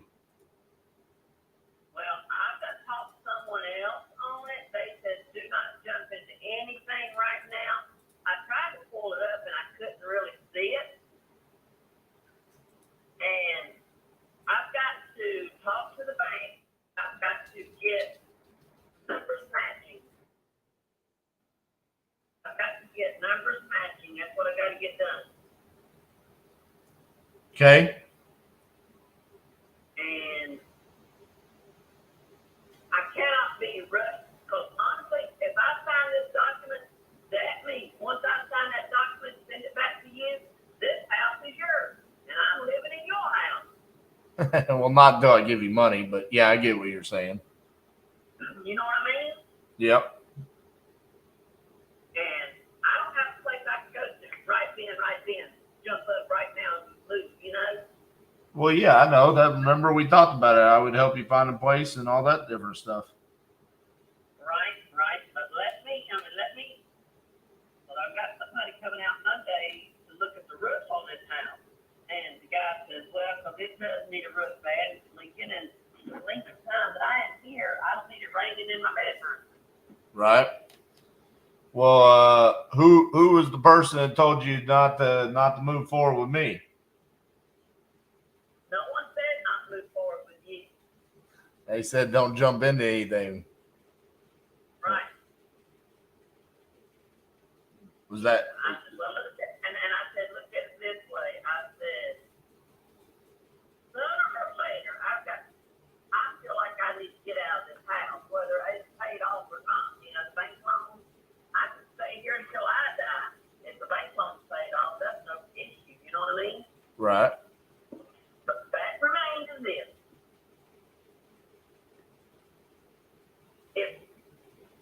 If this house was as good a shape as what I've looked at of the two thus far, I would have to move. Well, I agree. I'm not going to leave my home. No one makes or breaks away from their home unless they're being forced to get out or unless it's in foreclosure or whatnot, And but anyway, I'm going to touch base back with you. But I tried to look at that document that you sent over, but this is where I'm at. Like I said, I got to talk to the bank, and I've got to get numbers matching. Okay. See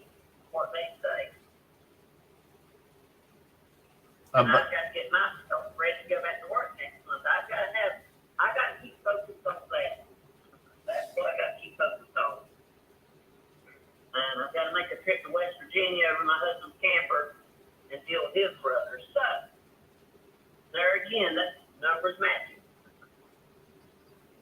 Okay. Numbers matching. Well, what do you want me to do, Teresa? What I want you to do as far as what? Do you? I don't know what I'm supposed to do. I mean, the other day I felt like we had a really good conversation, and we kind of came up with a little bit of plan on how we could kind of eliminate one of the stress factors in your life, which was this house. So I don't know. When should I call you again? I mean, I'm asking you. I don't know what you want from me moving forward. Well, I'll tell you what, I've got your number. Just hold on and let me call you back because I'm the one that's got to make the moves here. I'm the one that's got to get what I can out of this house as far as moving stuff out because, you know, that's how I think at this point. Okay. And I've got to find another place. I've got to be comfortable with that, knowing that's where I want to live and whatnot. I got a lot more to do on me than what you and your team will have to do. And I'm sure once you and your team or whoever will come in here and do whatever this house, there'll be a lot to do. I know it will be, you know? But You mean while you're still living there before we close? no, once I'm getting out. Oh, okay. Well, yeah, Teresa. I mean, I didn't mean to stress you out or anything like that. I thought we were on the same page, so I apologize there. Well, that's fine, and you know, and we kind of are, but just give me time to catch a breath, and I've got to do what I got to get done here. You know what I mean? I do. Well, I'm here for you whenever you're ready, and just you've got my number, so you can call me back whenever you're ready. Okay. All righty, I appreciate it. All right. Thank you.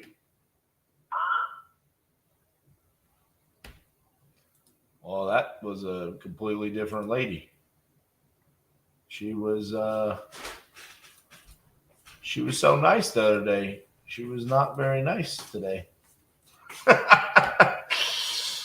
All right. I'm going to let Cassie take a look at this deal and tell me if I'm crazy. I might be. Have fun with Miss Cassandra. Yeah, we're going to take a look.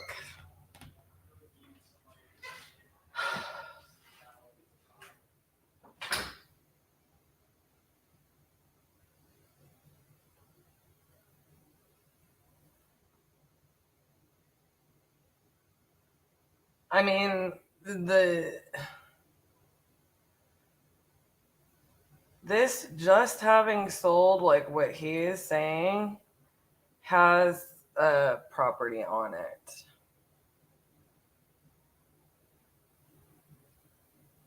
I mean, it is not a lake lot according to these property lines, but it has a garage. I mean, it has everything. So my deal is with this, okay?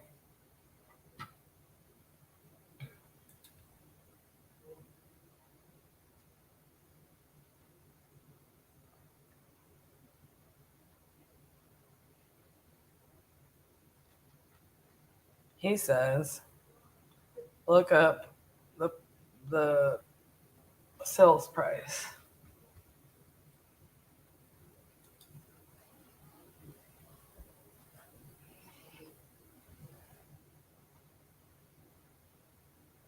It literally says the single family home. It's located at this address.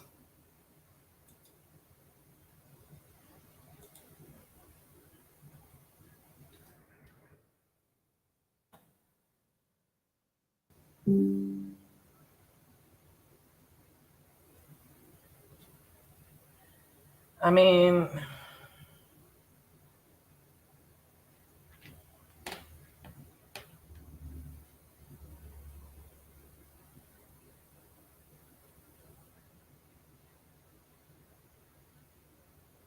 I got nothing.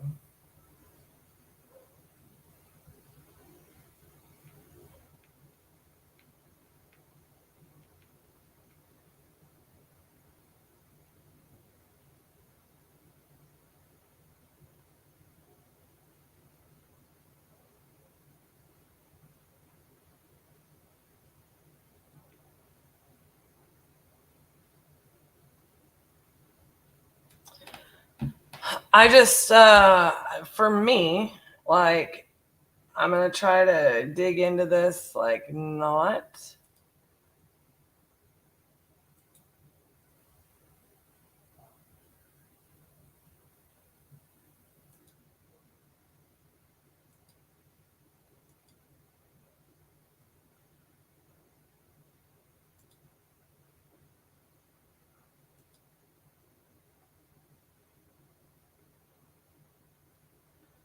So that's a single family home on 3 acres with no water access. And look, like, I totally get it. Like, this has a home on it. What I'm trying to do is look for properties that do have water access, right? Around these little lakes here. So this one, it looks like it has like a little, like a, I mean, by little, I mean huge, like piece of water, like a mini lake on the property in and of itself. It's like an acre piece of water or something. Oh, maybe it's not even, okay, yeah. This is actually double the size of our lot, and it has its like own private, like half of it is water. So maybe a quarter of it.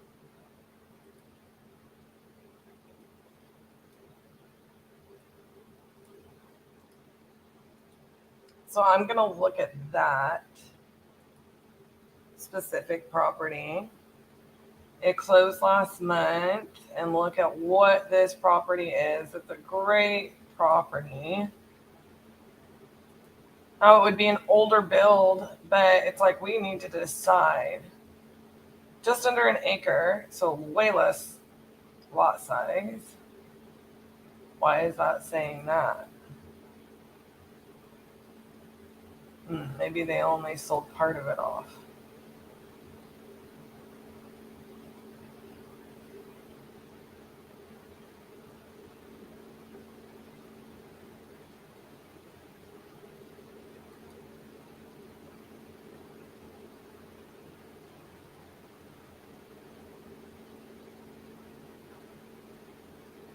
So it's a 2004 build, and what's really interesting about this is that this information doesn't seem to be accurate. Oh, it's because I'm looking at the wrong damn address. Okay.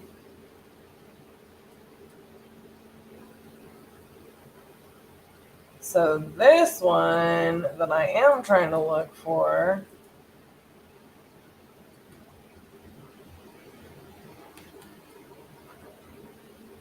looks like it has a mobile home on it.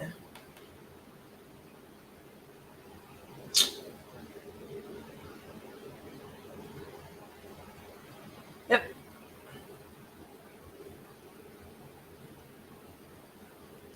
And it has a private pond. And it sold for $136. For me. I would imagine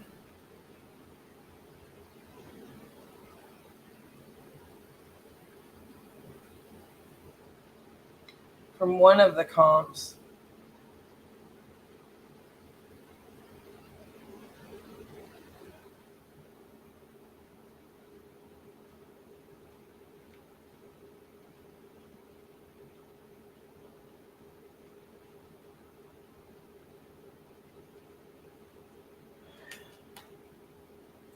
me see.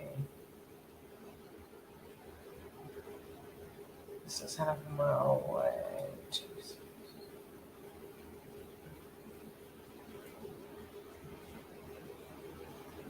Twice the acreage. Let me do the math on this.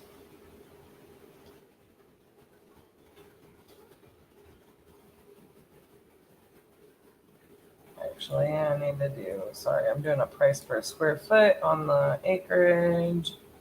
So it's 58,520.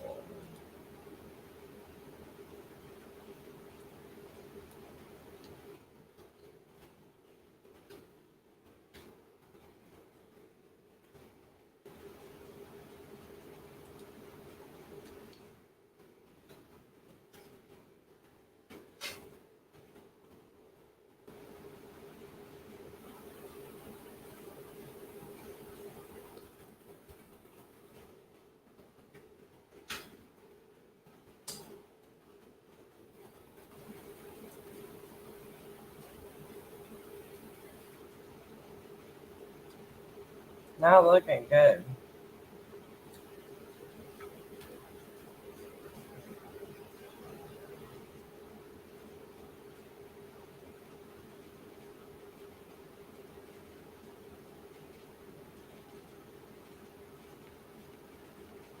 If we take the comp with twice the land, a mobile home, and private pond,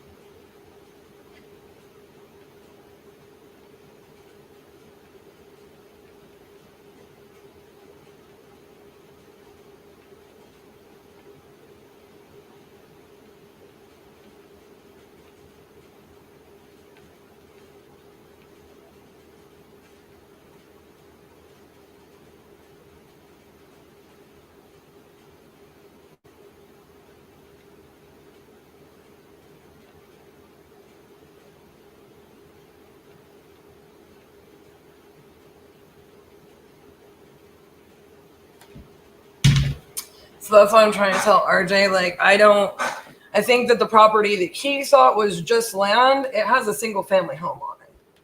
I mean, it does. The problem is that the county records here are doo-doo. And so it was looking like it didn't, but it does. And it does as of like the sale, right? So this sold.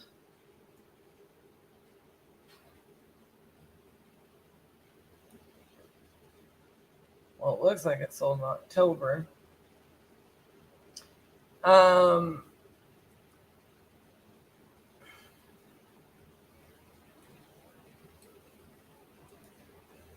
It's just not showing good county records. So, well, here's my next question. It's just like, I think that probably what he's asking, yeah, maybe it would go for that on the market. Maybe if I'm,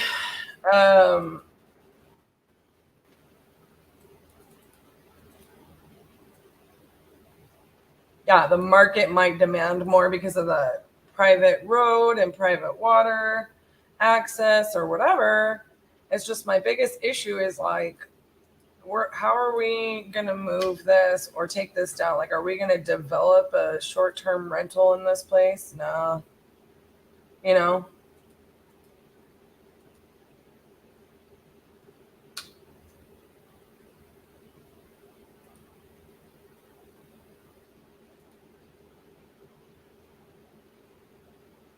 So I'm gonna go ahead and see if there's anything for sale.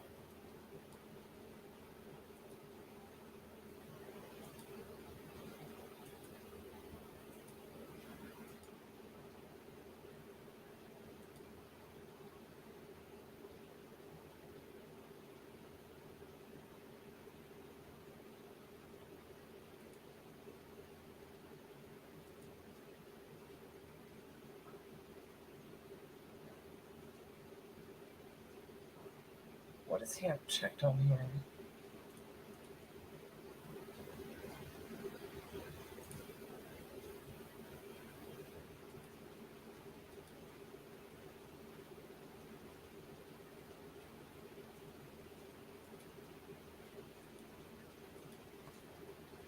What in the world? There's literally nothing pulling up on Zillow as for sale.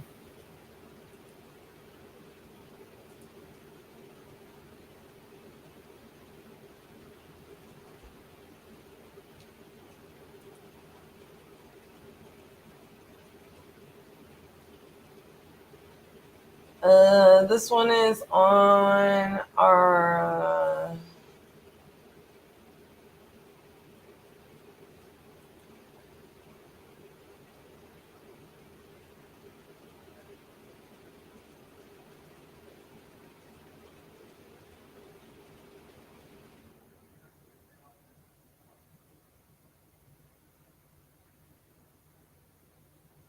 now here is a property listing. It's 3 acres, doesn't have the water access, and it's listed for sale for $75 on our street.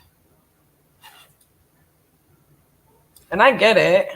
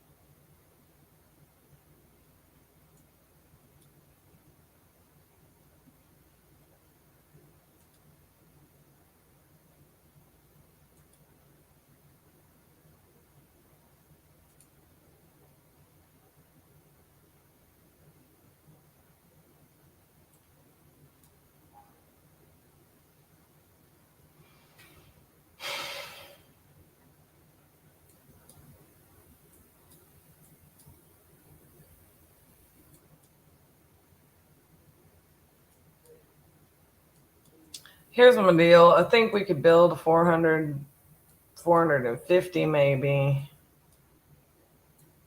square foot house on it, but it's not profitable. I don't like the deal. I don't think it's gonna sell. I think, yeah, I mean, I get it. I just think that on top of it, the seller is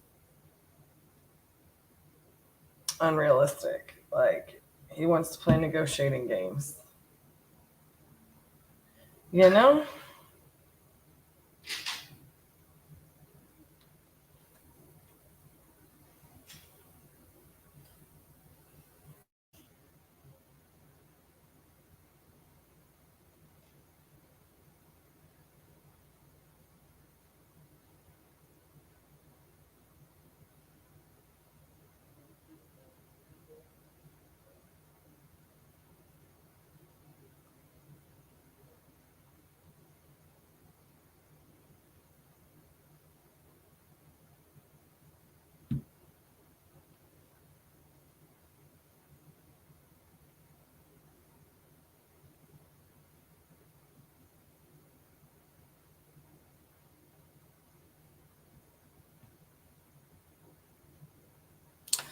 I'm just not here for it. I feel like old homeboy is maybe. I don't think this is a good deal for us. Like I can't see myself taking this down and making any profit. Like I can't see myself.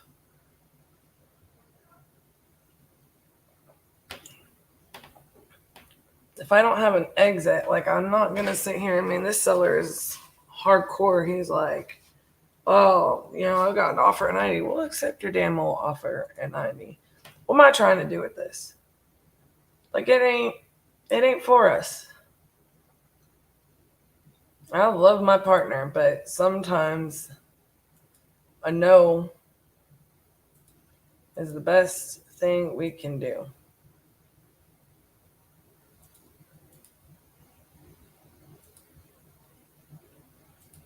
Then again, I only heard the end of the conversation.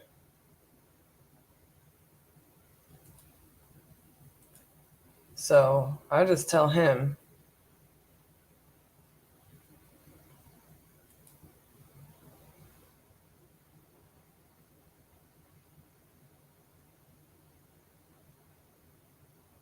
why do these people keep emailing me?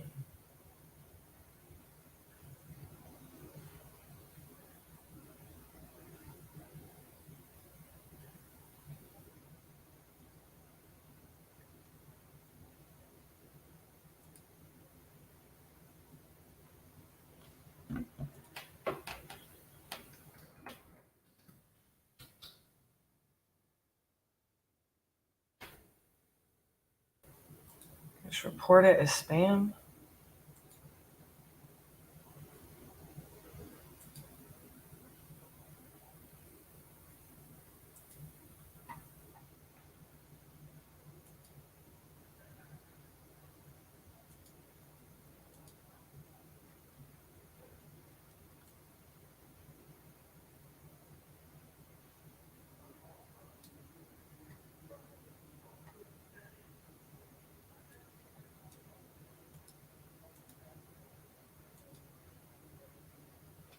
I also think part of the thing with that deal with RJ it was actually really difficult to comp, y'all. Like there was a lot of digging in that to get the right information.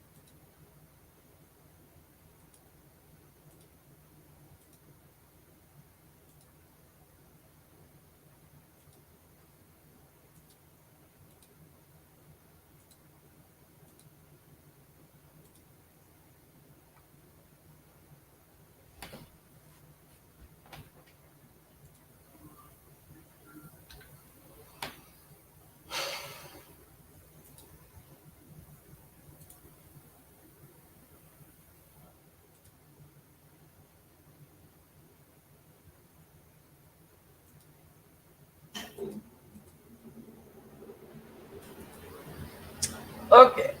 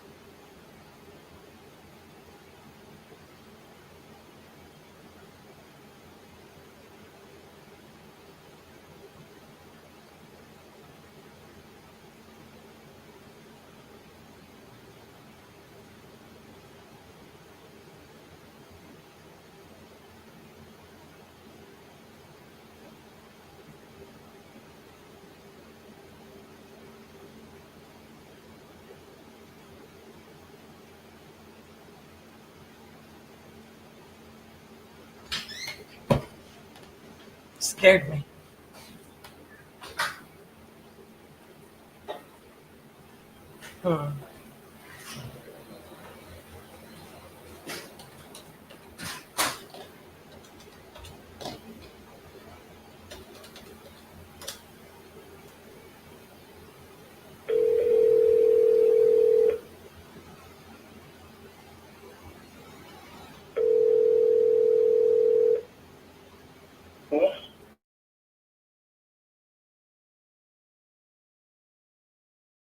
About that property on Olive Street.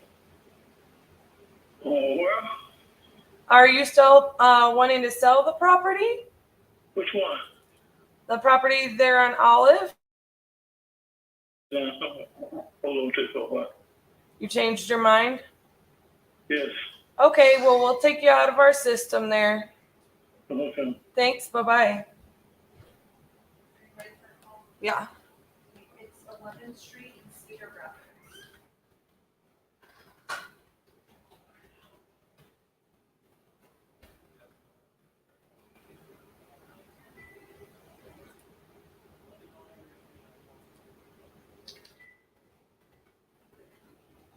Hello, this is Cassie. Yeah, this is Linda Wells. I got a message from RJ. Okie dokie, give me just...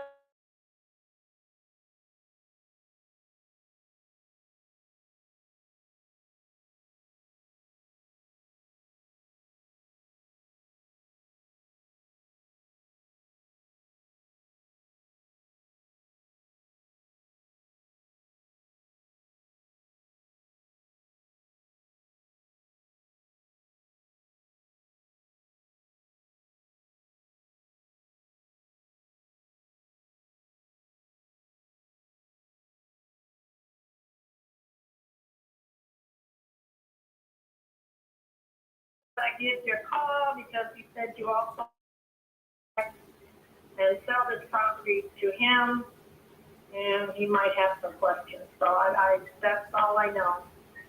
Oh, so I think what happened is Chad had are you Linda? I am. Okay, so you're Chad's mother-in-law? I am. Okay. So RJ was asking why Chad had wanted you to be involved because you weren't on the deed, and I think he got out of him that you have a lien on the property or something to that effect. But you know, we offered Chad an amount on the property, and he seemed he was kind of like calling RJ names and stuff, and you know. I'm just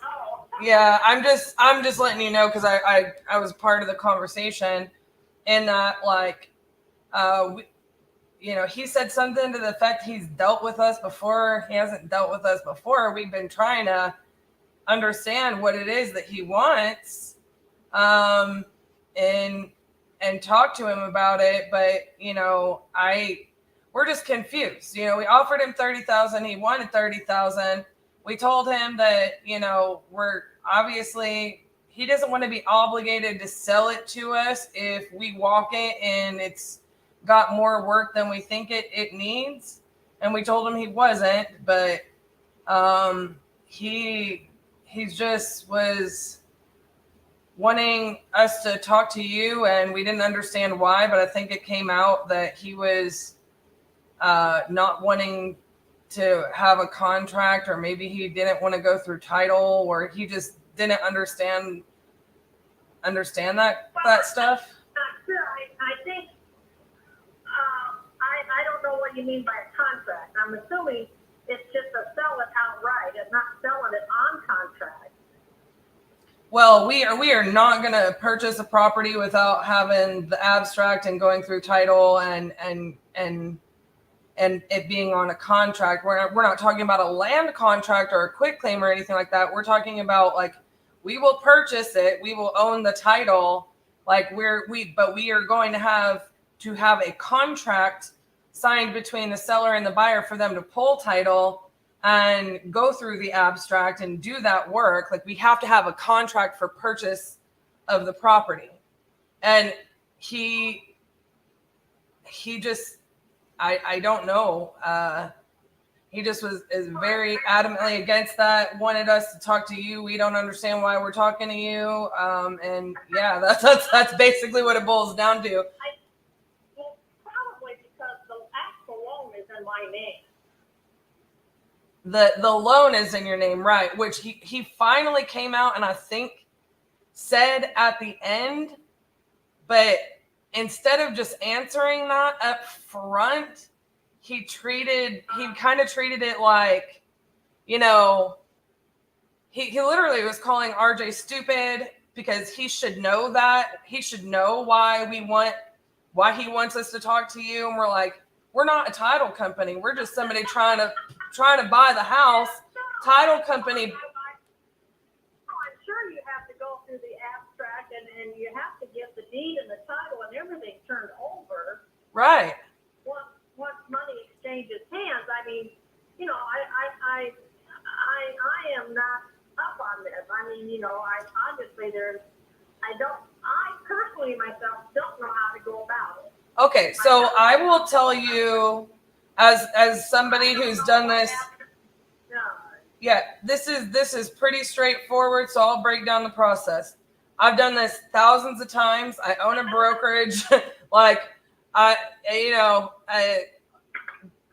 Realistically, how it goes is we sign a contract for purchase. It gets submitted to the title company. If y'all have an abstract, it gets turned into title. They will probably update it. If y'all don't have an abstract, they will have to order an abstract. And if there's anything on title other than your mortgage lien, it gets pulled up as well.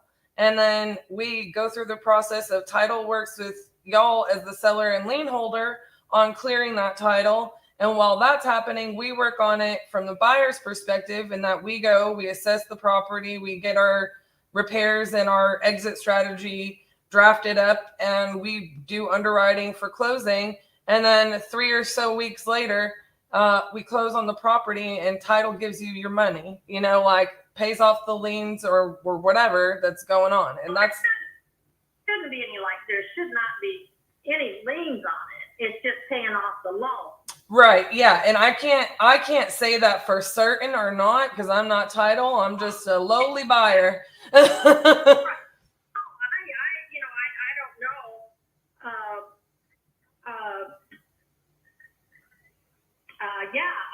don't know. I guess we will have to get together. Because like I said, I have no idea how to go about it.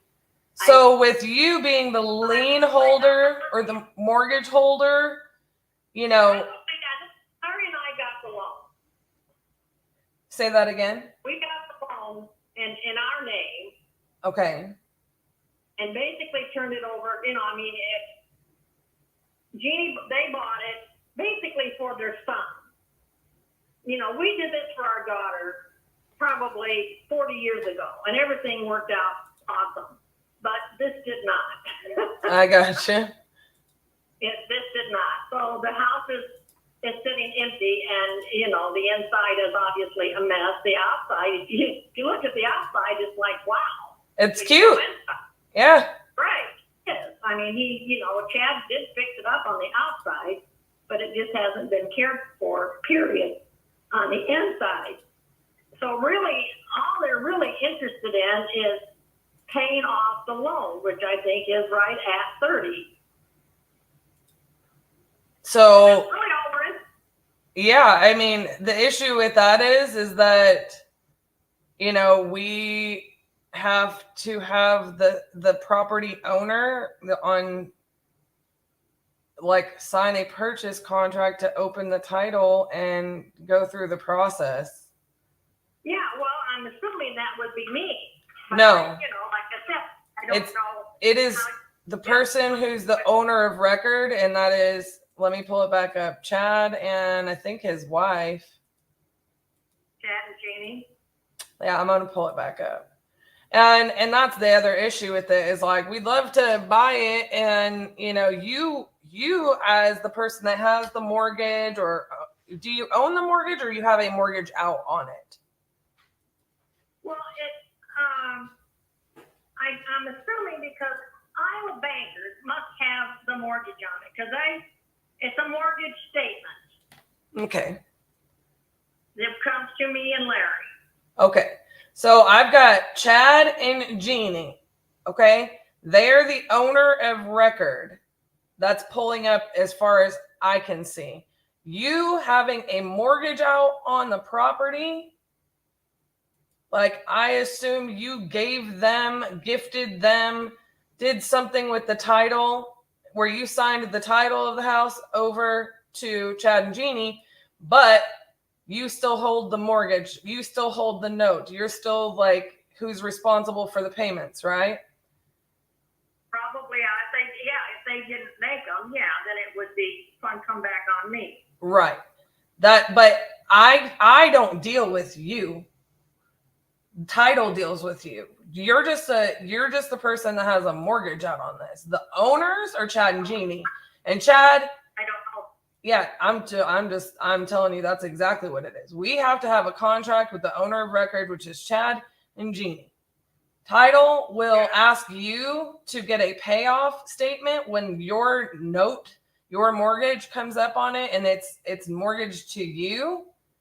But we have to have a contract with Chad and Jeannie, and Chad is like not, he don't want to. I'm just guessing he's not understanding, probably kind of like me. It's just not understanding.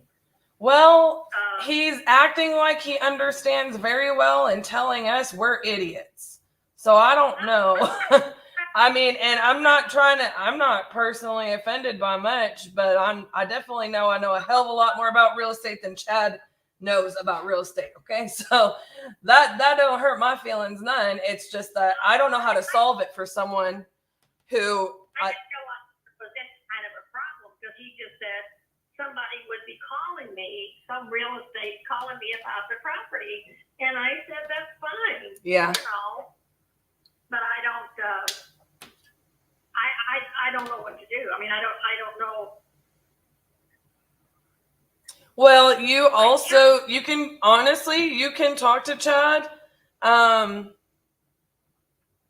He literally just kept calling RJ names and saying, if you want it for $30,000, then take it. And RJ said, I literally sent you a contract saying I will buy this for $30,000, but I don't know.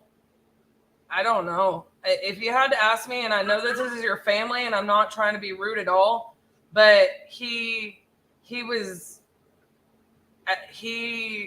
I don't know.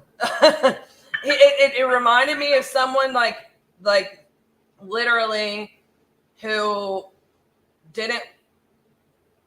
I honestly, if I walked in on the conversation at the part that I did, he sounded like he was drunk to me.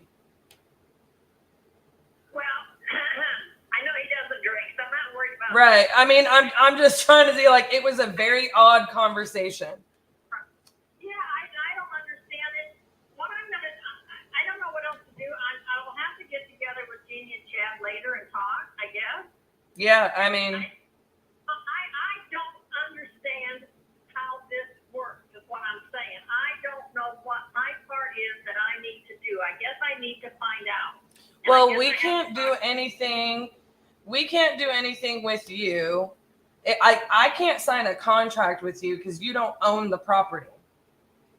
That's fine. So I have to sign a contract with Chad and Jeannie, both of them, because they are both on the title. They're both on the deed. And then you will get in contact with the title company once they open title, but they won't open title without a contract. And then you submit, hey, yes, you can give title permission to pull a payoff from the mortgage company. We'll need access to do our assessments, and we can agree at the $30,000 from what Chad has told us. But he was so it almost felt like he was trying to hide something from us, or I don't know. It was a weird deal. Well, I don't know what it would be. I'm assuming you've been in the house. No, we've been trying to contact him and get this so we can get title pulled. and get access for a very long time. Okay. So part of me wants to see, like, do they even want to sell the property? So that's what we would need to do to buy the property. And No, I want to sell it. I know that for a fact. well, we're giving him his asking price, but we can't really do a whole lot if we can't get a title, get title opened and get access and get both Chad and Jeannie to sign our contract. So Jeannie and Chad, I had no idea what the title. My husband took care of all this kind of stuff, and I probably knew this day would come. I was hoping it wouldn't, but. well, I do understand, Linda. I say this all of the time. It's like I told you, I'm thousands of transactions, and I purchase and I sell real estate. I fix it up and flip it, and I hold it and I rent it out, and I do everything real estate. I own a brokerage. I honestly, I've done a lot of this, but I also understand that I do a lot of this. Most people do none of this. I'm not questioning you. I'm questioning me. Oh no, yeah, I get it, and that's what I'm saying. Most people never do this or do it a couple times in their whole lifetime. They don't teach this stuff. I don't know why. I can't give you an answer as to why. I never thought, from what little conversation I had about it, I didn't think there was an actual problem. I thought, the asking price, they were just asking for the payoff, and that was it. And I thought they were all pretty happy with it. So I don't understand. I honestly do not understand, but I will try to find out how to get this going. Well, we're here for it, and we're happy. I will say this, myself as well as RJ have been trying to get a hold of them to get this property going since May. So I don't understand. Like I said, I totally don't understand where my part kind of comes in, except that I think the loan. I guess we must just be co-signers. Maybe that's it. I don't know. I have to talk to Jeannie and Chad and probably even Iowa bankers and find out. I will explain it very, very, very, very, very, very, very, very simply to you. You don't own this house. You have not co-signed on this house. You have a mortgage out on a house that you do not own. Because however y'all transferred the deed to Jeannie and Chad, let me just look at this. You did it on, I can only see as far back to Lorraine and Leon. Or you mean who we bought it from? To Jeannie and Chad. When y'all got the house, did you put it directly in Jeannie and Chad's names? Well, maybe. See, I don't know. Well, so I don't, maybe you co-signed on the, is 2012 sound right? Oh, you mean the purchase date? Yeah. It's possible. 21, or no, wait, that's not 21. Let me remath that. 11 years ago? Probably, very possibly. Okay. So what it looks like it went directly in your name. Maybe you did co-sign the mortgage but the mortgage statement should say exactly whose name it is in. So if it's yours or if it's yours and Jeannie's. When I'm a banker sends it to me, it comes under Larry and Linda Wells. Yeah. I mean, it looks like you just took a loan out and gave the house to them. So I will tell you, without title being pulled on it, the only route that I see, like you will be involved in, is that loan has to be paid off through the sale of this house. They cannot sell the house without the loan being paid off. But that's as far as you're involved. So you cannot, you can't. That's the whole thing. I mean, it's just nobody's making any money. We're just trying to pay the house off. Right. So, but the issue is if I was talking to you right now, Linda, and you were the owner, I would say, Linda, why don't I send you a contract and you sign it and we'll get it going and we'll walk it and we'll tell you, yeah, we're good at 30,000 and title's pulled and they're going to pull the payoff and then we'll close. But I can't do that with you because I need to do that with Chad and Jeannie. So you're only going to, yeah. Okay, well, I'm gonna call Jeannie, and we're gonna have to sit down and talk, and then maybe I can get a hold of Iowa bankers, and You don't need to get a hold of Iowa bankers. Title will get a hold of them when you guys, even if it's not us, when you guys have a contract for purchase at the title company, title will contact you and Chad and Jeannie, and they will ask for all of the lien holders and payoff information, and they will contact Iowa bankers and get a payoff statement, and that's it. Okay. Yeah. So I'll get started. yeah, I mean, we're willing to sign it, but as far as Chad and Jeannie, you can ask them, if they're willing to sell it, and we'll. Well, I know they're willing to sell. I just think there has to be some type of miscommunication. That's all I can come up with. I would recommend to your son-in-law he doesn't call people names that are trying to buy his houses too. That would be probably helpful, because I'm going to tell you what right now.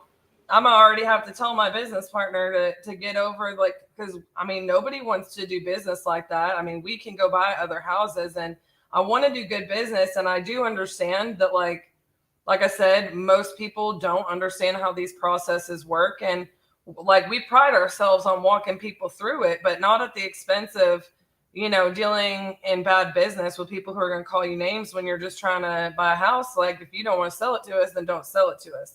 If you do want to sell it to us, maybe don't call us names because you don't understand the process on something, Well, I will get a hold of Jeannie, and we're just going to have to talk about it. I mean, there's the best way to get it done is just to get started. So yeah, I don't know anything about it, so I will try. I will try to get the ball rolling. Okay, well, I appreciate your time, Linda, and hopefully I've at least helped clear up a little bit how the process needs to work and simplify it for you. And y'all can give us a call back, and it is in their name, and Larry and I are just, like I said, if they just decided they didn't want to pay for the house anymore, then it would come back on me. Yeah. That much I do know. Yeah, that absolutely sounds correct. I mean, like I said, I can't, you telling me that, I believe you. Yeah. I know. I wasn't worried about it. I mean, Sure. I would never have done it if I'd have been concerned about it. So, but we will get it worked out as Sure. best we can and satisfy everybody. Yeah, absolutely. And, if I'm guessing there's not an abstract, and part of the reason that we want to get the contracts, I don't want to overcomplicate this because I know, but do you know what an abstract is? No, not really. Okay, so I'm going to break it down to you real simply. It's just since this house was built in 1900, it's a bunch of paperwork saying all of the transfers of ownership since it was built, okay? So, in other words, it's just basically a piece of paper that title has to have to say, yep, we can transfer this from Chad and Jeannie to Titanium Investments. And it's like, okay, but I will say, if they don't or you don't have that paperwork, it sometimes takes 2 weeks just to get that. And then sometimes if there's an issue that comes up in that research, then you know, that issue has to be cleared in order for us to sell. Now, I don't feel like that's going to be an issue from what I see, but there's never any knowing. So we like to get the contract to title before we spend hours and hours and hours working up and underwriting and planning and all this, that, and the other. We like that to be going on at the same time that we're doing our assessments and underwriting. And the reason why is that's just sometimes it can take, you know, 3 weeks, and sometimes it can take 6 weeks. And if there's a problem, sometimes that can take 6 months. So as the buyer, like, we just want to get the process rolling is what I'm trying to explain to you. And I don't want anybody to feel like any type of way about us just trying to get the process rolling. But that's why we need a contract. That's why it's not as simple as we just show up to the doorstep with a suitcase full of $30,000. You know, I wish it was sometimes, but it's just not. And yeah, if you guys have questions about that, you can absolutely call us.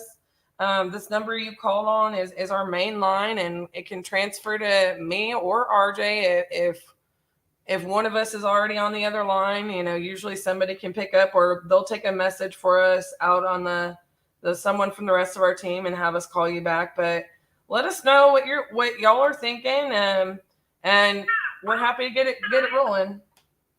Yeah, I will. All I can do is talk to Jeannie and Chad and see if we can't get this straightened out as to. I don't know unless they thought like signing the contract and signing. I don't know. I don't know what they were thinking, and I won't know until I talk to them. So I think that he thought signing the contract meant they had to do something that they don't have to do, and we couldn't quite get it out of them before he got very defensive. It's entirely possible they just misunderstood. Yeah, and it's okay. I mean, like I said, most people don't ever do this, or, you know, only do it a couple times in their lives. And, you know, we're here to answer any questions y'all have. And, you know, we'd love to buy the property. We have to go through certain things in order to do that. That's all. Well, try to see what I can get figured out. See what their problem is.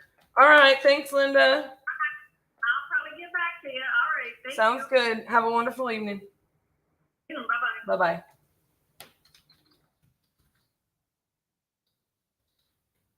What was Chad's issue? He doesn't sign contracts over the phone. We can go out there and we can let him know if we want it. I said, no. Already told him this. He's ghosted me for 22 days. Oh, yeah. Now all of a sudden he wants, let's just do it. If you want it, go out there. I'll meet you right now. I'm like, this is not how it goes down.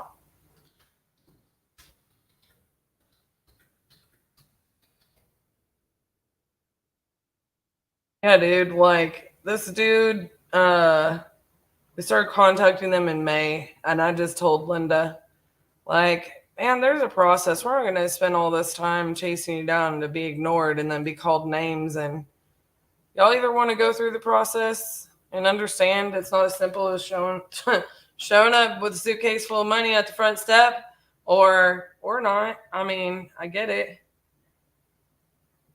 What if he ghosts us at closing? Listen, I will have his wife and his mother-in-law pull him by the ear into that title company, okay? You think this is the first time I've dealt with a difficult man? Hell no. All right, y'all. RJ, are you ready? I'm back. That was just a joke. He won't. There's multiple parties involved. I'm going to let RJ come back here. I'm going to play this little video. This is why we've structured this way. This is why we're going to harp on you, and this is why we're going to hold you accountable. We'll hold your feet to the fire. We're going to say, hey, you need to work on this, because that's what you need to work on to go out there and be the difference. I applied the systems and the processes and I generated a lot of revenue in my business. I'm actually back here for the second time at the Titanium Crucible. These people pour so much into you. Nothing like it whatsoever. The amount that they pour into you is priceless. Iron truly sharpens iron. Can't underestimate that stuff. This literally right here, what we're doing here at the Crucible, was literally just a manifestation of words. We said we're going to do it. Operate in the destiny that God gave you. The wealth will come. Lean not to your own understanding, but in all your ways acknowledge Him, and He'll direct your path. This thing is so powerful, it will change your life. It's such a blessing, and I recommend it to anyone and everyone looking to change their life and get on track. Get off your ass and come do it, man. Take a chance, put your faith in titanium, and get out here, man. Much love.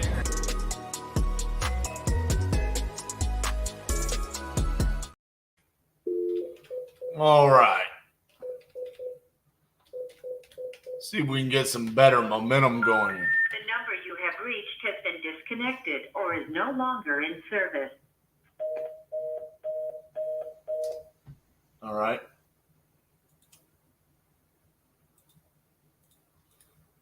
Round two.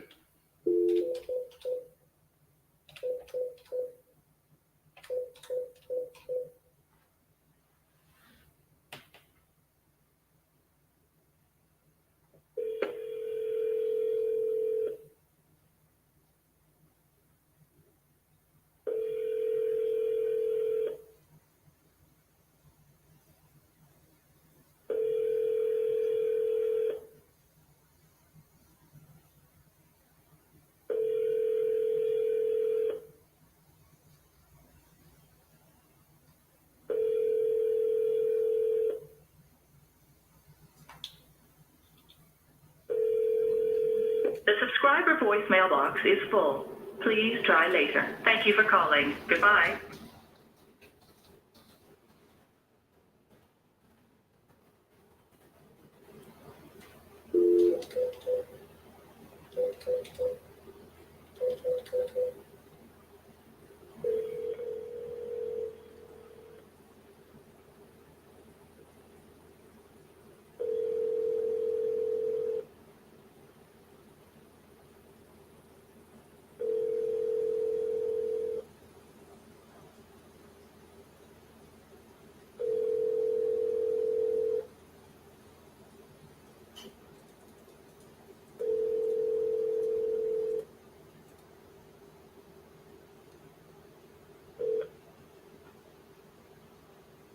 Please leave your message for 804821.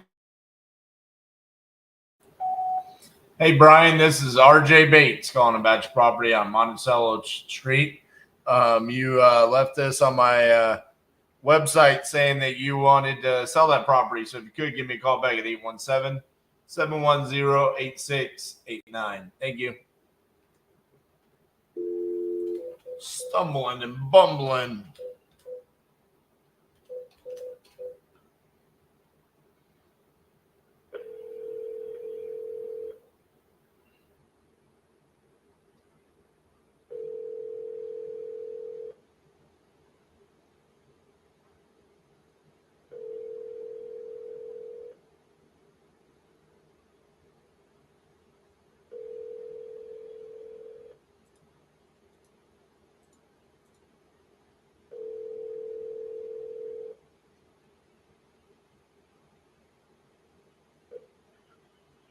Hello, it's Brenda. Sorry I can't get to you right now. Give me a call back. Thank you. Have a good day. The mailbox is full and cannot accept any.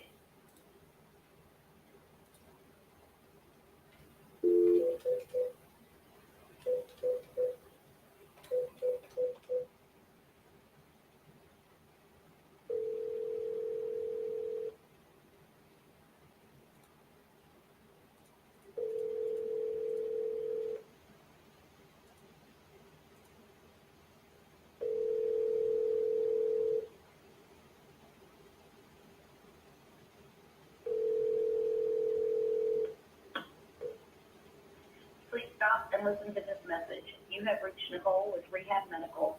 Today is Tuesday, February 21st. I'll be on vacation starting today, returning on Tuesday, February 28th. Until then, for any cares or concerns, you can reach Courtney at the office at 251-327. Once again, that's 251. Otherwise, leave me a message and I'll get back to you. Y'all have a great week. Thanks. At the tone, please record your message. When you have finished recording, you may hang up or press 1 for more options. Hey, Nicole, this is RJ Bates calling about your property on Hamilton Creek Circle. You had entered this on my website a while back saying that you were interested in selling that property. So if you could give me a call back, 817-710-8689. Thank you.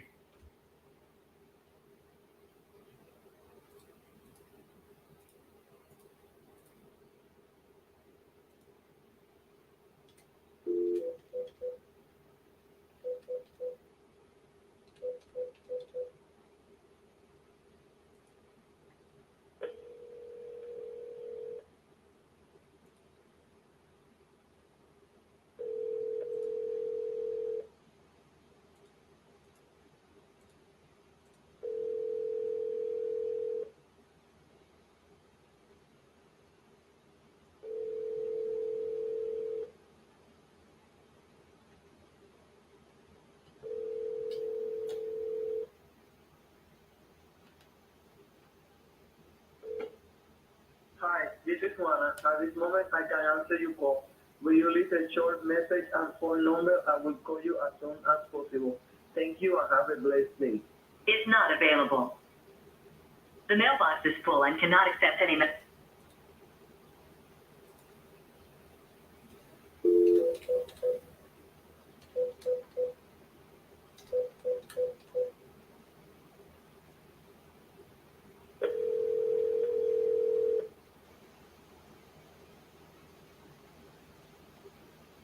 Hi, this is Mindy with Giving Gals. Please leave a message and I will get back to you at my early convenience. I am sorry that we missed your call. Thank you. The mailbox is full and cannot accept any messages at this time. Goodbye.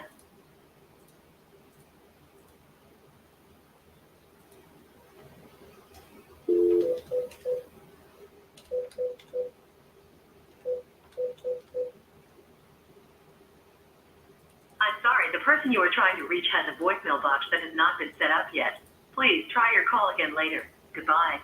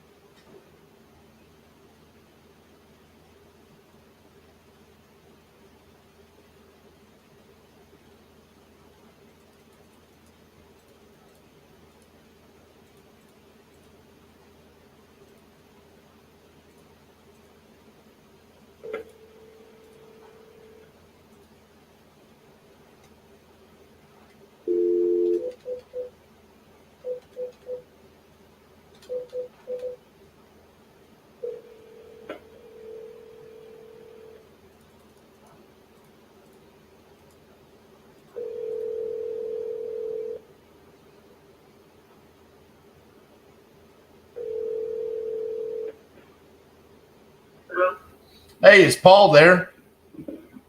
Speaking. Hey, Paul, this is RJ Bates calling about your property there on Cedar Ridge. How are you? Oh, good. How are you doing? Good. You had entered this on my website a while back saying that you were interested in selling that property. Is that correct? I am. Awesome. How much are you looking to get for it? I can't hear. Where are you at? I'm in Fort Worth. Oh, Fort Worth. What did I mention to you? I can't remember. You put it on my website that you wanted to sell ASAP and that it was owner occupied and that you wanted to sell without a real estate agent. Well, the problem is, that must have been a while ago, huh? Yeah, I've been calling you since May. Sometimes you gotta text me because if I don't recognize the number, I don't know. Almost didn't answer this time. Gotcha. So you've already got it listed, I see. I do. I see. All right. Well, best of luck with that, and I'll take you out of my system. Okay. If I don't sell it, show me an offer. I'll take a look at it, and I'll see what I can do. Okay. Alrighty. Thank you. Bye bye. You should have answered the phone.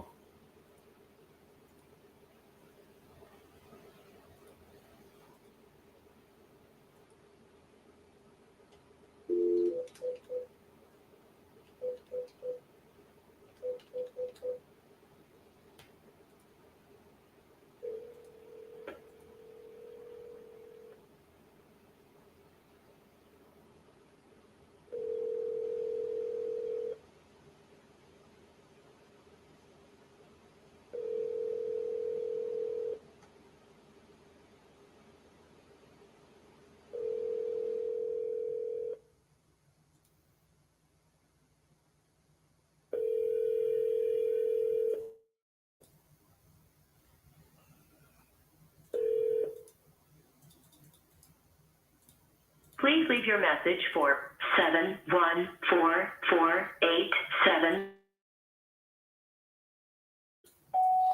Hey, Jane, this is RJ Bates calling about your property on La Mesa Way. You had entered this on my website saying that you were interested in selling that property. So if you could, give me a call back at 817-710-8689. Thank you.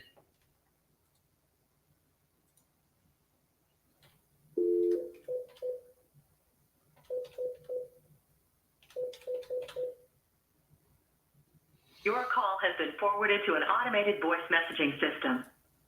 918859 is not available. At the tone, please record your message. When you've finished recording, you may hang up or press 1 for more options. Hello, this is RJ Bates calling about your property there on Penderbrook Street. You had entered this on my website saying that you were interested in selling that property. So if you could, give me a call back, 817-710-8689. Thank you.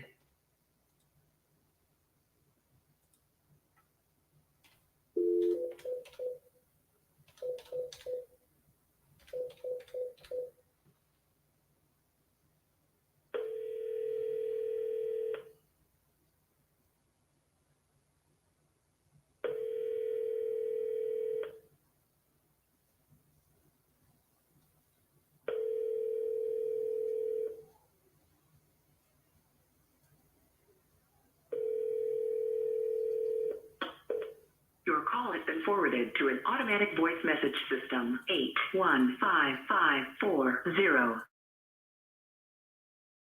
Not available. At the tone, please record your... Sure. Chad's wife is calling now. This should be fun.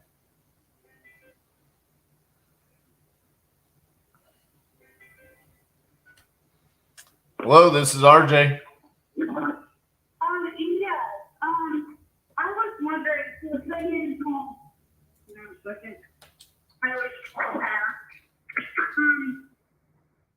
my mom was telling me something that you guys needed the deed and the abstract, and I was just telling your secretary that obviously we don't have the deed because my parents still, the loan is still in their name, so we can't have a deed to a house that nobody owns straight out. And the abstract is that Iowa title. Are we supposed to get it from Iowa title? Okay, so you're Jeannie, right? What was that? I'm sorry. Is your name's Jeannie, right?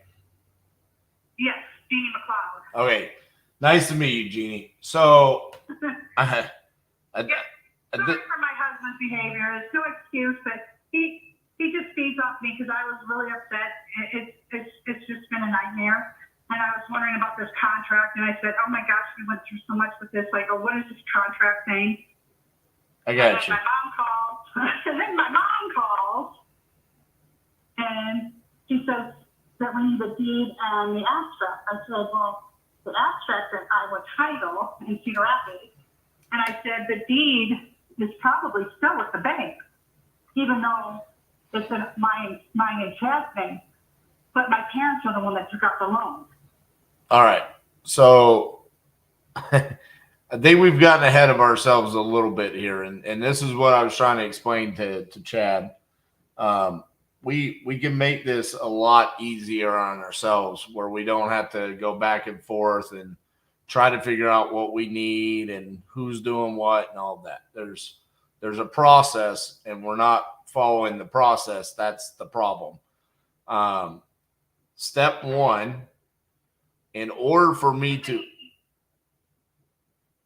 Can't you walk through the house first before have that step? And then if you decide to go forward, then go to step 2, 3, 4, 5, 6, 7, 8? No. Because that's not what I do.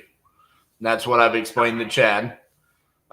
He wanted me to do the same thing, and I explained that to him this morning. And perfect example is what's happened here. I sent you guys a contract, and I didn't hear from you guys for 22 days. I've called. He said that you were supposed to call my mom, and I kept on asking her, and then she goes, Well, I didn't even hear about Linda's name until today, and I called her, and we've spoken to her today. I've never heard Linda's name. I've never been given her phone number. I've never been told to call her or anything. But I've called Chad every day and left voicemails, sent text messages, resent the contract, and I haven't heard from you guys. So that's the reason why we don't go see properties until we have a signed contract, because people waste our time all the time. So, no, like we feel with other people, not saying you guys, but waste our time. Right. But I mean, I've been trying to get this done since May, so I think I've kind of proven that I'm not here to waste anybody's time, or otherwise I would have just stopped calling you guys. So what does the contract pertain to? It's going to take about 30 days to close.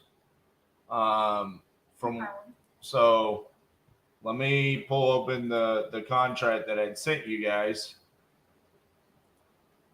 I think it was you said for 30,000, and I think that's thinking about that'll pay off the bank. Right. The contract price was for 30,000. We had a closing date on there for July 24th, which would be in 2 weeks, but fortunately we haven't gotten started. We haven't gotten out of starting blocks yet. So the process is that when we have a signed contract, the reason why I want a signed contract, and we explained this to Linda, is not only so we have some kind of verification that you guys are serious about selling for 30,000, but it's also so simultaneously while we're doing our inspections, we're also getting title work done. So but we can't open title without a contract. So we send the contract to title. Title then opens up that. What they need, if you have an abstract, which you have an abstract at Iowa Title, that is what the title company would need, because otherwise it costs money to get a new abstract built and it takes more time. So if you already have the abstract, that's great. You can just have them send it to the title company that we're using, and that's great. That's all that's needed at that point. You literally have like weeks to get that done.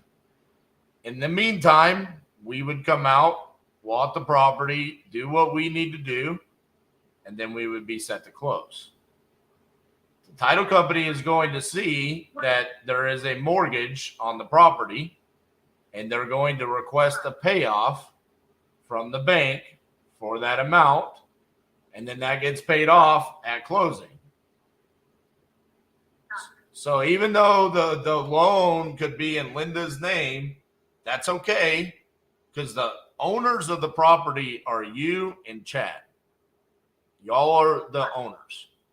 So the contract that I need signed is from the both of you, And then realistically, Linda's not even a part of this. It's just her loan is getting paid off at closing. Right. So you don't need a signature from her, even though she's the mortgage holder. Correct. Because she is not the owner of the property. You and Chad are. So she doesn't have any right to sell the property. You guys do. Okay, so can you send me the contract at my email so I can print it out on my computer email? Let me check something real quick.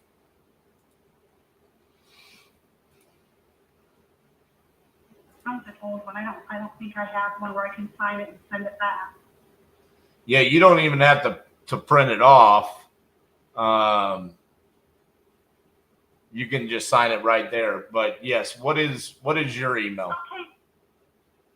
Okay, can you do that on the phone too? Yes, I sign them all the time on the phone. Okay, then do that on the phone then, and then because my computer's just old, I just use that one to print things. Yep. What's your email?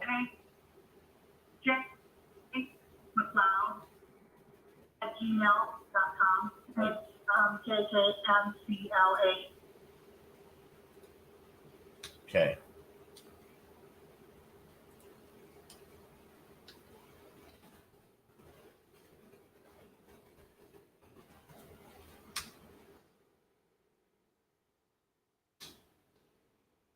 And then I can read over this contract and see what my mom do, and then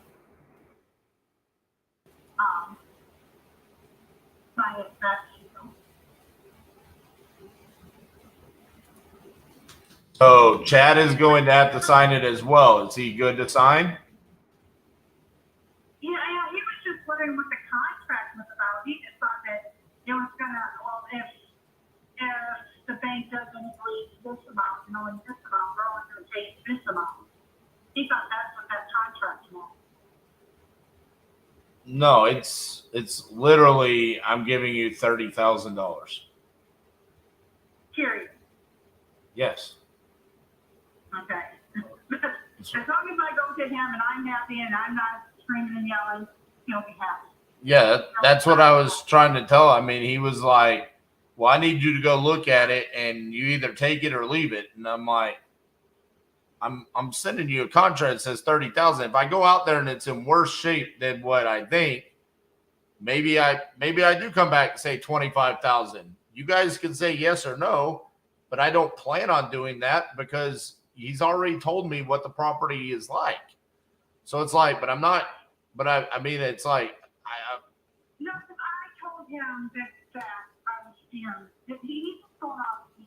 I got you. I was all excited. So it doesn't give him an excuse to be rude to other people. That does not. But his energy was coming off me because I was like, oh my God, here we go again. Somebody wants something and it's too good to be true that we're going to finally get rid of this thing and not have to wait for one of the boys to grow up or one to get back and finish fixing it up. You said your email is jeanniemcleod@gmail.com? Yeah. All right. JK McLeod. JK, gotcha.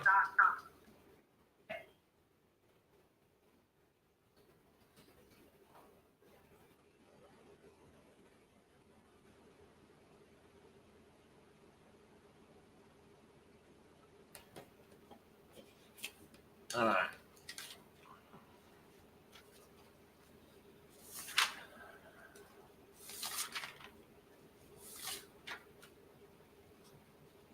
Are you here anymore? No, I'm in Fort Worth, Texas. Do you have an agent that comes up here?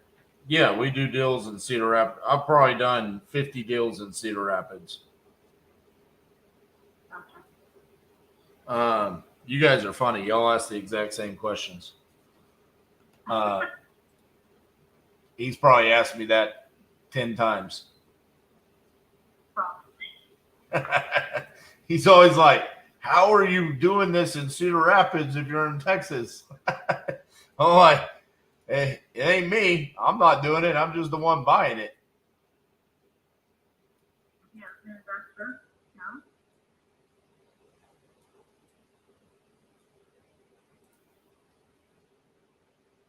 All right. Yep, So send it to me. I'll read it over, and then I just want to make sure you get it. I'm about to send it to you right now. I'm waiting for it to ping.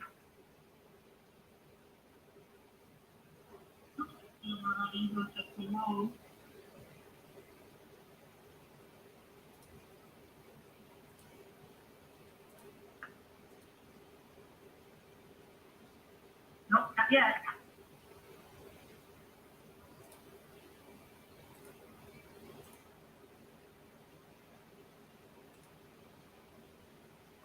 Hold on a second. That's okay. I have you on speakerphone now, and sometimes out here it's just we have bad reception, so it might take a little bit. Let me know when you're hungry. Yeah.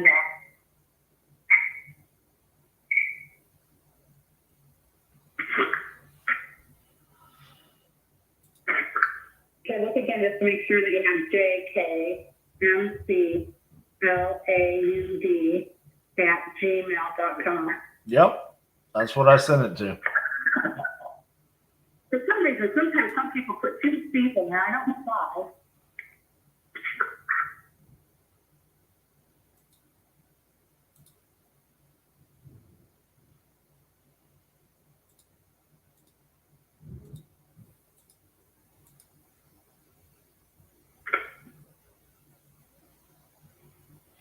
You might want to check your spam and see. Okay, hang on.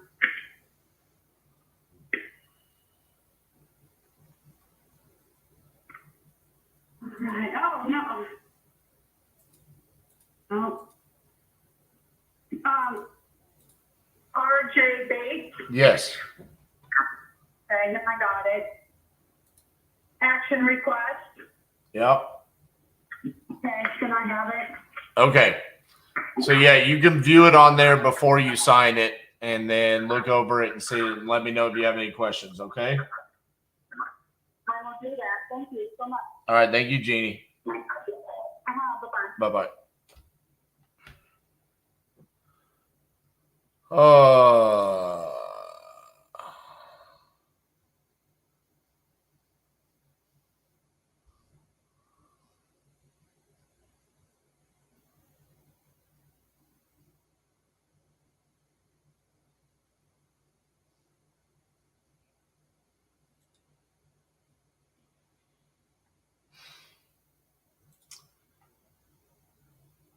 Dang it.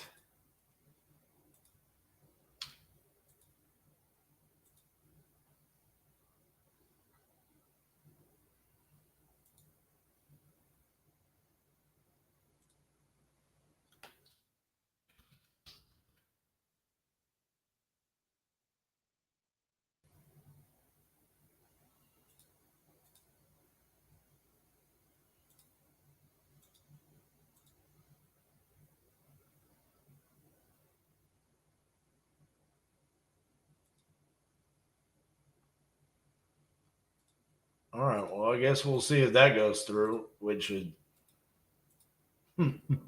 What a yo-yo of emotions.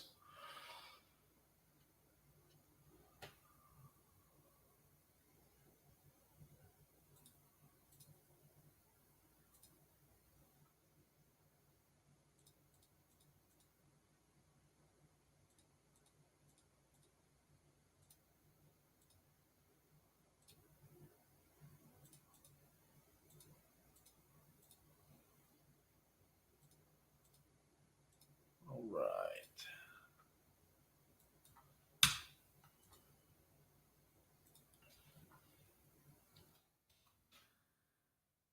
Guess I need to move that from dead back to possibility.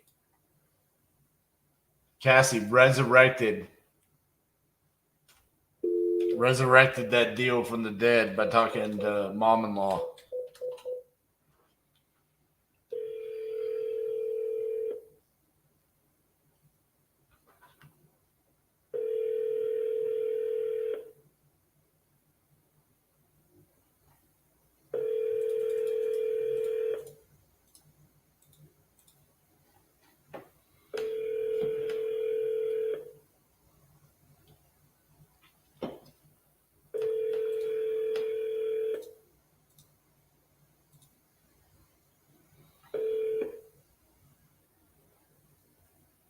You have reached the voicemail box of Matthew Brodsky. Please leave your name, number, and a brief message, and I'll return your call as soon as possible. Thanks. Have a great day. Hey, Matthew, this is RJ Bates calling about your property there on Helmsman Drive. You had entered this on my website saying that you were interested in selling that property. So if you could give me a call back at 817-710-8689. Thank you.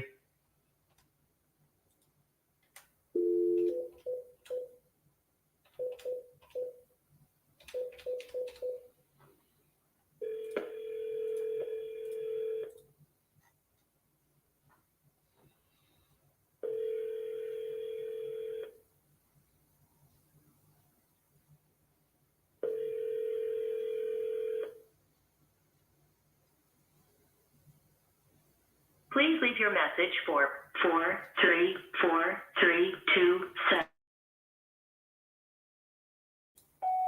Hey, Rich, this is RJ Bates calling about your property on Riverside Drive. You had entered this on my website saying that you were interested in selling that property. So if you could, give me a call back at 817-710-8689. Thank you. All right, let's deal with another fire.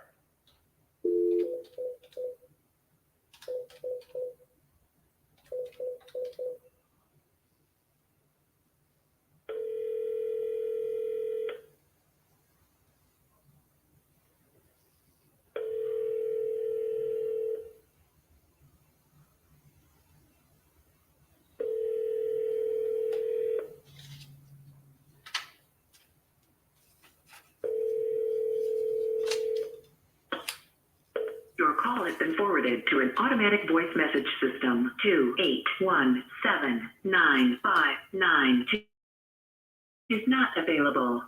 At the tone, please record your message. When you have finished recording, you may hang up or press 1 for more options. Hey, Lynn, this is RJ Bates from Titanium Investments. Just curious if you spoke to Carol because I haven't heard from her. And just kind of want to see how the conversation went with you guys. So feel free to call me back, 817-710-8689. Thank you. Okay, well, that sucks.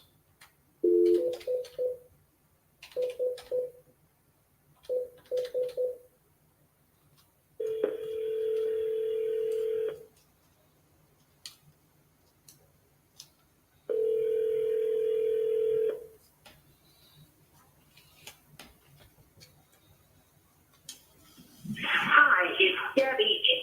You just want to leave a message. I'll get back with you. Thanks. Have a great day. Bye. Sorry, mailbox is full. To send an SMS notification, press 5. Your SMS notification will include your number, 1-817-710-8689. You may enter a different number now. Your SMS has been sent.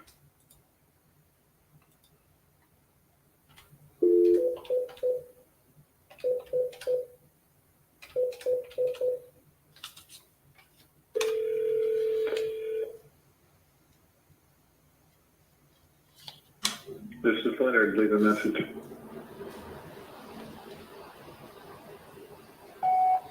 Hey, Leonard, this is RJ Bates calling about your property on Conroe Drive. You had entered this on my website saying you want to sell that property. So if you could, give me a call back, 817-710-8689. Thank you.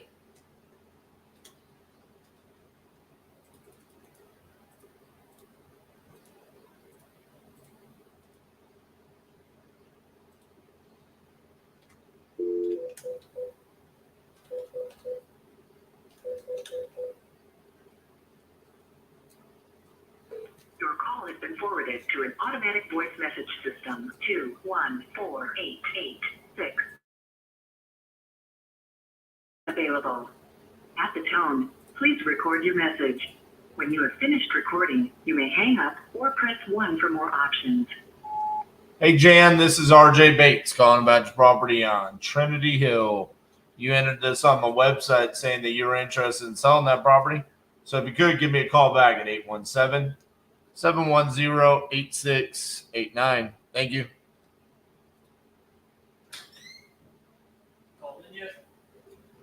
Left the voicemail.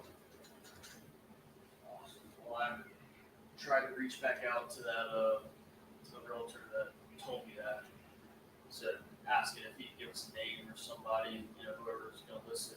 So respectfully serve and start paying me for services. I would be happy to. I'm a real estate broker and state certified residential appraiser for 40 years now. All right, Cassie can look it up. She says she can. Because she doesn't have MLS access. Well, she has MLS access to But not down there. Yeah, it's the North Texas, not down south. I got you. So.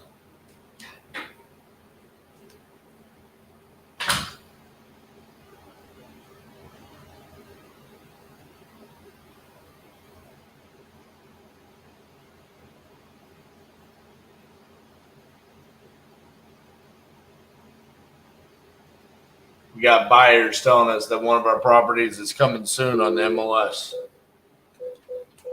Property that we have under contract.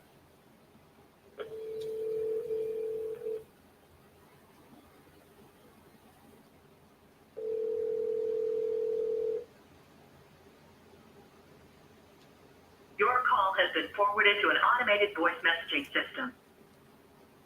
Gail Johnson. Is not available. The mailbox is full and cannot accept any messages at this time. Goodbye.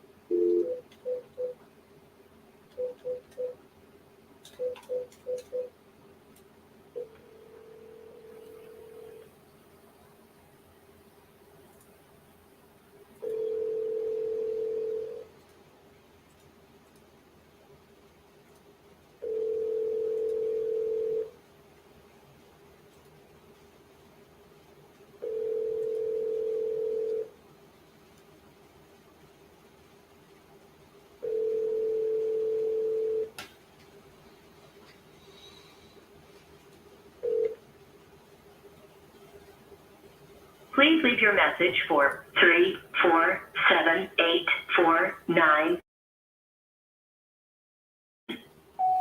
Hey, Raphael, this is RJ Bates calling about your property on Lakeshore Road. You had entered this on my website saying that you were interested in selling that property. So if you could, give me a call back at 817-710-8689. Thank you.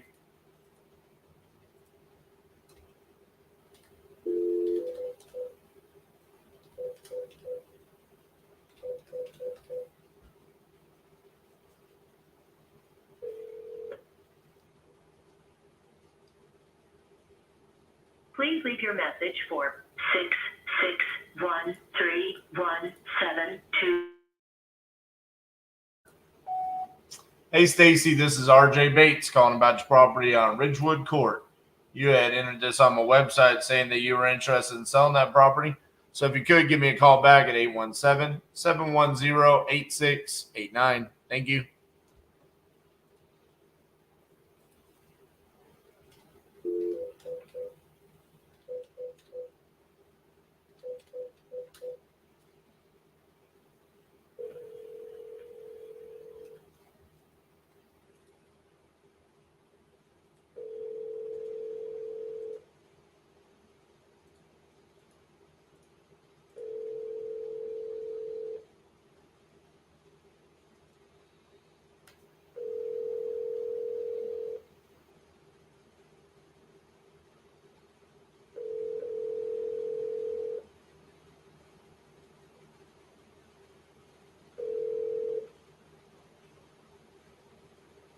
Please leave your message for Jeff Cannon.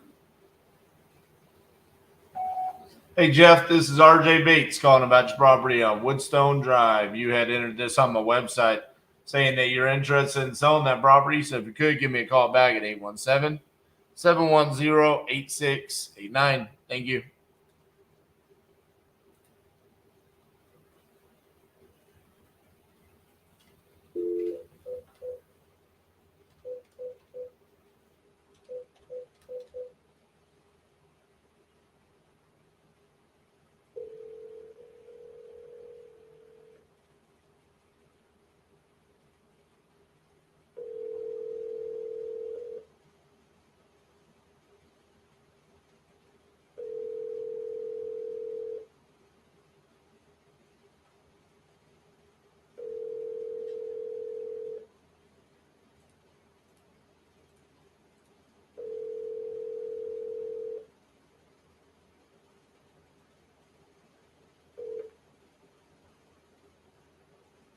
Please leave your message for 270317.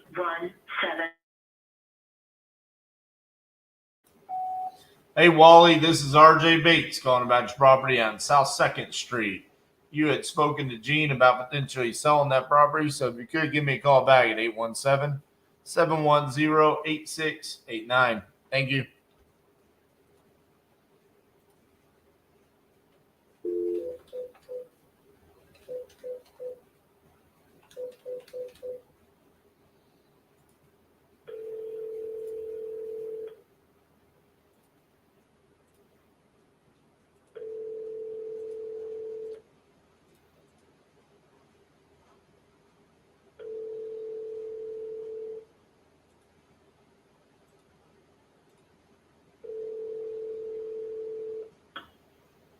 I'm sorry, but the person you called has a voice mailbox that has not been set up yet. Goodbye.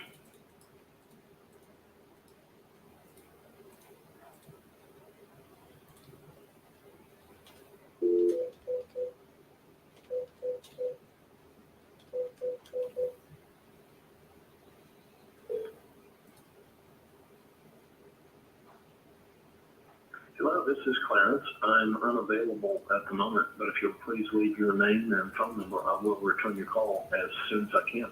Thanks. Bye now. Hey, Clarence, this is RJ Bates calling about your property on Sweetwater Fields. You had entered this on my website saying that you were interested in selling that property. So if you could give me a call back at 817-710-8689. Thank you.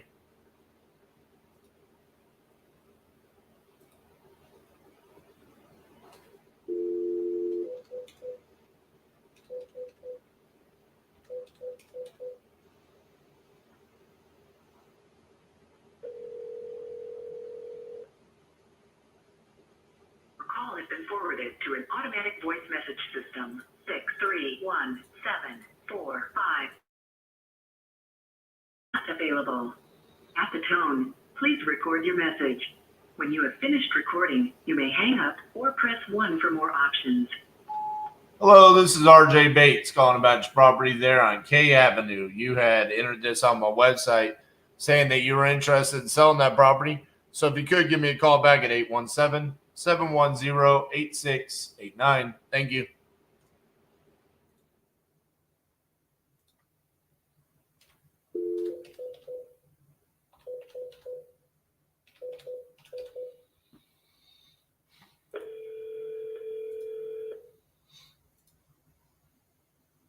Your call has been forwarded to an automated voice messaging system. 815354 is not available. At the tone, please record your message. When you've finished recording, you may hang up or press 1 for more options. Hey, Michael, this is RJ Bates calling about your property on South Roberts Road. You had entered this on my website saying that you were interested in selling that property. So if you could give me a call back at 817-710-8689. Thank you.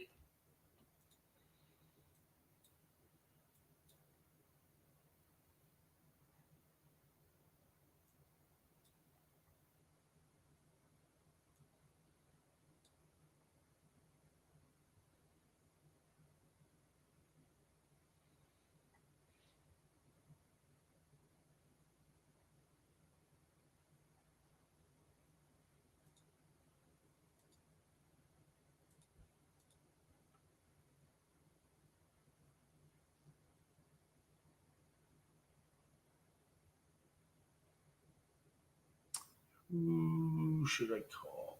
Orlando. They're still ghosting.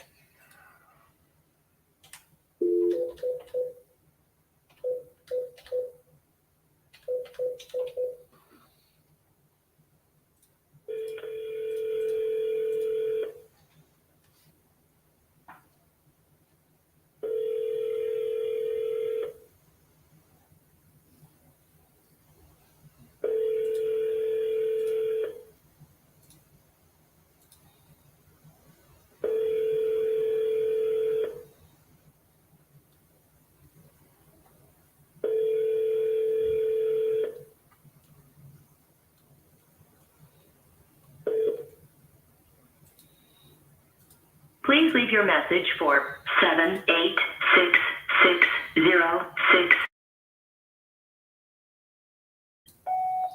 Hey, Eddie, this is RJ Bates calling about your property on 146th Street. You had entered this on my website saying that you're interested in selling that property. So if you could give me a call back at 817-710-8689. Thank you.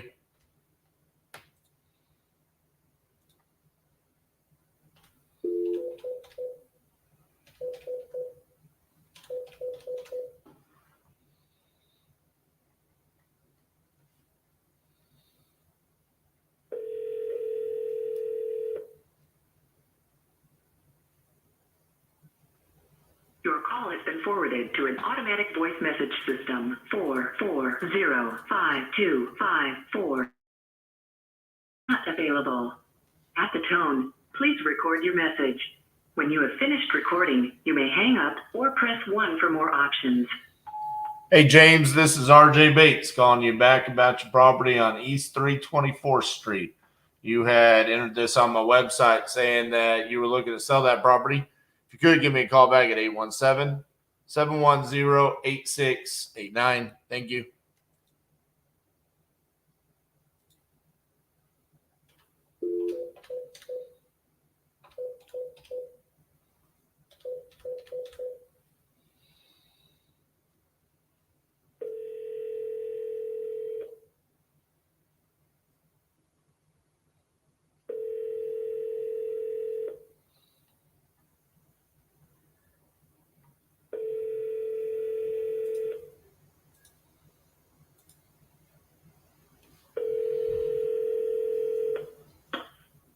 Your call has been forwarded to an automatic voice message system. 7603178. Available. At the tone, please record your message. When you have finished recording, you may hang up or press 1 for more options. Hey, Daniel, this is RJ Bates calling about your property on Diane Court. You had entered this on my website saying that you were looking to sell that property. If you could, give me a call back at 817-710-8689. Thank you.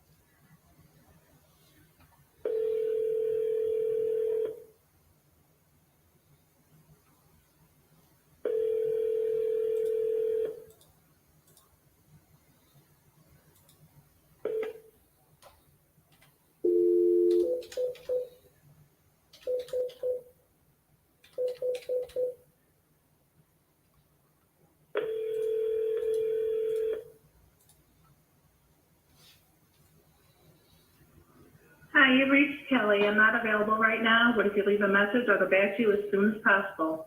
Have a great day. Thank you. At the tone, please record your message. When you've finished recording, you may hang up or press 1 for more options. To leave a callback number, press 5. Hey, Kelly, this is RJ Bates calling about your property on 2nd Terrace. You entered this on my website saying that you're looking to sell that property. If you could, give me a call back at 817-710-8689. Thank you.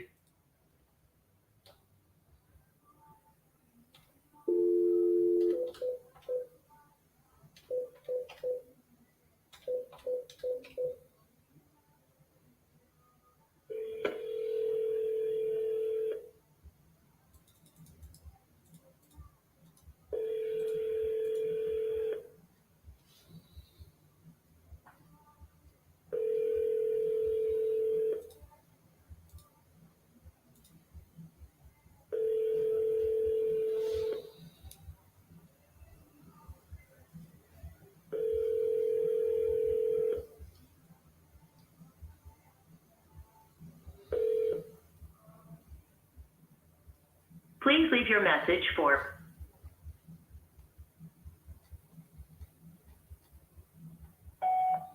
Hey, Ray, this is RJ Bates calling about your property on Concord Lane. You had entered this on my website saying that you're interested in selling that property. So if you could, give me a call back at 817-710-8689. Thank you. You're right. No one is answering the phone. That's okay, though. You got to go through this.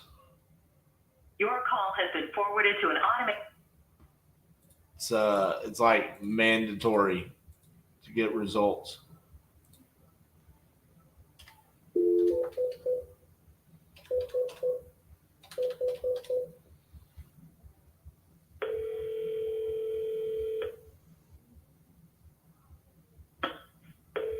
Your call has been forwarded to an automatic voice message system. 8054444 is not available. At the tone, please record your message. When you have finished recording, you may hang up or press 1 for more options. Hi, Sunita. This is RJ Bates calling about your property on El Dorado Avenue. Give me a call back, 817-710-8689. Thank you.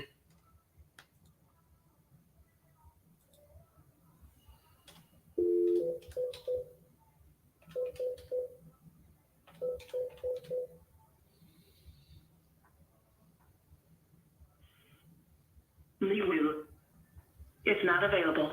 Record your message after the tone. When you've finished, you can hang up or press 1 for more options.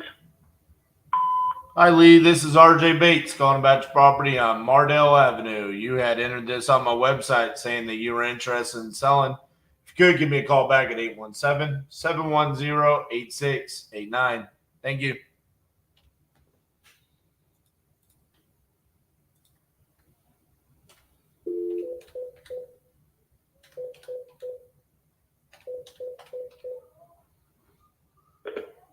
Hello, this is Jaditza. I'm not available right now, but please leave your name and number and I will call you back. Have a great day. At the tone, please record your message. When you've finished recording, you may hang up or press 1 for more options. Hi, Yoritza. This is RJ Bates calling about your property there on Saddleback Ridge Loop.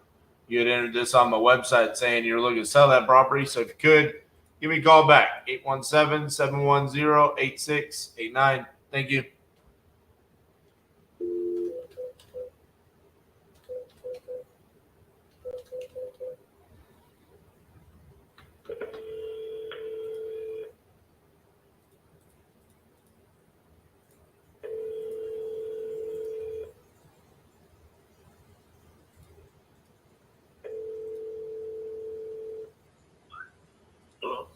Hey, is Michael there? Speaking. Hey, Michael, this is RJ Bates calling about your property on Berry Lane. How are you doing? You had entered this on my website saying that you were interested in selling that property. Is that correct? That's correct. Awesome. How much you looking to get for it? How much you looking to get for it? I thought I put all that in there. No, sir. I don't see anything on here. Well, there's the property tax is evaluated at $144,000. Okay. So is that how much you won for it? No, because it's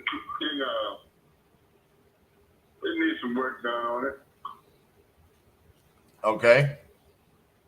So how much you want for it? So how much can you offer me for it? I don't know, man. It's not my house, so I don't know. You said it needs some work. What does it need to be done to it? A roof. Okay, what else? A roof and what a drainage is. And I'm pretty sure you can look it up. You can Google it. You can see it.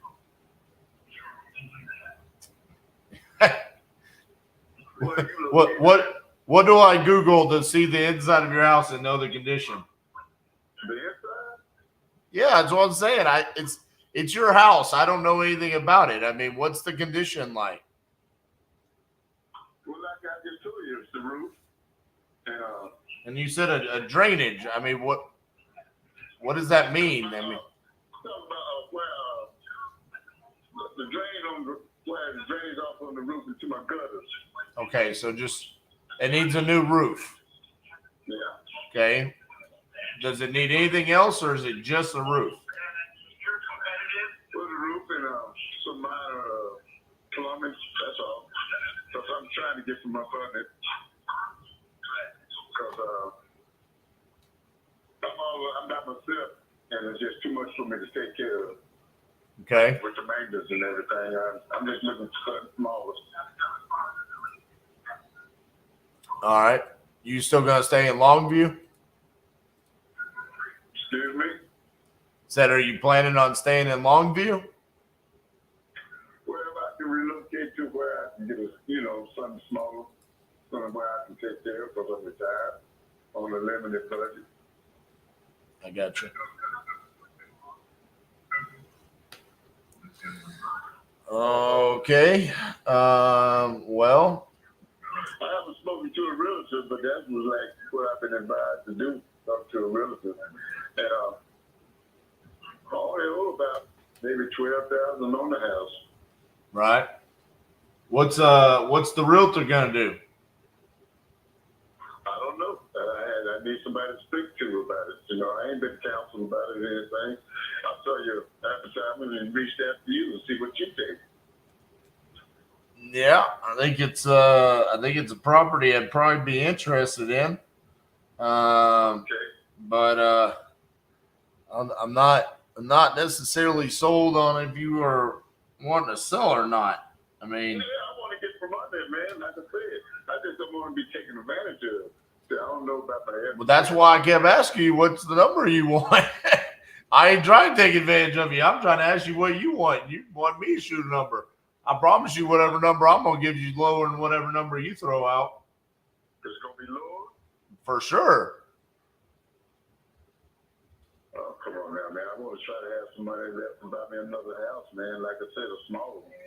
I know, but I don't know anything, so I got to assume worst case scenario unless you sell me on it. I put in there like 85,000. Okay, so then now we got a starting point. All right, 85,000. All right, now I'm interested. So I got to put a new roof on there. What about like the insides? I got AC? Is that working? No, AC, no, that's not working. Okay. What about electrical? Any electrical issues? It just needs to be updated. Like the house was built in 1962. Right. Oh, okay, what I got in the house, it still had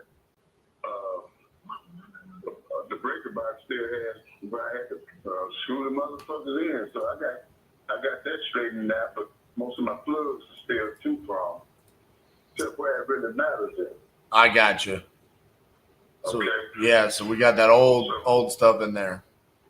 Okay, so you got my Gmail. Yeah. So get back with me. Give you some time to think about it. Like I'm trying to do it. I'm really trying to put it out there. See if I can get the best off of it. I've been having folks send me stuff.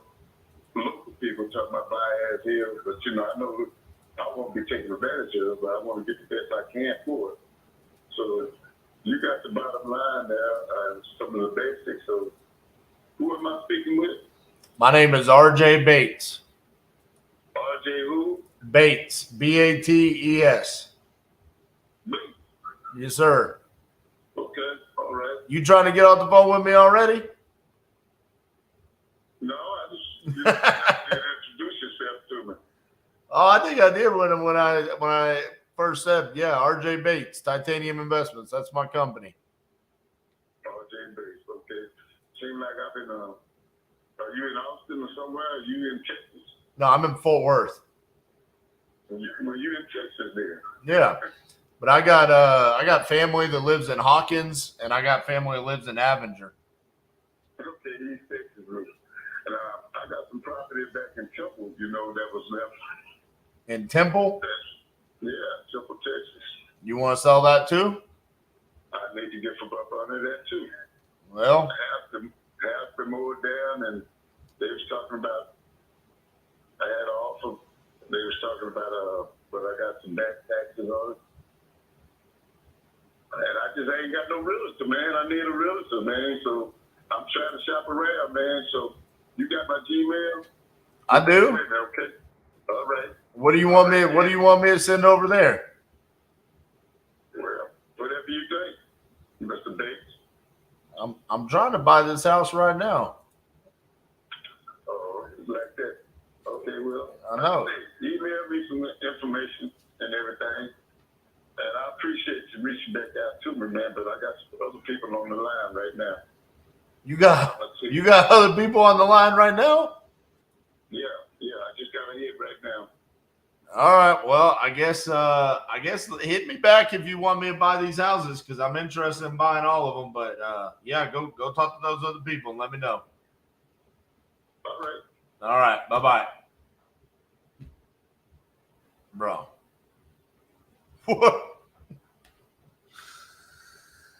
What are you doing, bro?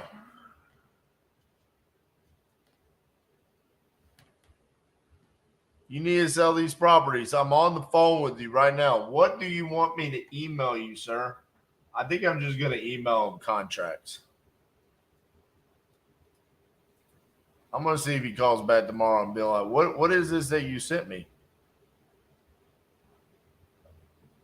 Although on PropStream, I don't see anything about linked properties for his name.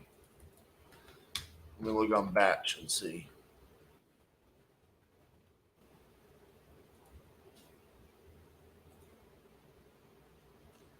It says he only owns the one property, so I don't know what he's talking about in Temple.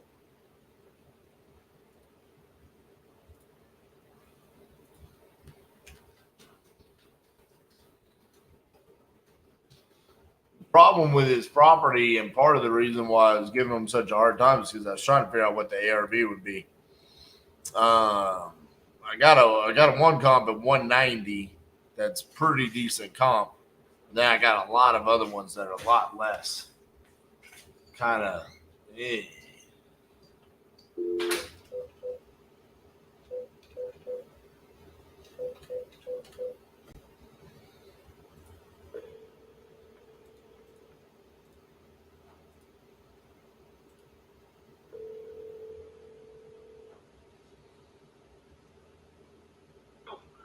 Hi, is Roy there?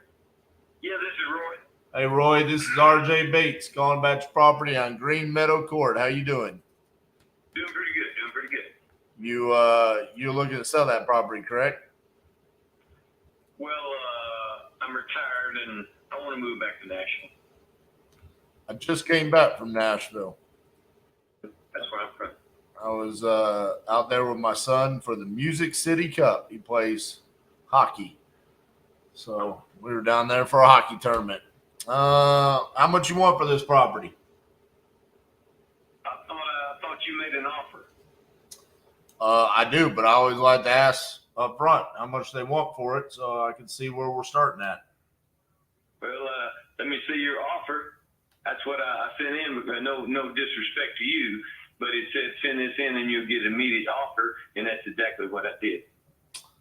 Okay, well, let's go through all the questions then because it's your house, not mine, so I don't know what we're dealing with. So what's the condition like? Its condition is good. I've got two cats, so it's got little. I hadn't cleaned it up lately. The inside, about the only thing that you probably could use new carpet, but it needs cleaning because I got two cats and they running around scratching on everything. But yeah, but it's in good shape. All righty. Probably could use new carpet. Okay.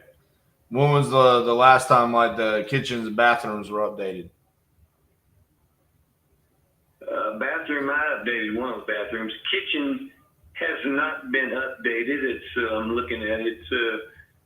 I don't replace ceiling lights.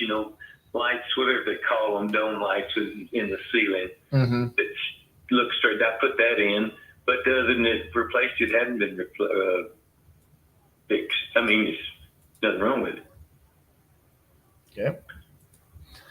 What about like the roof and the AC and the systems and stuff?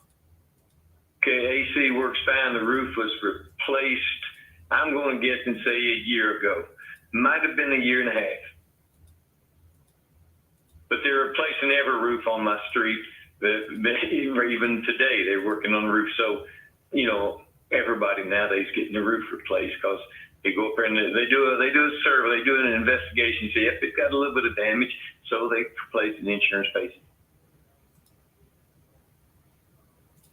Okay. New roof.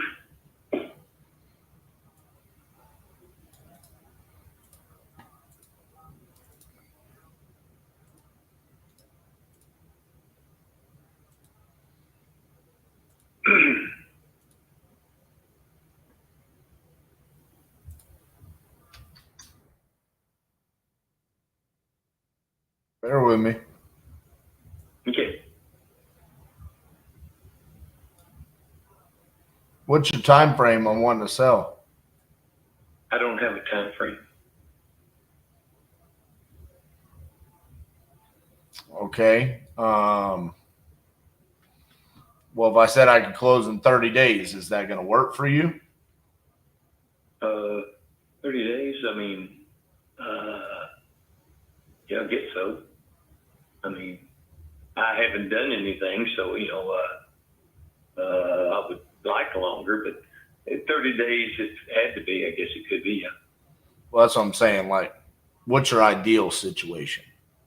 30 days sounds. I hadn't done the place, so I'm planning on moving back to Nashville for my daughter. I figured that I would sell out. I've been there 23 years or something like that, but like that 4 years ago. Thinking about moving back to Madison, where my church is at. I've been going there 9 years, been driving, and just moving back there. Thought I might, be honest with you, thought I might rent an apartment. I'm retired and I'm older and all that.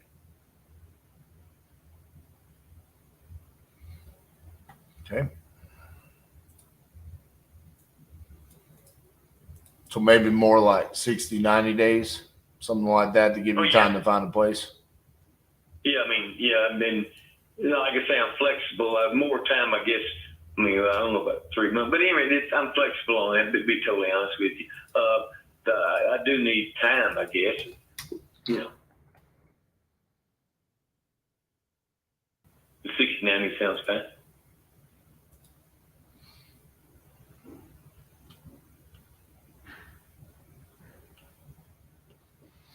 And the square footage is 2289, correct? Yeah, right, 2,300.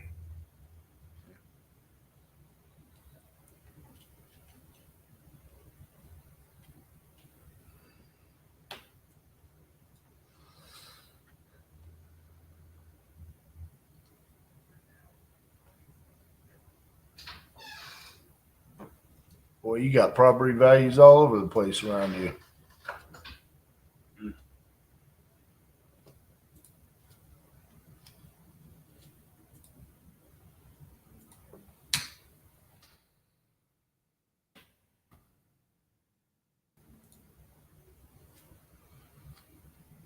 So realistically, the only thing I need to really worry about is just coming in and clean up from the cats and new roof.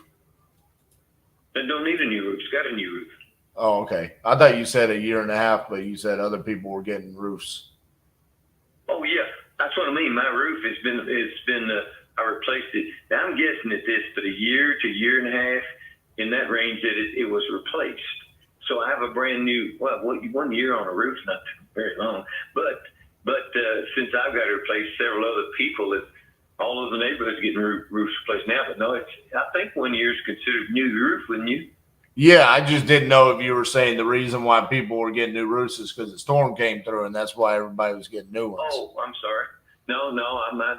They're just, you know, these people that sell roofing, they come out there, they know insurance, and they know if it's got anything here, so they get up there and they investigate it. And when I had it done, I was just thinking about repairing my roof when they got up there and the insurance. I said, really? So I said, hey, replace it, but it's been a year and a half. I got you. Okay. It's in good shape. Yeah, understood. Okay, let's take a look at one more here. Just bear with me. I'm going through all the different properties that have sold and looking, see what the condition was like when they sold.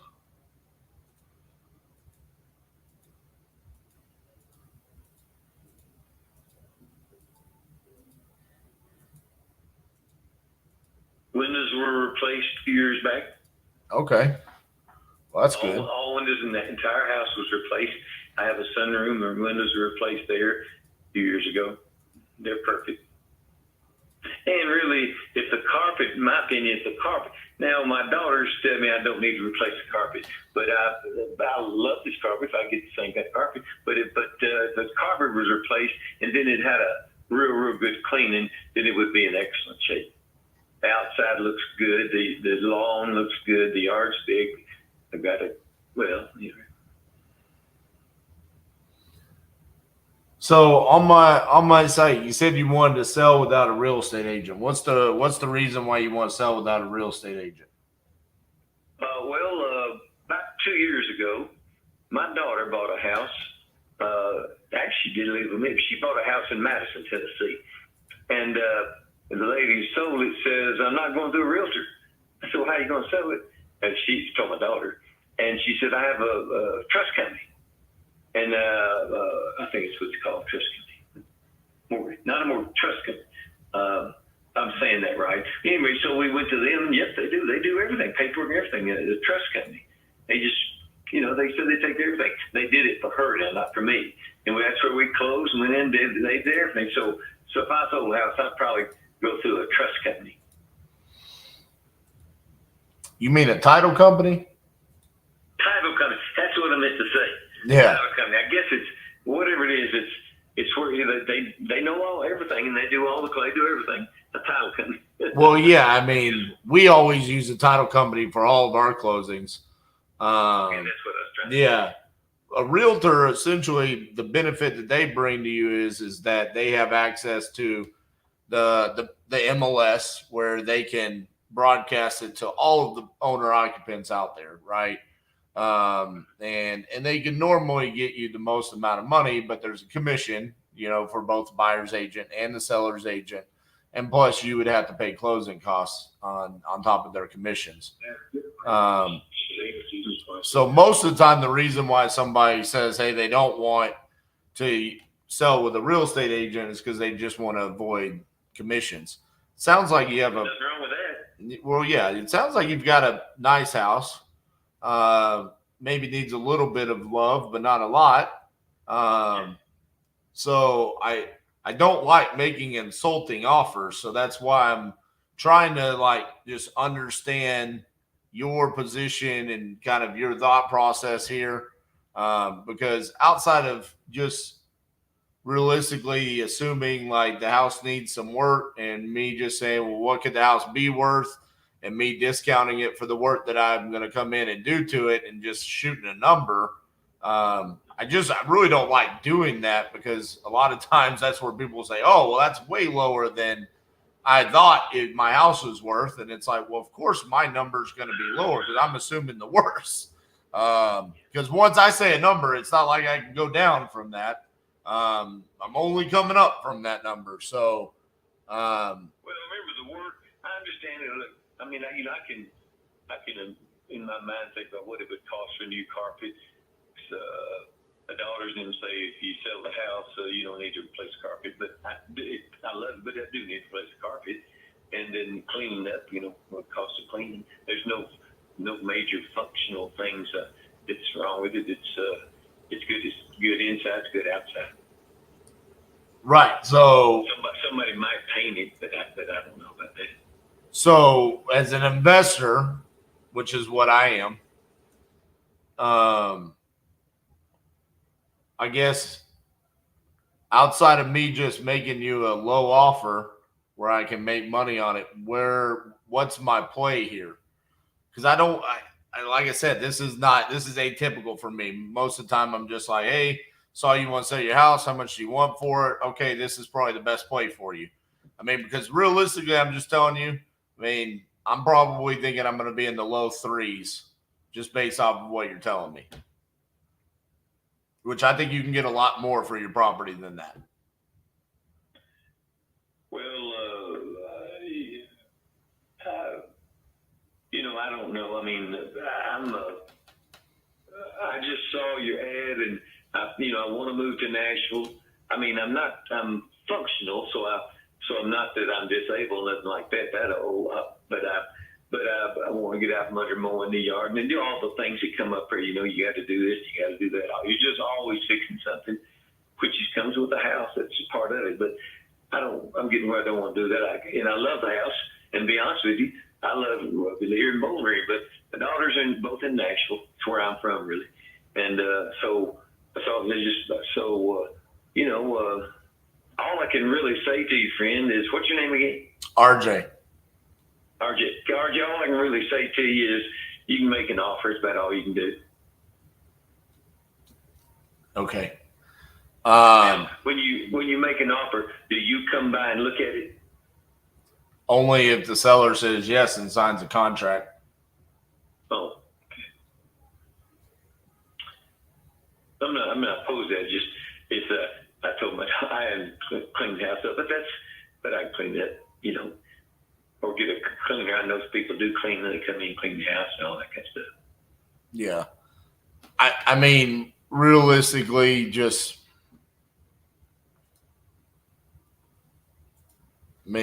sounds like you just want me to make an offer, so I guess that's what I'm going to need to do. Let me see here.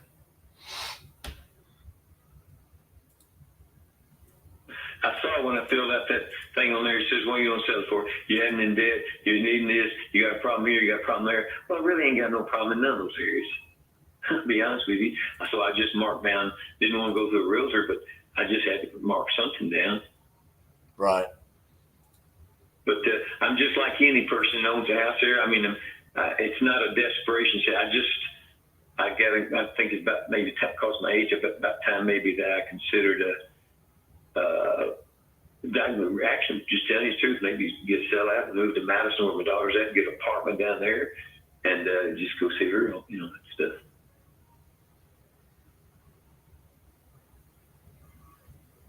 I thought about replacing the front, not the door, but the door, not the front door, but the screen door, not screen door, the glass door that's on the outside. I thought about replacing that.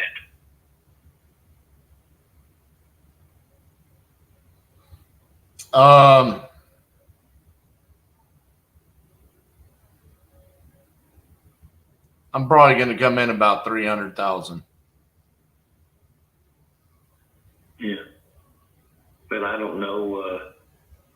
Let me ask you, where does that stand in the marketplace? I mean, you probably know a whole lot more about it than I do. I think you could probably list it with a realtor and get 420,000. Well, yeah. Well, you list with a realtor, you sell for 420,000 with probably a little bit of touch-ups on the property, and you could probably walk away with about 390,000.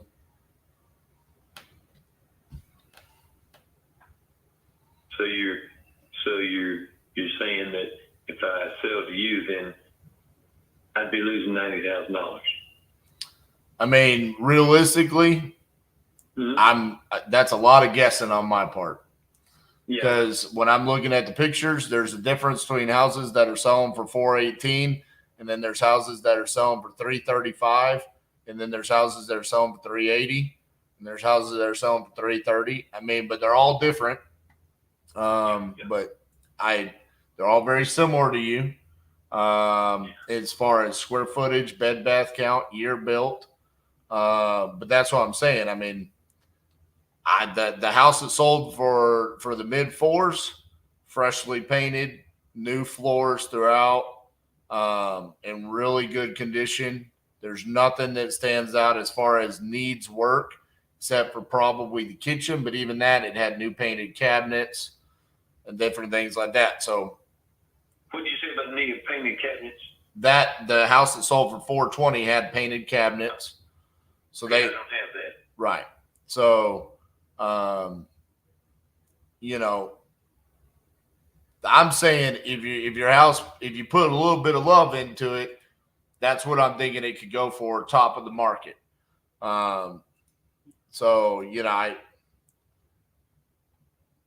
There's a couple of houses that have gone for less. The lowest a house is sold for in your area,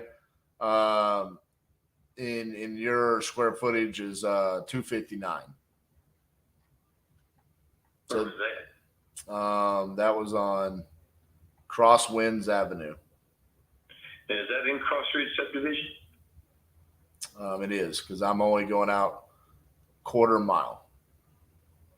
Well, now, of course, you might not know this area, but Cross Ridge subdivision, there's a lot of areas that are around it. You know, when you drive through one road down here, you go into another area, and it's not criticizing those people, but it's a different Cross Ridge subdivision. It's I ain't seen one for 250. Now it's one street over from you. It's one street over. Yeah, it's if you were to just pass your street, it's just the next street on the right. 250. Oh, okay, but that's the house needed a lot of work. That's why it sold for that. Yeah, no. Well, I need carpet. But anyway, okay, well, I don't know what to say. I appreciate the information. I don't know. What do I come? Realistically, if you had to ask me what I think you should do, I think you should hire a realtor. Oh, really? Yes. I think you should hire a realtor. It's local, come out, look at your house and say, if you clean those carpets, touch up that paint, and change that light fixture, we could get you $400,000 or $420,000, and then let them go do that and pay them their commission. And they're going to get you the most amount of money. I think that's based off of everything that we've discussed today. I don't think you need to sell to an investor. There's other companies out there that you could potentially sell to, like OfferPad or Open Door. But they're going to hit you with a lot of fees. You don't think I should go to a trust company? A title company? Well, no matter what, you close through a title company. Even when you go through a realtor, you still close at a title company. So every deal closes at a title company. But the only difference there is a realtor will walk you through the process and explain to you what's happening and protect you. They have a fiduciary duty for you.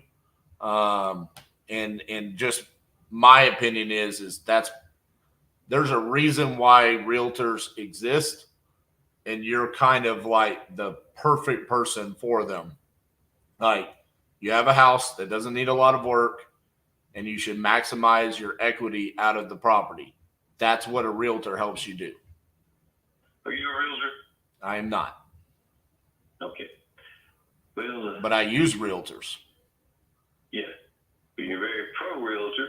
I see that. I honestly am. It's funny you say that, because I think there's a time and place for realtors. And so, for example, if I need to sell a house for the most I could possibly get for it, when I buy a house that's, highly distressed and I put lots of money into fixing it up and I want to get as much as I possibly can for it, I hire a realtor. That's who's going to get me that most amount of money. And so that's what I'm saying. You have a beautiful home that's 30 years old and it doesn't need that much work done to it.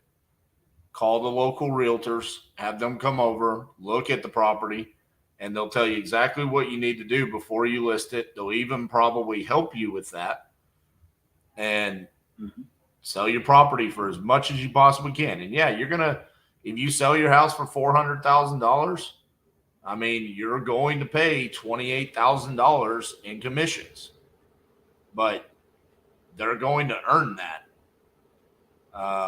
So I personally think that is the best case scenario for you.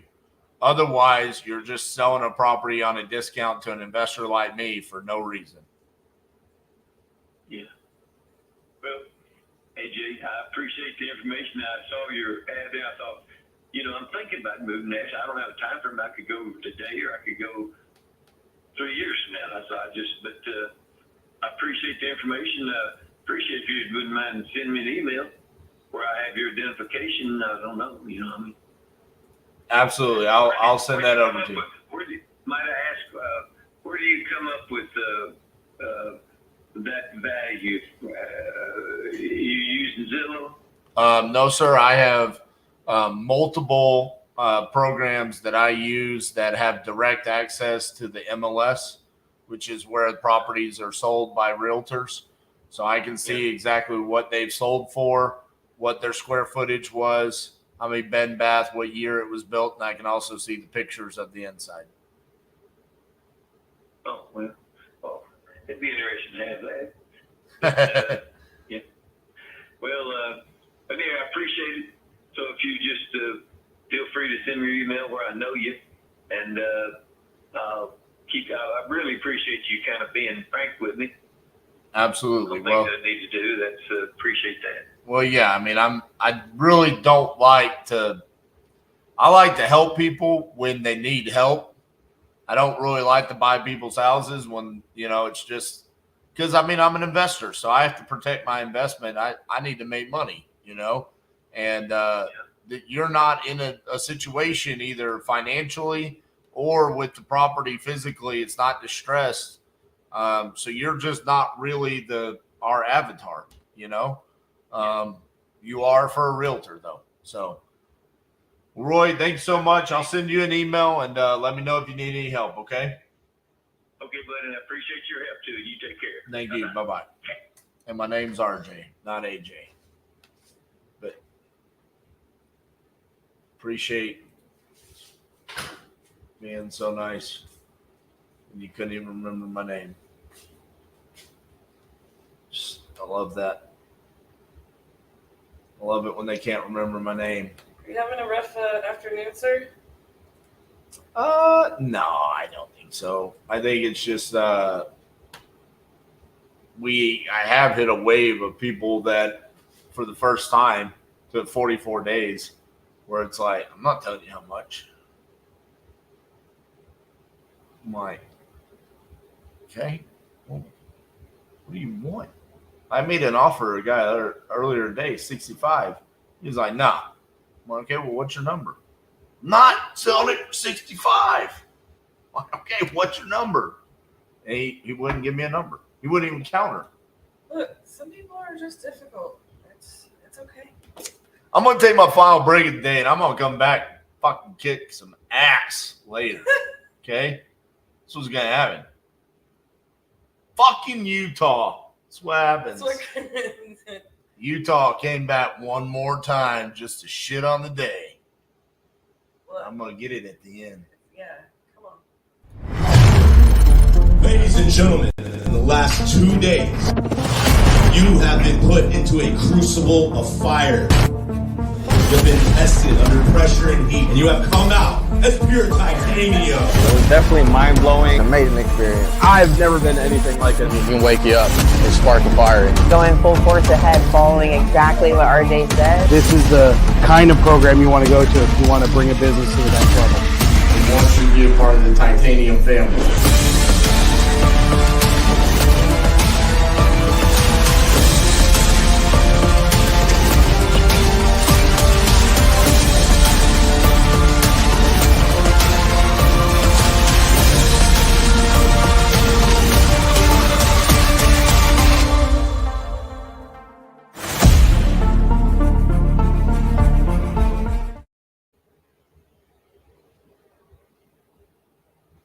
Hi, guys.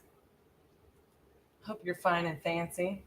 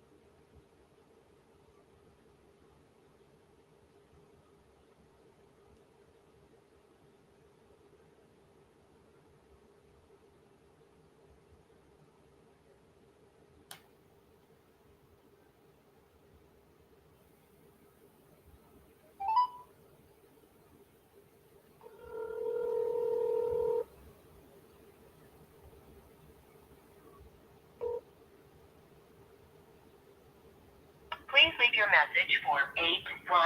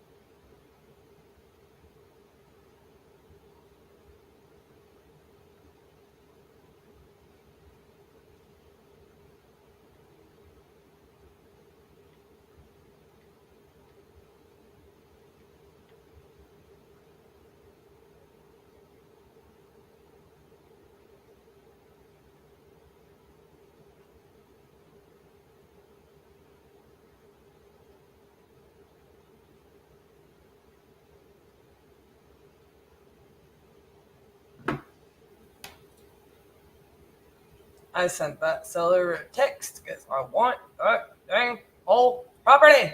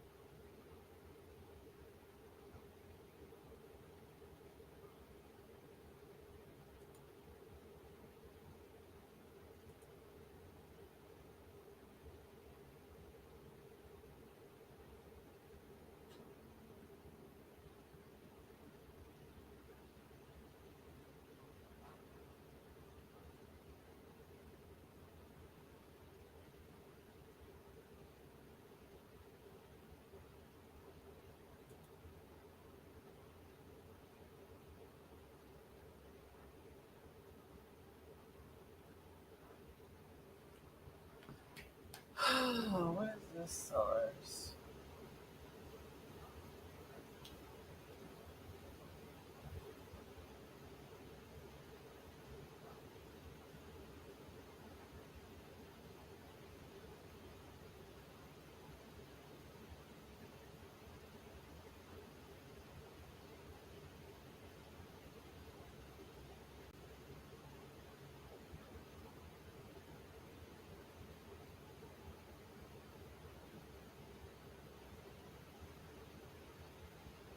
Let's just call him.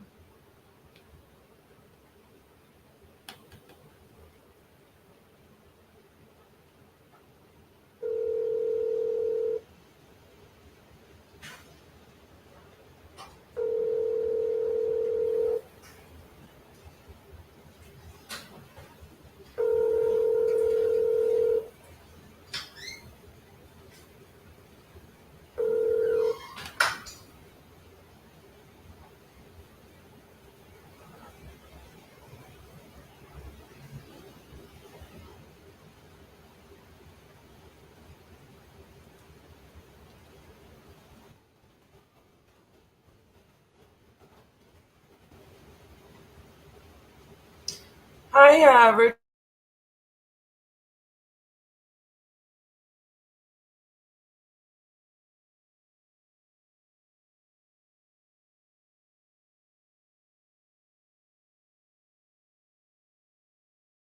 If you guys had discussed any further information about where you're looking to move and so on and so forth, just get back to me when you get a chance. The number is 817.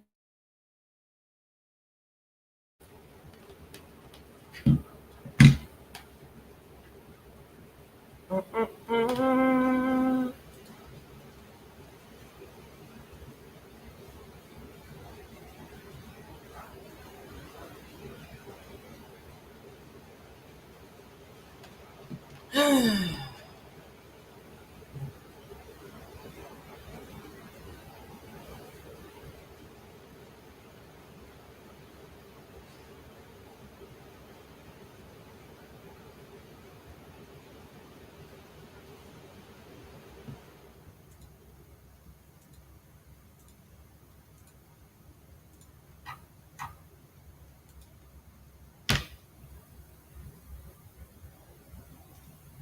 me just a second, y'all.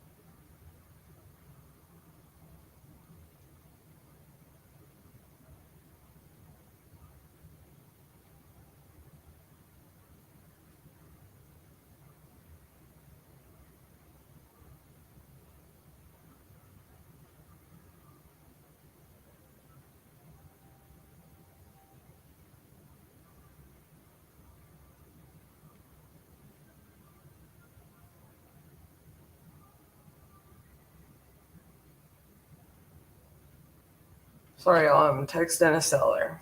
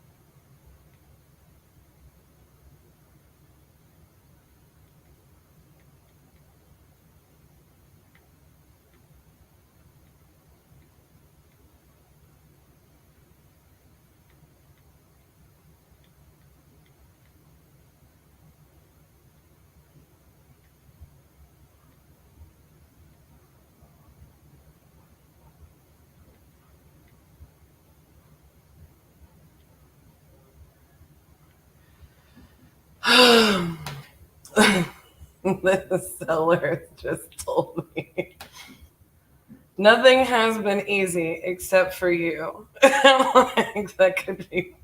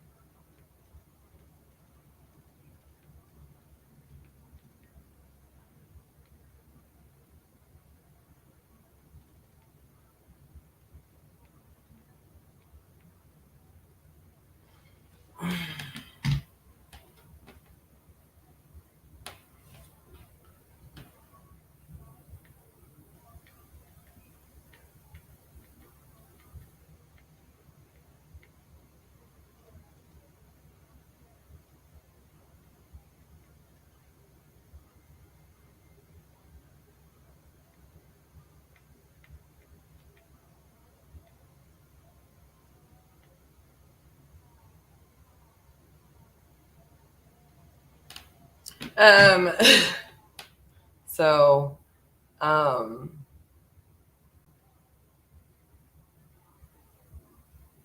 don't know what that heavy sigh is, but my biggest fan, Robert Blaine. Look, it's all good in the hood. I'm the only person that the sellers really dealt with from our company other than like her initial conversation with RJ. So sometimes, and it's so funny because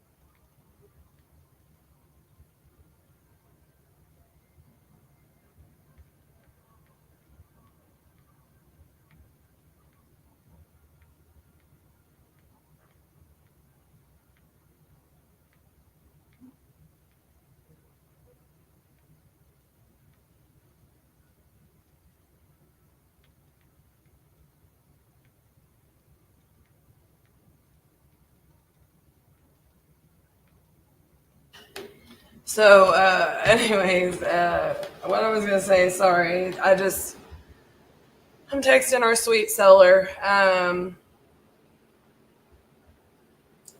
What I was gonna say is a lot of times, it's so funny. Like, it depends on if you have to be the good cop or the bad cop, right? So much of this business, and here's a hefty, solid tip for y'all. So much of life is based on how you make people feel. What emotions do you evoke out of someone, okay? And people remember you for that. This is not something that I necessarily read somewhere, although it's probably a culmination of many things that I've read and done over the years, but I'm just going to go on a little diatribe about it for anybody, all the 21 people who are watching our YouTube or whatever here, okay? Because, look, that is life. People remember how you make them feel. And you control that by your actions, right? However, there are some people, whether it's sellers, whether it's somebody you haven't even contracted to deal with, and this is why RJ was so hard on that guy earlier, calling him names or whatever, where he's like, I would have been harsher about it. I would have been like, look, if this is how you're gonna talk to me, I don't want. I'm buying a house from you, and you ghosted me for weeks on end, and now you're calling me names. Like, I'm not signing up for that, man. Like, I'm just not going to do it, right? And because I don't have to, right? And it's a good deal. And sometimes just because the numbers work doesn't mean the situation works, doesn't mean that the dynamic works. Real estate can be really stressful for people. And you need to understand that a lot of times it's not even based on something you do, how they're feeling, but they'll project it on you, right? And so understanding that, that is the kind of times that I change language. And so many people talk about these sales courses, even though RJ makes such a funny point about this all the time, and in that it's the only industry where, we have sales courses teaching you how to buy something, right? And really it's just about the dynamics, the psychology behind it. It's understanding that sometimes these sellers, they project their emotions onto you. It's not an emotion you're actually making them feel, but you can control how you speak to them. And if you're speaking to them in a certain type of tone and they're just not responding to it, even though logic would tell you to stay calm and cool and collected, don't think that there aren't times when mirroring them will get them to back off. It's just a personality type thing. And, one of the things about us is it's just like, sometimes you have to remind a seller that you're a buyer, and, they're not, coming in hard, and some of this stuff is not, it isn't an attractive way to sell something.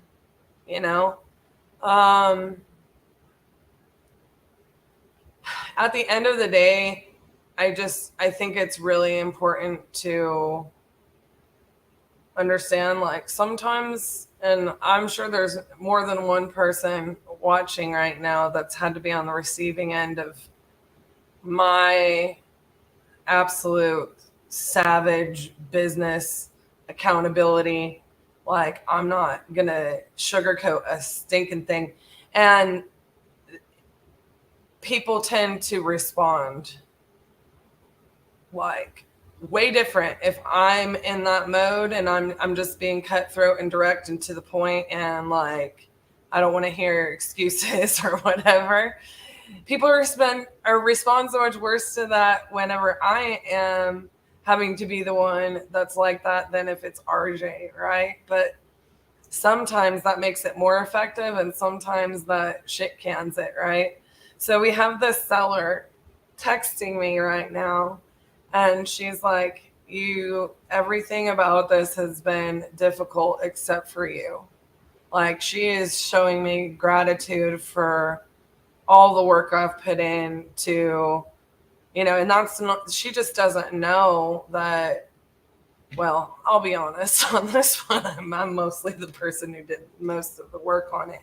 Not because, the team or RJ or whatever couldn't. It's simply a matter of, hold on. I want to make sure that this isn't my...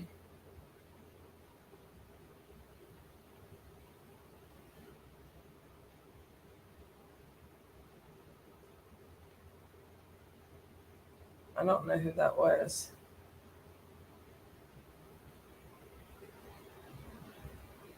I think a random phone number. Sorry. I thought it was one of those sellers that just called. Anyways, what I was saying is that, like, we, on the opposite end of the spectrum, right? Like, I had a seller who was telling me, and she's a little...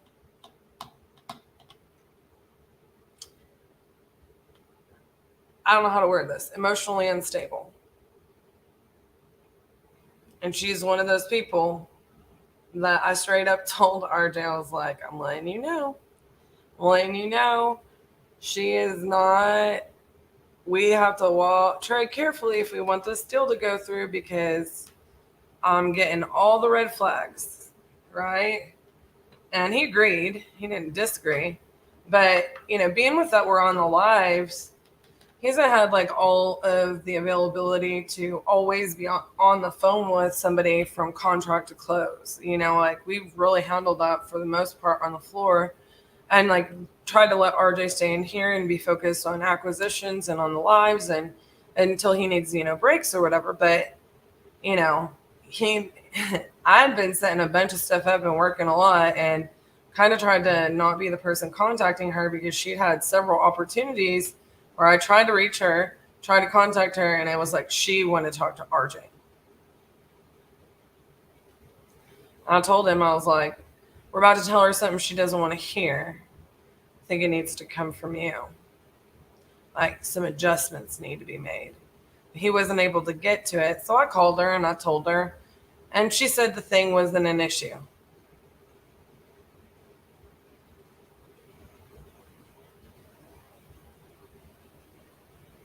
Thank you, Robin. It's so good to see you. I didn't know you were on here today. Hi. Hi. I mean, our team as a whole is amazing, but you don't always get that feedback. So this woman, I told her what she didn't want to hear, but she swore up and down it was a title issue, something she wasn't expecting. She swore up and down it wasn't an issue. I was making sure she got with title and it got cleared. And I was like, if you're sure, just get title what they need. Turns out it was an issue. So now we're, 13 days closer to closing by the time, she's losing her mind because it is an issue. Even though I told her to handle it 13 days before that, I didn't hold her accountable. I told RJ, I was like, you need to place this call. So he did place that call and tried to kind of solve it with her. I talked to her the next time. And after that, she's like singing my praises. She feels so much better. I get on the phone with her, 3 days later, and I'm like, wait, remember when I told you that we would have to make this adjustment and but it didn't fit what her new plan, which had changed, from 3 days earlier. And I get it. She has changes and plans. And I'm like, oh, wait, we can't go about it this way now.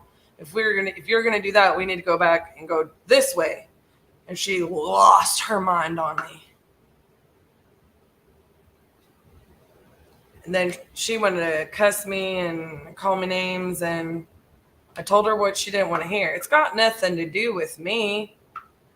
Sometimes it sucks being the person to tell people what they don't want to hear. You don't like having to play that role, and it's tough sometimes because, like, realistically, if she had just kept control of her emotions and she hung up on me, then she emailed me and called me names, and I'm like, I'm sorry, but now I don't want to do business with you, because this was a creative, and there has to be a lot of trust there in the deal structure, no matter which way we go. And what's interesting about that is that, again, people can be emotionally just unstable, and it has nothing to do with you. And it's just like, we keep trying to solve it with her, and you just kind of have to start to know the difference and learn where you set the boundaries. I mean, I wasn't even holding this lady accountable or even being harsh with her. I just told her something like, hey, like, if that's what you've got to do, then we got to, because it had to do with the timing of funding, the way we underwrote the contract, and then the time in which she moved. I mean, we had to adjust because she kept changing it on us. She didn't like it that I said, no, we can't do it that way. And she just didn't I don't know. She should have understood. It had been explained to her a lot of times. But the reality of it was she didn't like that. It wasn't what she wanted to hear. And that's just sometimes, I'm not upset about walking away from that, I'm not.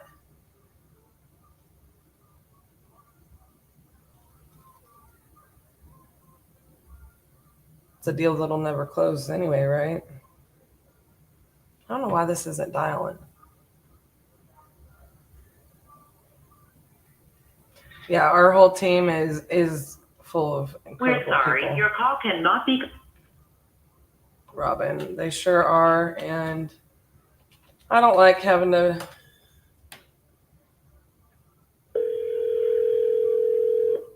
be the person that holds people accountable all the time. I promise. Sometimes it is what it is.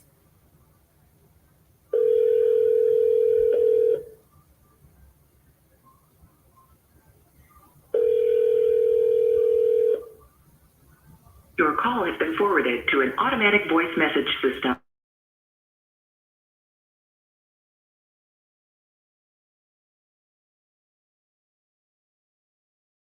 Record your message. When you have finished recording, you may hang up or press 1 for more options.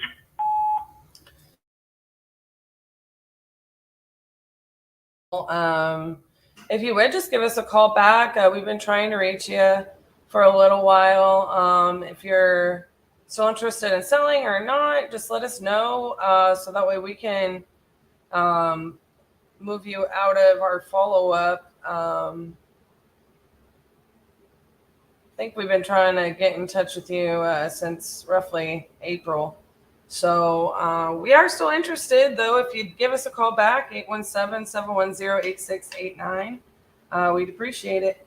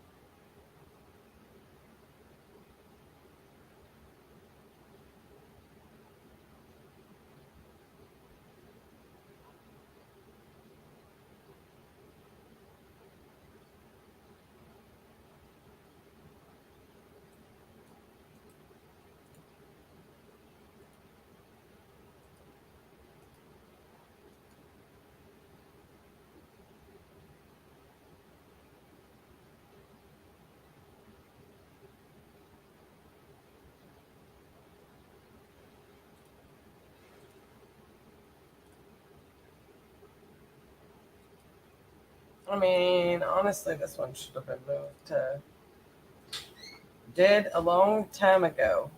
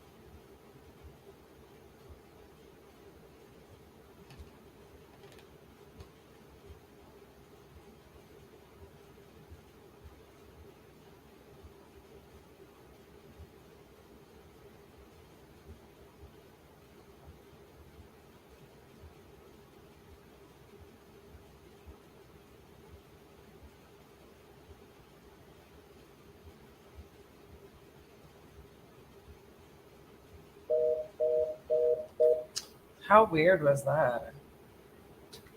I really was trying to get that one.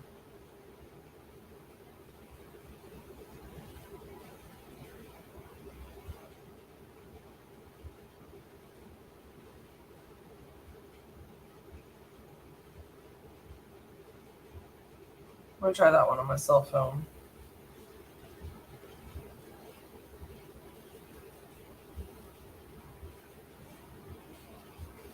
Welcome to Verizon Wireless. Your call cannot be completed as the...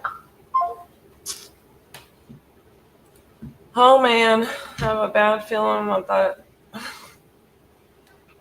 That seller was in a nursing home, and I really hope she's okay. I know that's a horrible thought.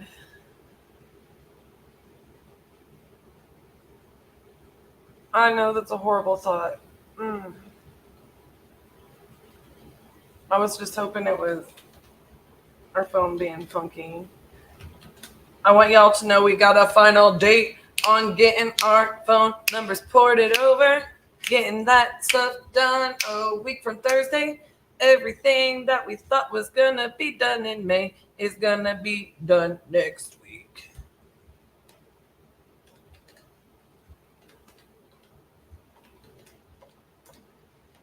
I should not do things that are gonna live forever on the internet that I don't want to be living forever on the internet, like being myself.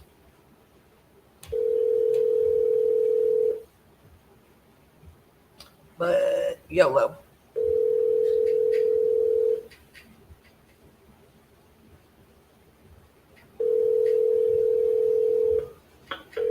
Your call has been forwarded to an automatic voice message system. 2.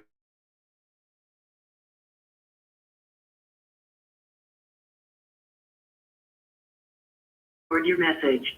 When you have finished recording, you may hang up or press 1 for more options. With you about the property there on Tanner Street. Give me a call back when you get a chance.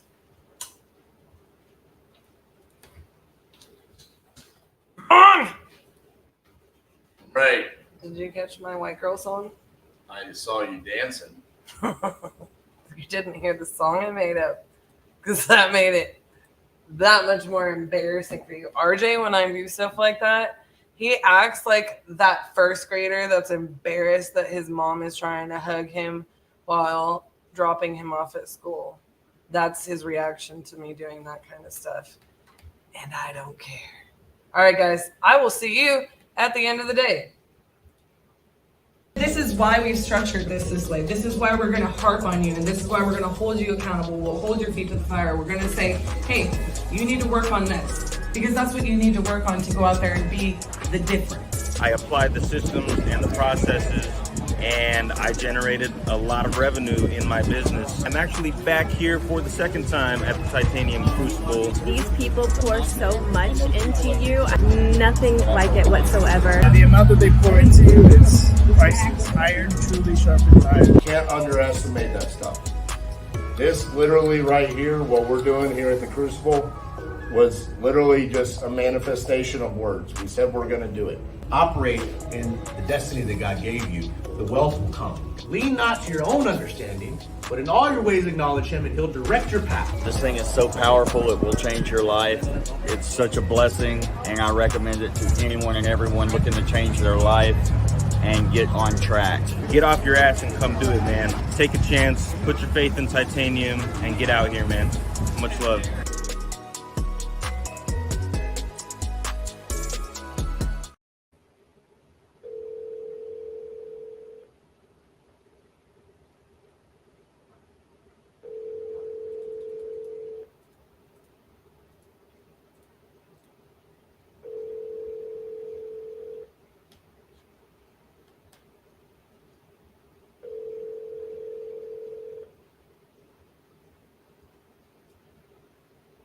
Your call has been forwarded to an automated voice messaging system.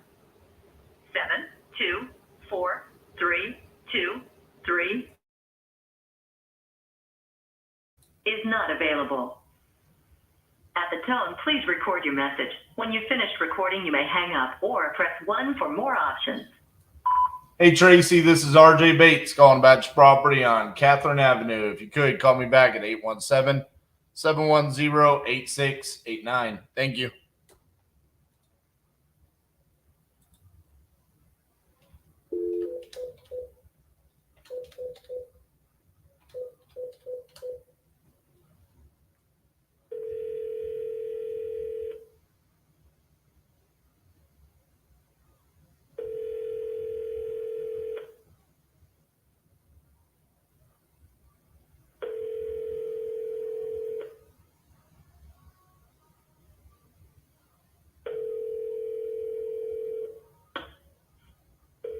Your call has been forwarded to an automatic voice message system. 6185207.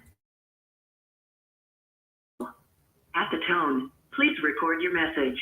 When you have finished recording, you may hang up or press 1 for more options. Hey, Tabitha, this is RJ Bates calling about your property on Maryland Drive. You had entered this on my website saying that you're interested in selling. If you could, give me a call back at 817-710-8689. Thank you.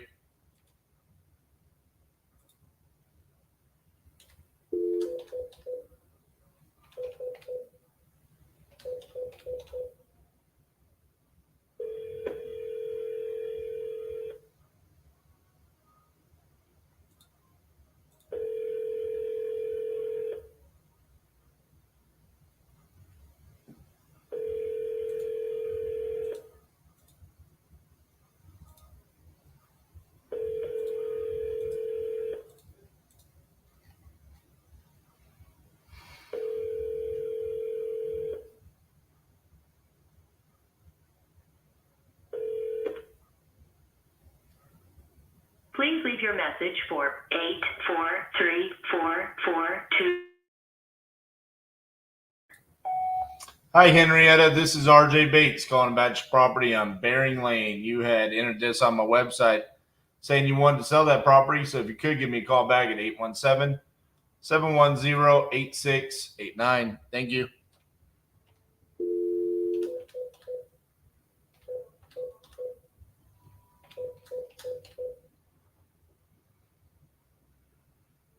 Your call has been forwarded to an automatic voice message system. 51660 not available. At the tone, please record your message. When you have finished recording, you may hang up or press 1 for more options. Hey, Jesus, this is RJ Bates calling about your property on Oakwood Lane. You had entered this on our website saying that you're interested in selling that property. If you could, give me a call back at 817-710-8689. Thank you.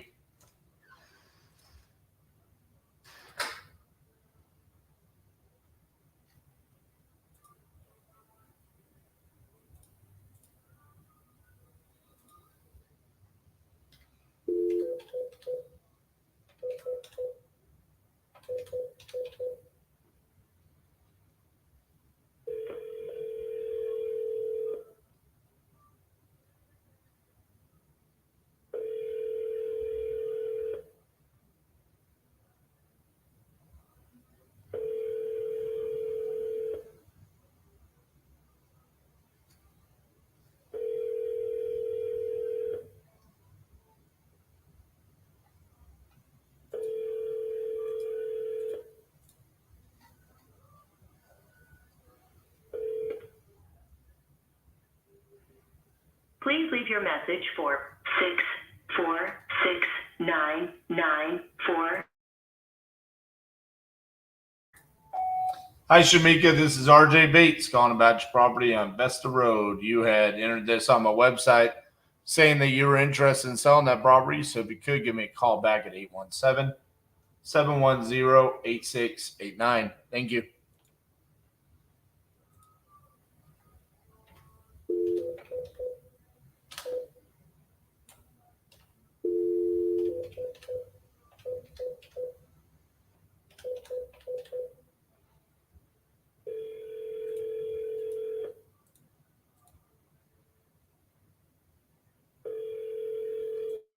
Sorry, your call cannot be completed at this time. Please hang up and try your call again.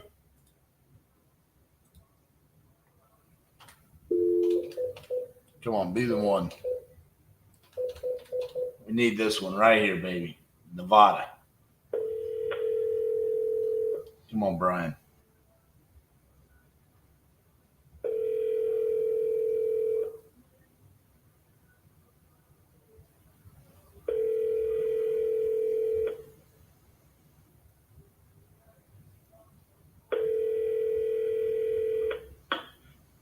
Your call has been forwarded to an automatic voice message system. 7757771. Not available. At the tone, please record your message. When you have finished recording, you may hang up or press 1 for more options. Hey, Brian, this is RJ Bates calling about your property on Huntsdale Drive. You had entered this on my website saying that you were interested in selling that property. So if you could give me a call back at 817-710-8689. Thank you.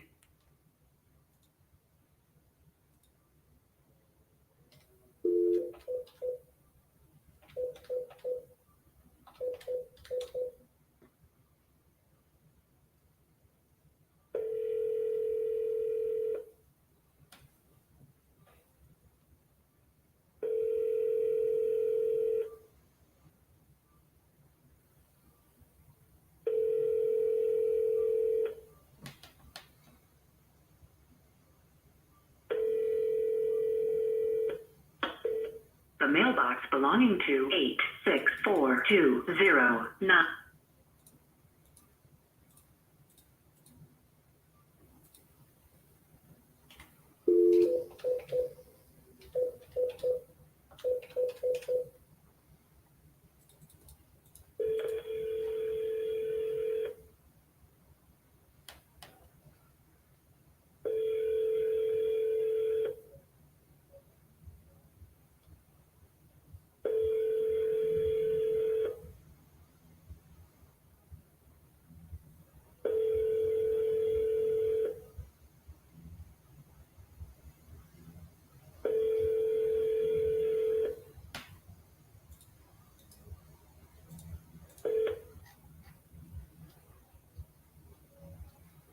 Hi, this is Chip. Please leave your name, number, and a message and the time you called, and I'll get back to you as soon as I can. Thanks. Hey, Chip, this is RJ Bates calling about your property on Cleveland Avenue. You had entered this on my website saying that you're interested in selling that property. So if you could give me a call back at 817-710-8689. Thank you.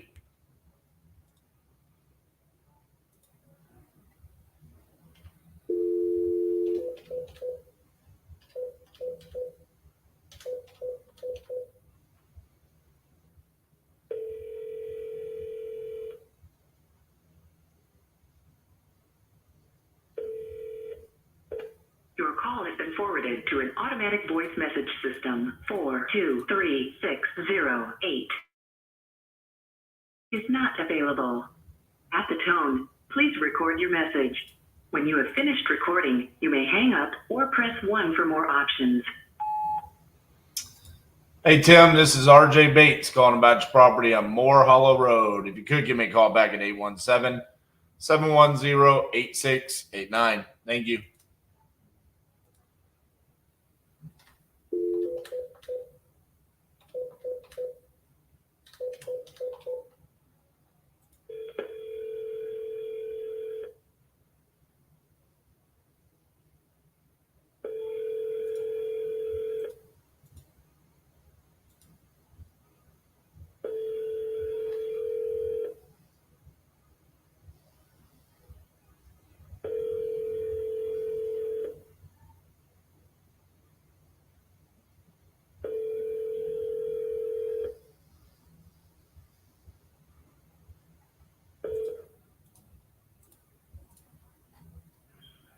Please leave your name and number, and I'll get back with you. Thank you. Hey, Isaac, this is RJ Bates calling about your property on Dairy Lane. You had entered this on my website saying that you were interested in selling that property. If you could give me a call back at 817-710-8689. Thank you. Man, today has been brutal trying to get people on the phone.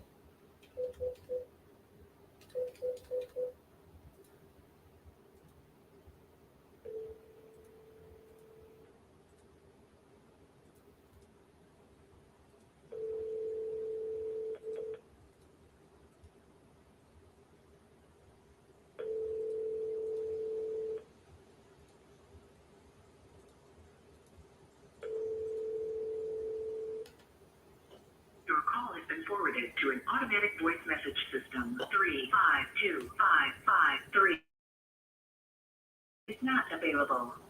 At the tone, please record your message.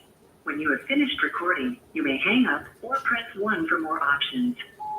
Hey, Daniel, this is RJ Bates calling about your property on Lake Ridge Drive. You had entered this on my website saying that you're interested in selling that property. If you could, give me a call back at 817-710-8689. Thank you.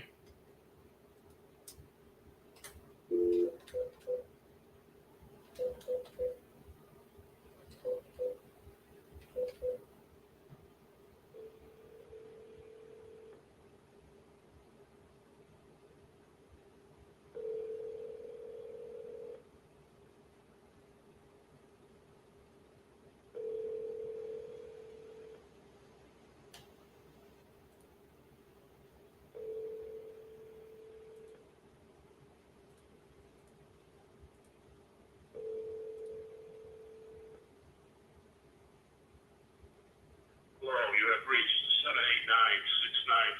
789-6956.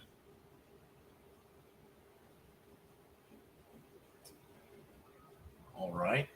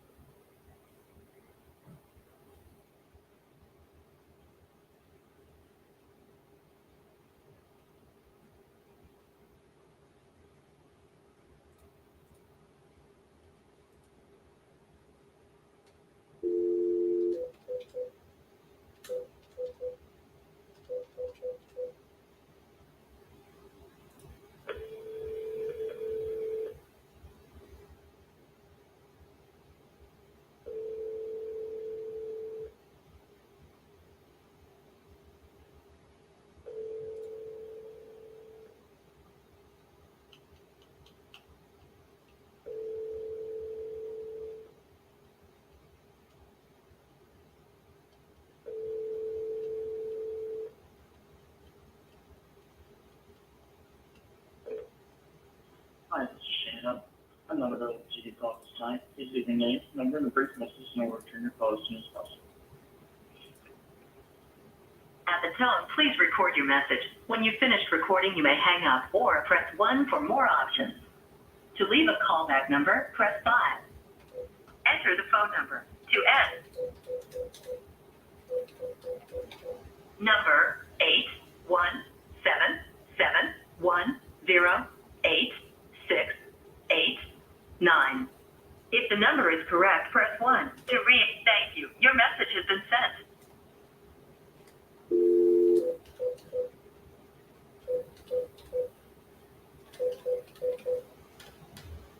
I'm 413.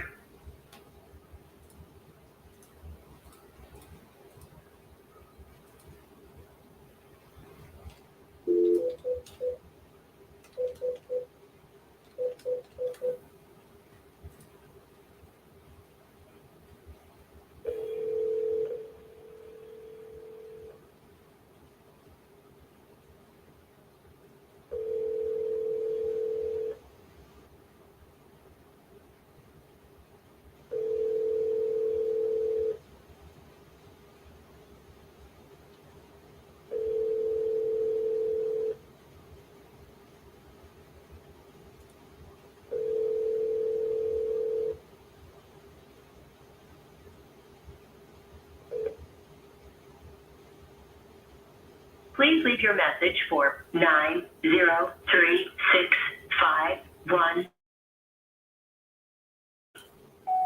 Hey, Earl, this is RJ Bates calling about your property in Arthur City. If you can, give me a call back at 817-710-8689. Thank you.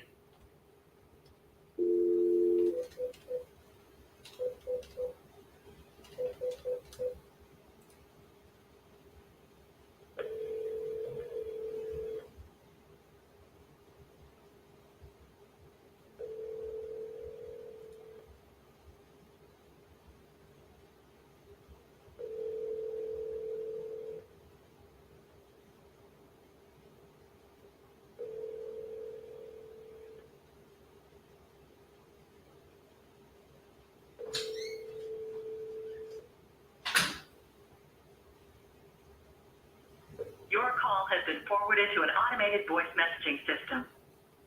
412480 is not available. At the tone, please record your message. When you've finished recording, you may hang up or press 1 for more options. Hey, Jeff, this is RJ Bates calling about your property there on Roman Avenue, something like that. You had entered this on my website saying you want to sell that property. Good, give me a call back at 817-710-8689. Thank you.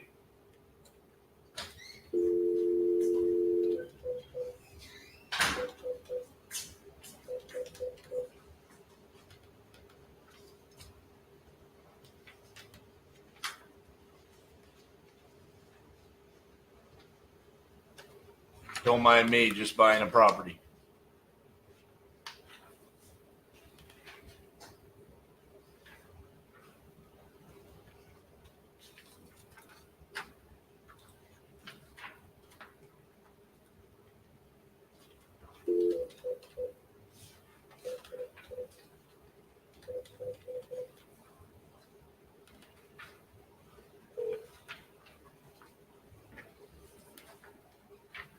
You reached Kevin Rogers. Please leave your name and number, and we'll get back to you as soon as possible. Kevin. Sorry, mailbox is full. To send an SMS notification, press 5. Your SMS notification will include your number 1-817-710-8689. You may enter a different number now, or press the pound sign to send your SMS. Your SMS has been sent. Thank you for calling.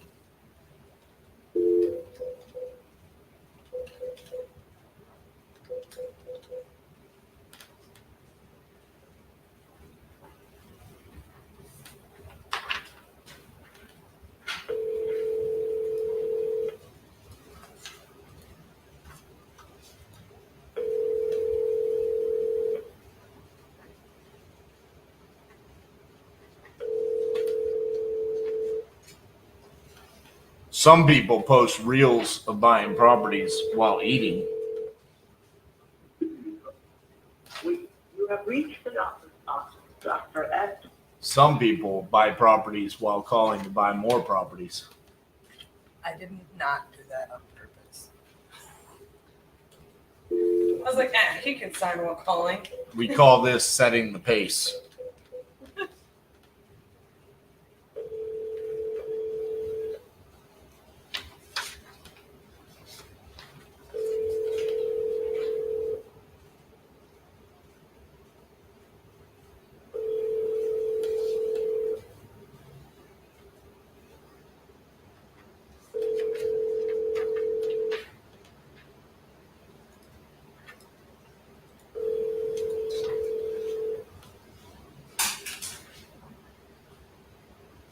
Your call has been forwarded to an automated voice messaging system. 256616 is not available. The mailbox. Just Newstead. Just you said? Okay. The one for 200, the other one wasn't good. Okay, cool.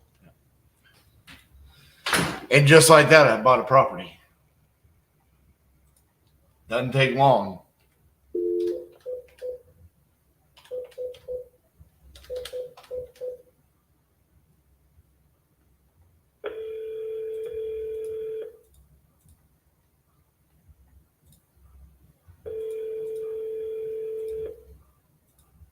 Hi, this is Sherry. I'm sorry I can't take your call now. Please leave me a message and your number, and I'll call you back as soon as possible. Thanks.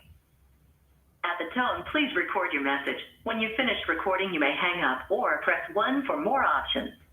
To leave a callback number, press 5. Hello, Sherry. This is RJ Bates calling about your property there on East Main Street. You had entered this on my website saying you wanted to sell that property. So if you could, give me a call back at 817-710-8689. Thank you.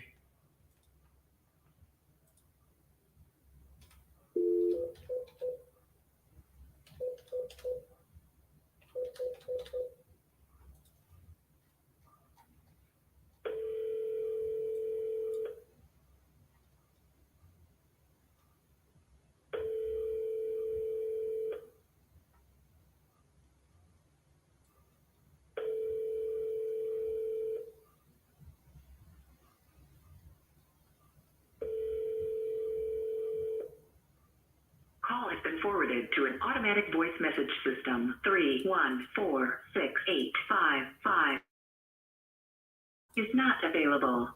At the tone, please record your message. When you have finished recording, you may hang up or press 1 for more options. Hey, Andrew, this is RJ Bates calling about your property on Delmar Avenue. If you could give me a call back at 817-710-8689. Thank you.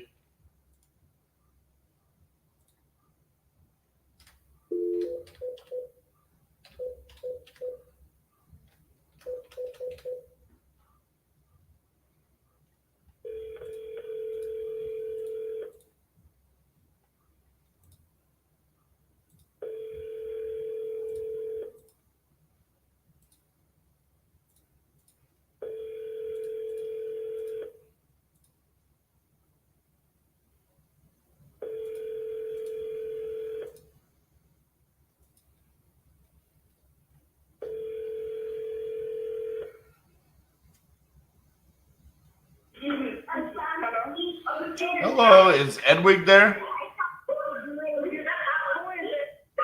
This is, I'm calling about the property on Zinnia Way that got entered on my website saying y'all were looking to sell the property. Can you hold on a minute, please? Sure. Guys, where's my phone? Where's my phone?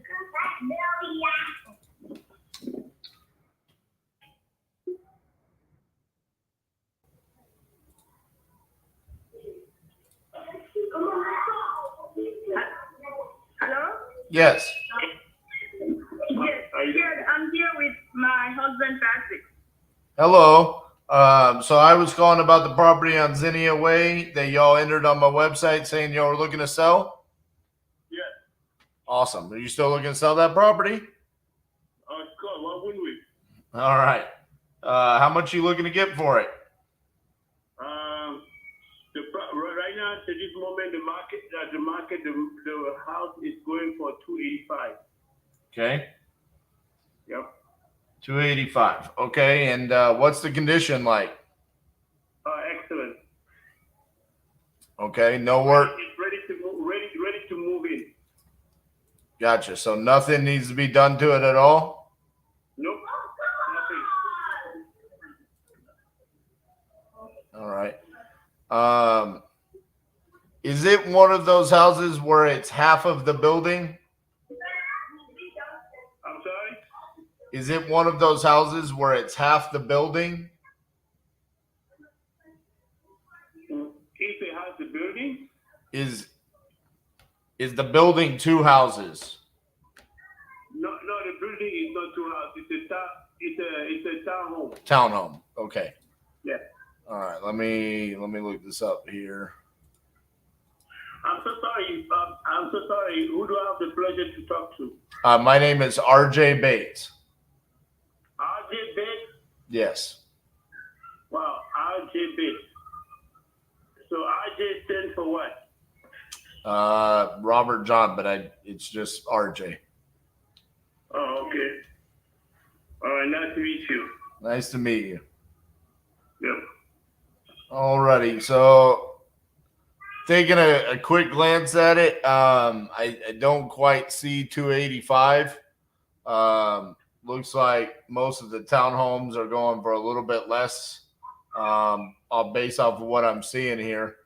I think if you wanted to get close to that number, probably the best thing for you would be to list with a realtor. Oh yeah, definitely. That's what we are going to do. How much were you planning to give?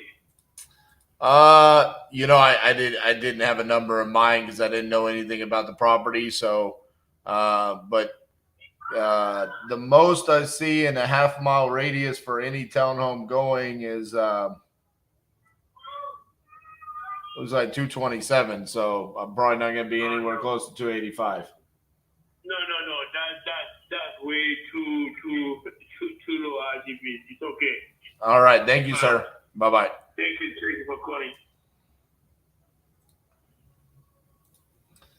That is what he didn't understand was that's the highest sold comp. That's not even what I was going to offer.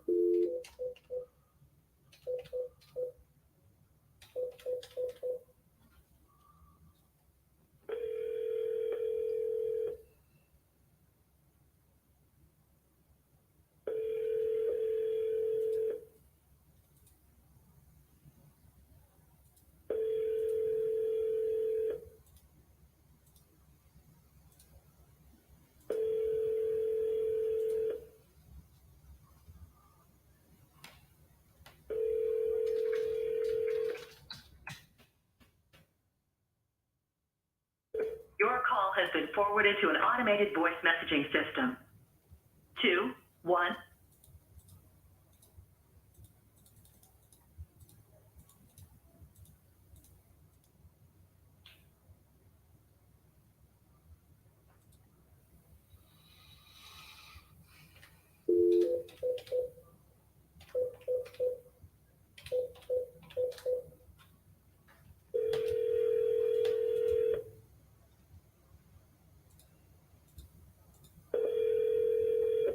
We're sorry, your call cannot be completed at this time. Please hang up and try your call again later. Thank you.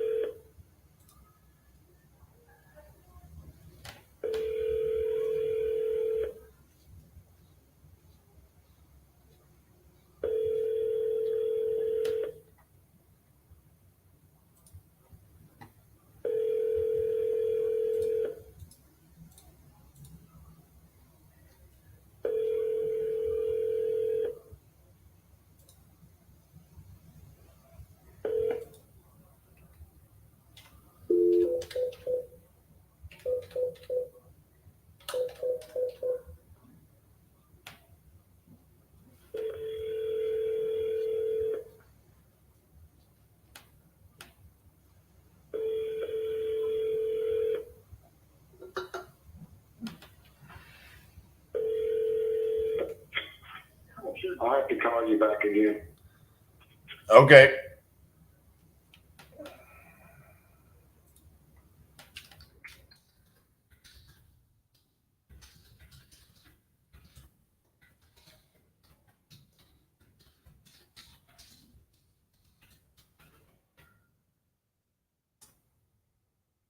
It's been that kind of a day.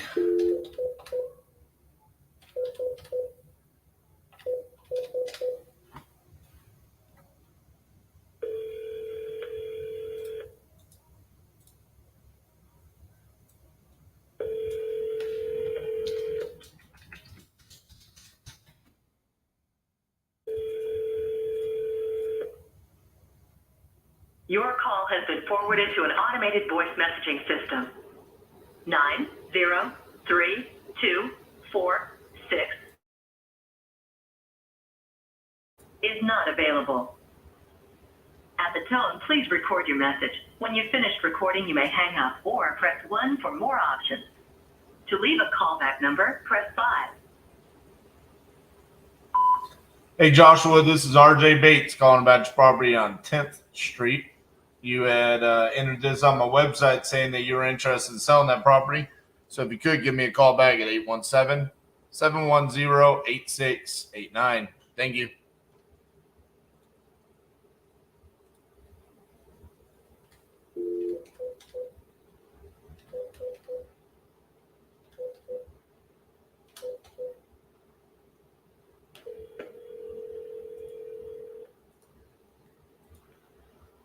Hi, leave a message. Thanks. Lo siento, el buzón está lleno. Para enviar una notificación por SMS, oprima 5. Su notificación por SMS incluirá su número 18177108689. Puede introducir un número diferente ahora o oprimir el símbolo de número para enviar su notificación por su SMS fue enviado. Gracias por llamar. Adiós. Who says I can't understand Spanish?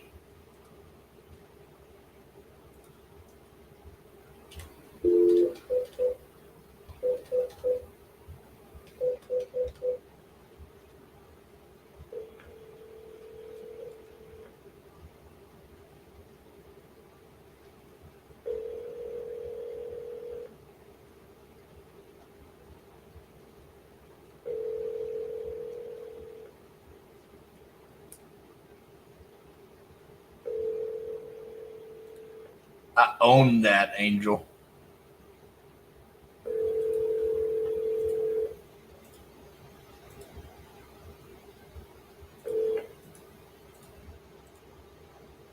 Please leave your message for 808-393. Hey, Mark, this is RJ Bates calling about your property on Mobley Drive. Give me a call back, 817-710-8689. Thank you.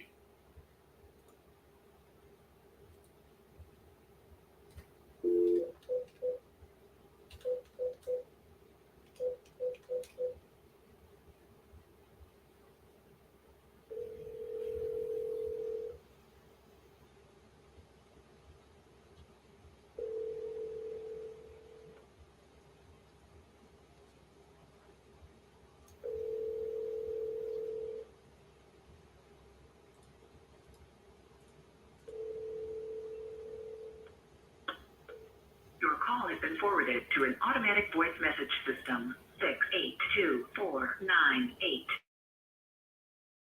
Not available. At the tone, please record your message. When you have finished recording, you may hang up or press 1 for more options.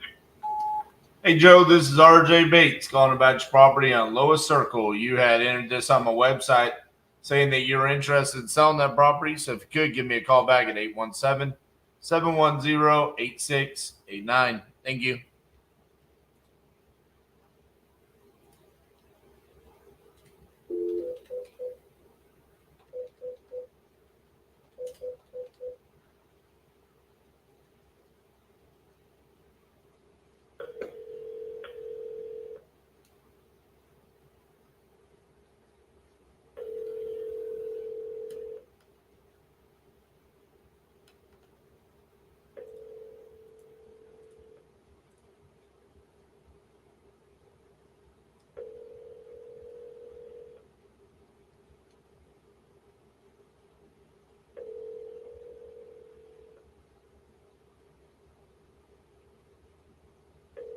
Your call has been forwarded to an automated voice messaging system.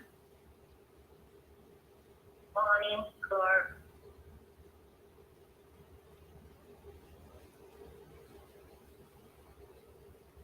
Is not available. At the tone, please record your message. When you've finished recording, you may hang up or press 1 for more options. Hey, Ronnie, this is RJ Bates calling about your property on 37th Court. You had entered this on my website saying that you're interested in selling that property. If you could, give me a call back at 817-710-8689. Thank you.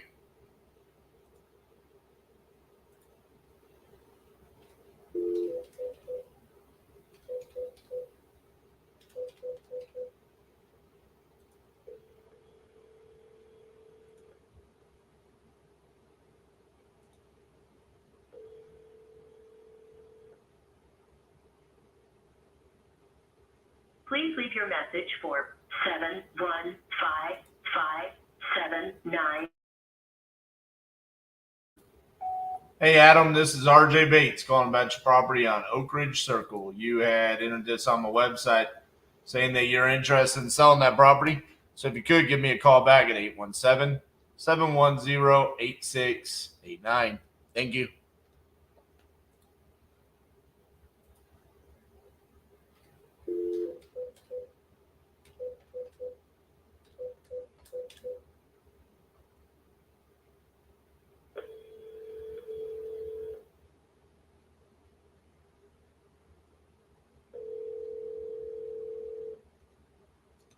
Your call has been forwarded to an automated voice messaging system. 959599 Is not available. The mailbox is full and cannot accept any messages at this time. Goodbye.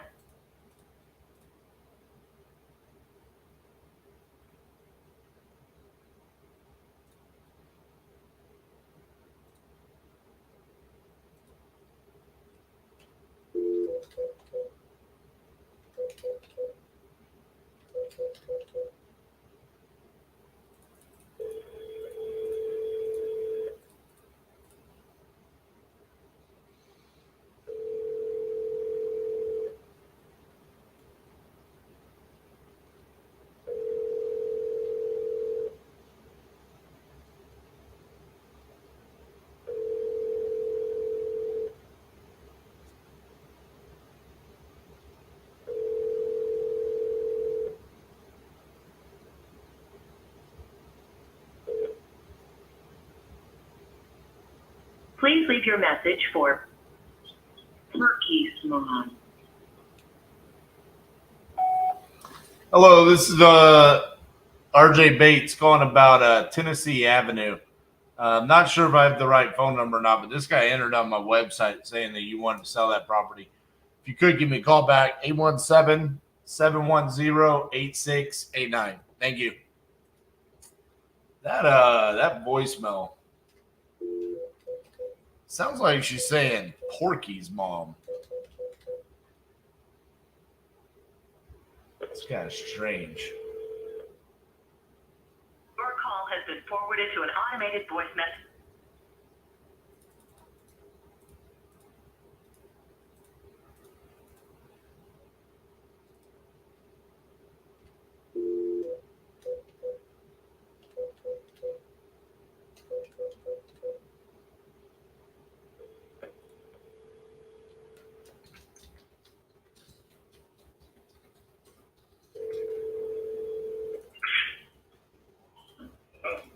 Hi, is Jose there? Yeah, what's going on, brother? Hey, Jose, this is RJ Bates calling about your property there on Tierra Humeda Road. Is that correct? Yes. Yes. Are you still looking to sell that property? Yeah. Awesome. How much you looking to get for it? 180. 180. All right. Tell me a little bit about the property. What you got going on there? Well, it's just four bedrooms, two and a half baths, two-story house, refrigerated air. What's the condition like? It's good. It's in good condition. Not perfect condition, but it's in good condition. What can be done to it? Just need a little bit of repairs in the roof and on the ceiling, on the living room. That's it. I have some little water damage there. All right. What's got you looking to sell? I just don't want it anymore. I have another house. Oh, you already got another house? Yeah. I got you. So is this one vacant or is it y'all still living there? No, I'm renting it. Oh, you're renting it? Yeah. How much are they paying? 1,400. Oh, that hurts. How long is the lease? Oh no, they're not in the lease. It's a family member. Okay, so would they still be there or would they move out when I bought it? If you buy it, I'll tell them. I'll probably take me like a couple of months to let me get ready to get an apartment. They're already aware of it. They're trying to sell it. That we were gonna sell it this year. So. I got you. I don't think I could do 180. But you know, I don't have any commissions. I don't have any closing costs because I cover the closing costs, stuff like that. But it's going to be a little bit less than 180. Are you negotiable? Well, they just offered me 170 right now. Actually, I thought it was the same person. Oh. Who? Oh, yeah, everybody's been calling me. I don't know, it's some company from Fort Worth or something like that. Oh, yeah? So, yeah, they wanted me to, they offered me 135, and some company from here from El Paso, I think, offered me 165, and they just went up to 170, so. They went up to 170, huh? Well, why didn't you take that? No, I haven't taken it yet. You told me I think about it. I got you. Well, yeah, 170 is higher than what I'm going to do. That's a hell of an offer. Oh, yeah. Yeah. Okay. So I'd probably accept that if that's what they're giving you. Yeah, yeah. So, all right, man. Well, sounds like you're in good hands. All right, buddy. All right. Sounds good. Bye-bye.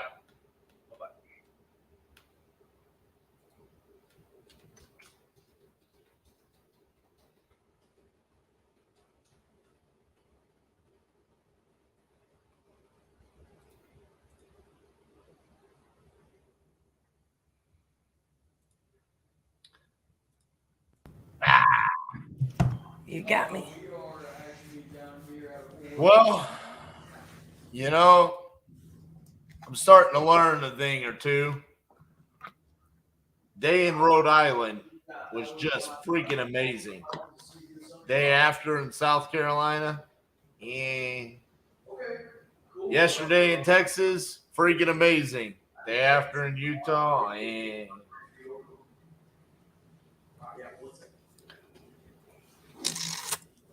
Are you making this happen? No, it's just all the calls were just, man.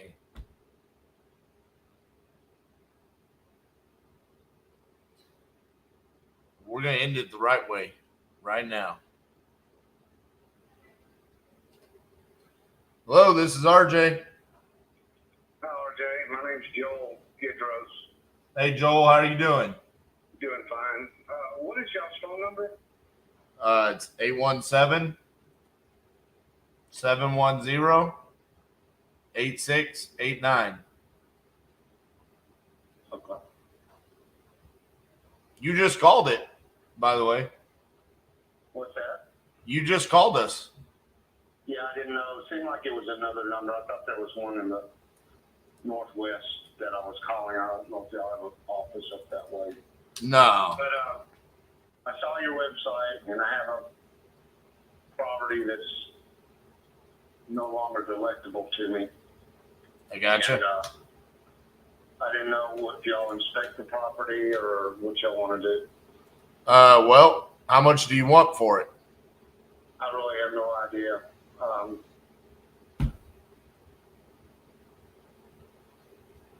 Okay. Well, what's tell me a little bit about the property because I don't know anything about it. Okay. What was your first question? Can you tell me a little bit about the property? Like, can you tell me what's going on with it? I don't know anything besides an address and that you have a distressed property. Okay. It's a property that's really not delectable to me. I've received it, I think it was in 1991. I lived in it many years. In the last few years, I have not lived there, and it's gotten broken into and things of that nature. And I just can't be over there enough to work on it or secure it or anything like that. It's a little 2-bedroom, 1 bath. I think it's about a little less than 800 square feet. You know, it's got a driveway and it's got window units for an air conditioner when it had air conditioning, and a central heat unit. Have you bought properties in that area, Port Arthur or Nederland or Fort Neches or Beaumont? I have. Okay. So what do y'all normally do? Y'all purchase it and y'all refurbish it and put it back on the market as rental, or? Yeah, either flip it and sell it or keep it as a rental. Just depending upon realistically how much money we had to put into it. I mean, I'm looking at a picture on Street View from August of last year. I mean, it looks like it needs a roof and probably siding repairs, paint. Looks like it's got graffiti. I mean, it looks like it needs a lot of love there. Yeah, it does. It does. So, I mean, like, what's your ideal scenario here? Just sell it and then be done? I would think so. I didn't know if y'all had other options. Well, I mean, do you partner with the owner ever, or? Not really. I mean, Well, what are your options that you normally do? Well, I mean, in scenarios like this, it's kind of like we can make you a cash offer. You know, the closest we would come to partnering would be if you just wanted to sell or finance. and we pay you out over the course of time. But with a property that needs this much work, it probably doesn't make a whole lot of sense because we're going to need to take out money to rehab it. So it'd be better for us just take out a rehab loan to pay for the rehab as well. I mean, I don't know how much value this property holds with the condition it's in. I mean, you said when they broke in the inside, did they rip copper out, or what did they do there? No. All that is intact. It's just the little furniture that was in there is just turned over, and books and things on the floor, and some of the, getting into the kitchen's kind of blocked by a big table and a refrigerator, and it's really vandalism. I don't see that they've stolen things of value. Okay. But it needs a roof. It needs a roof. It needs HVAC. Yeah, I would do a HVAC to it. It needs flooring or carpet. It needs some sheetrock. It's got paneling in, so you would probably sheetrock the whole thing, I'm sure. Right. And it needs cement tile or sheetrock also. Okay.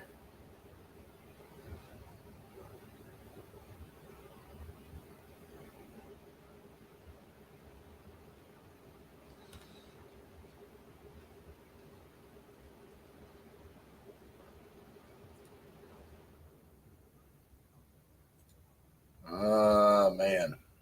Let me go a little bit further out. See if I find some more comparables.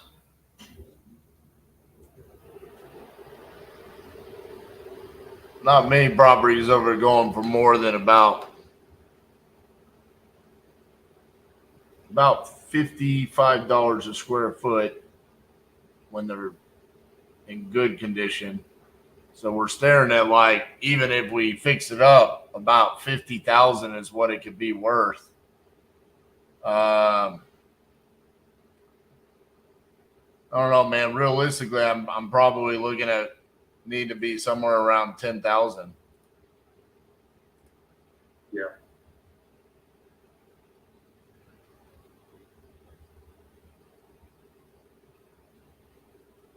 Okay. And you would do that from? So the way it would work is we would, if you're okay with that price, I send you the contract for the 10,000. We go out there, we do our inspection. I mean, you've told me a lot of stuff, but we still got to go out there and kind of put together our bids and stuff. And if everything checks out and, we feel like we can get the work done, then in the meantime, we would have title opened up, and then we get the thing closed probably in the next, 25, 30 days. Okay. What do you think about that? I think it's a little low, but I'm going to take it as an offer. You sound pretty firm that you could do that, and it sounds like one of your lower offers because of the situation. You cannot see the property immediately, and I can understand you making that kind of bid with that situation. Yeah, the main thing that I'm worried about is just like, the roof's probably going to cost me about, I don't know, $4,000. Painting the exterior, painting the interior with sheetrock, floors. I'm probably going to be $20,000 on rehab. If I pay you 10, I'm at 30. And then I got closing costs when I buy it from you because I cover those. So, if I got something that's worth like 50, I'm probably going to end up being about 33, 34 into it. And that's if everything goes good at 20 grand. You know, it ain't like there's a whole big margin there for me. You know what I'm saying? You don't think that's a real big market for that particular size house once it's rehab? Well, the problem is when I look at the comps, the only property that's your size sold for 25,000, but it needed some work. Fixed up, the closest thing you got was 1,008 square foot that went for 60 grand. But if I use that price per square foot against your square footage, that means your house would be worth 50. So it's like 50 is like kind of the most I could get for the property just because of when it's fixed up, because it's the size, you know? Yeah. So that's where I'm saying, I mean, fixed up, it's probably worth 50. If I'm paying 10 and then putting 20 into it, and then I got, you know, taxes, utilities, holding costs, closing costs, all that. I mean, it kind of leaves me with a margin of like, you know, 15, 16 grand. And that's if everything goes perfect, you know. If I get some hoodlum to go over there and they decide they want to spray paint the walls after I painted them, then I'm shit out of luck. That's another 3 grand, you know. Right. That's understandable. Do you have some examples in the Port Arthur that you've done in React? Yeah, I mean, I can send you examples of properties we've rehabbed. I mean, you can go watch me on TV if you want. I mean, what do you want to see? You just want to see the finished product? I want to see the end result, what it looks like, and you know, I was kind of curious. I didn't know if you've done any houses in Port Arthur, and you sound like you have many times over, I guess. Yeah, I can send you examples of properties we've done. Yeah, I'd like to see some of that. What do you mean you see you on TV? Me and my partner Cassie, we were on A&E's zombie house flipping. You and your partner, what's her name? Cassie. C-A-S-S-Y? C-A-S-S-I, yeah. Okay. We were on the December 3rd episode. We rehabbed the house that was full of cat poop. I didn't know you were a celebrity. So, yeah, you can go watch that. You can watch me almost throw up in the driveway. It was a lot of fun. Yeah, I bet. So, how do you're in Fort Worth, you said, I think? Yes, sir.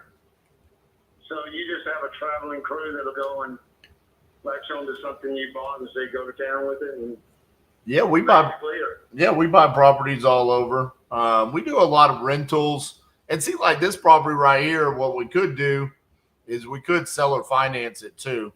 So a lot of times, you know, people that can't qualify for mortgages or even in this price point, a lot of banks won't loan on it. So that could be another strategy for us is we could turn around and sell or finance it. You know, this is what we do for a living. So, yeah. So, what is the actual name of your company then? It's Titanium Investments.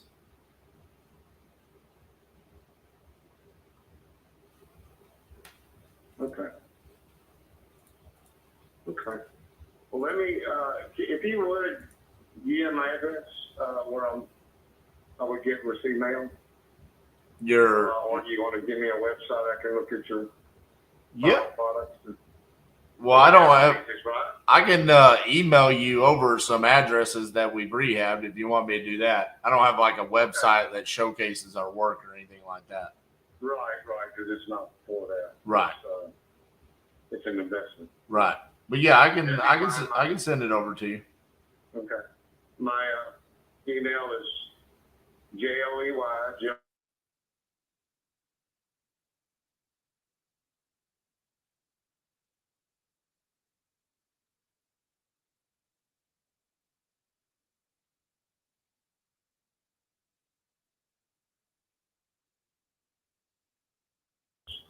I got it. Alrighty, well, I'll send that over to you, and then yeah, just let me know. Let me know if you want to move forward with us. Okay. Okay, I sure will. All right. Thank you, Joey. For talking to me. All right. Bye bye. Bye bye. Hey, Miss Cassandra. Have we ever had to send our portfolio over to someone that wants to sell a $10,000 house? Not quite that excessive, sir. No. And that, ladies and gentlemen, is our day in Utah. It could have not been more Utah-ish. It could have been more Utah. I am pleased, considering it was At Utah. the end of the day, when I'm like, here we go, baby. We got a $10,000 shit box on the line. He says, sir, I'm going to need to see your artistic portfolio. I mean, he could have just been more, you know, some sellers can be. You say whatever you want to say, okay? Just send Jamie over there. Here's what we got. That's all we need to show him. We're wrapping up day 44 with 150 contracts sent. We didn't send one today. Why? Utah. 104 contracts signed. We did get one signed today. Thank you, Louisiana.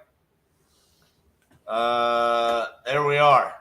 We're moving in the right direction. I'm excited about this number right here. We got lead Zolo up to 66.7. And we are almost up to that 70% number that I want to hit. But overall, I'm still happy. I ain't going to let this day get me down, because good things are still going to come from it.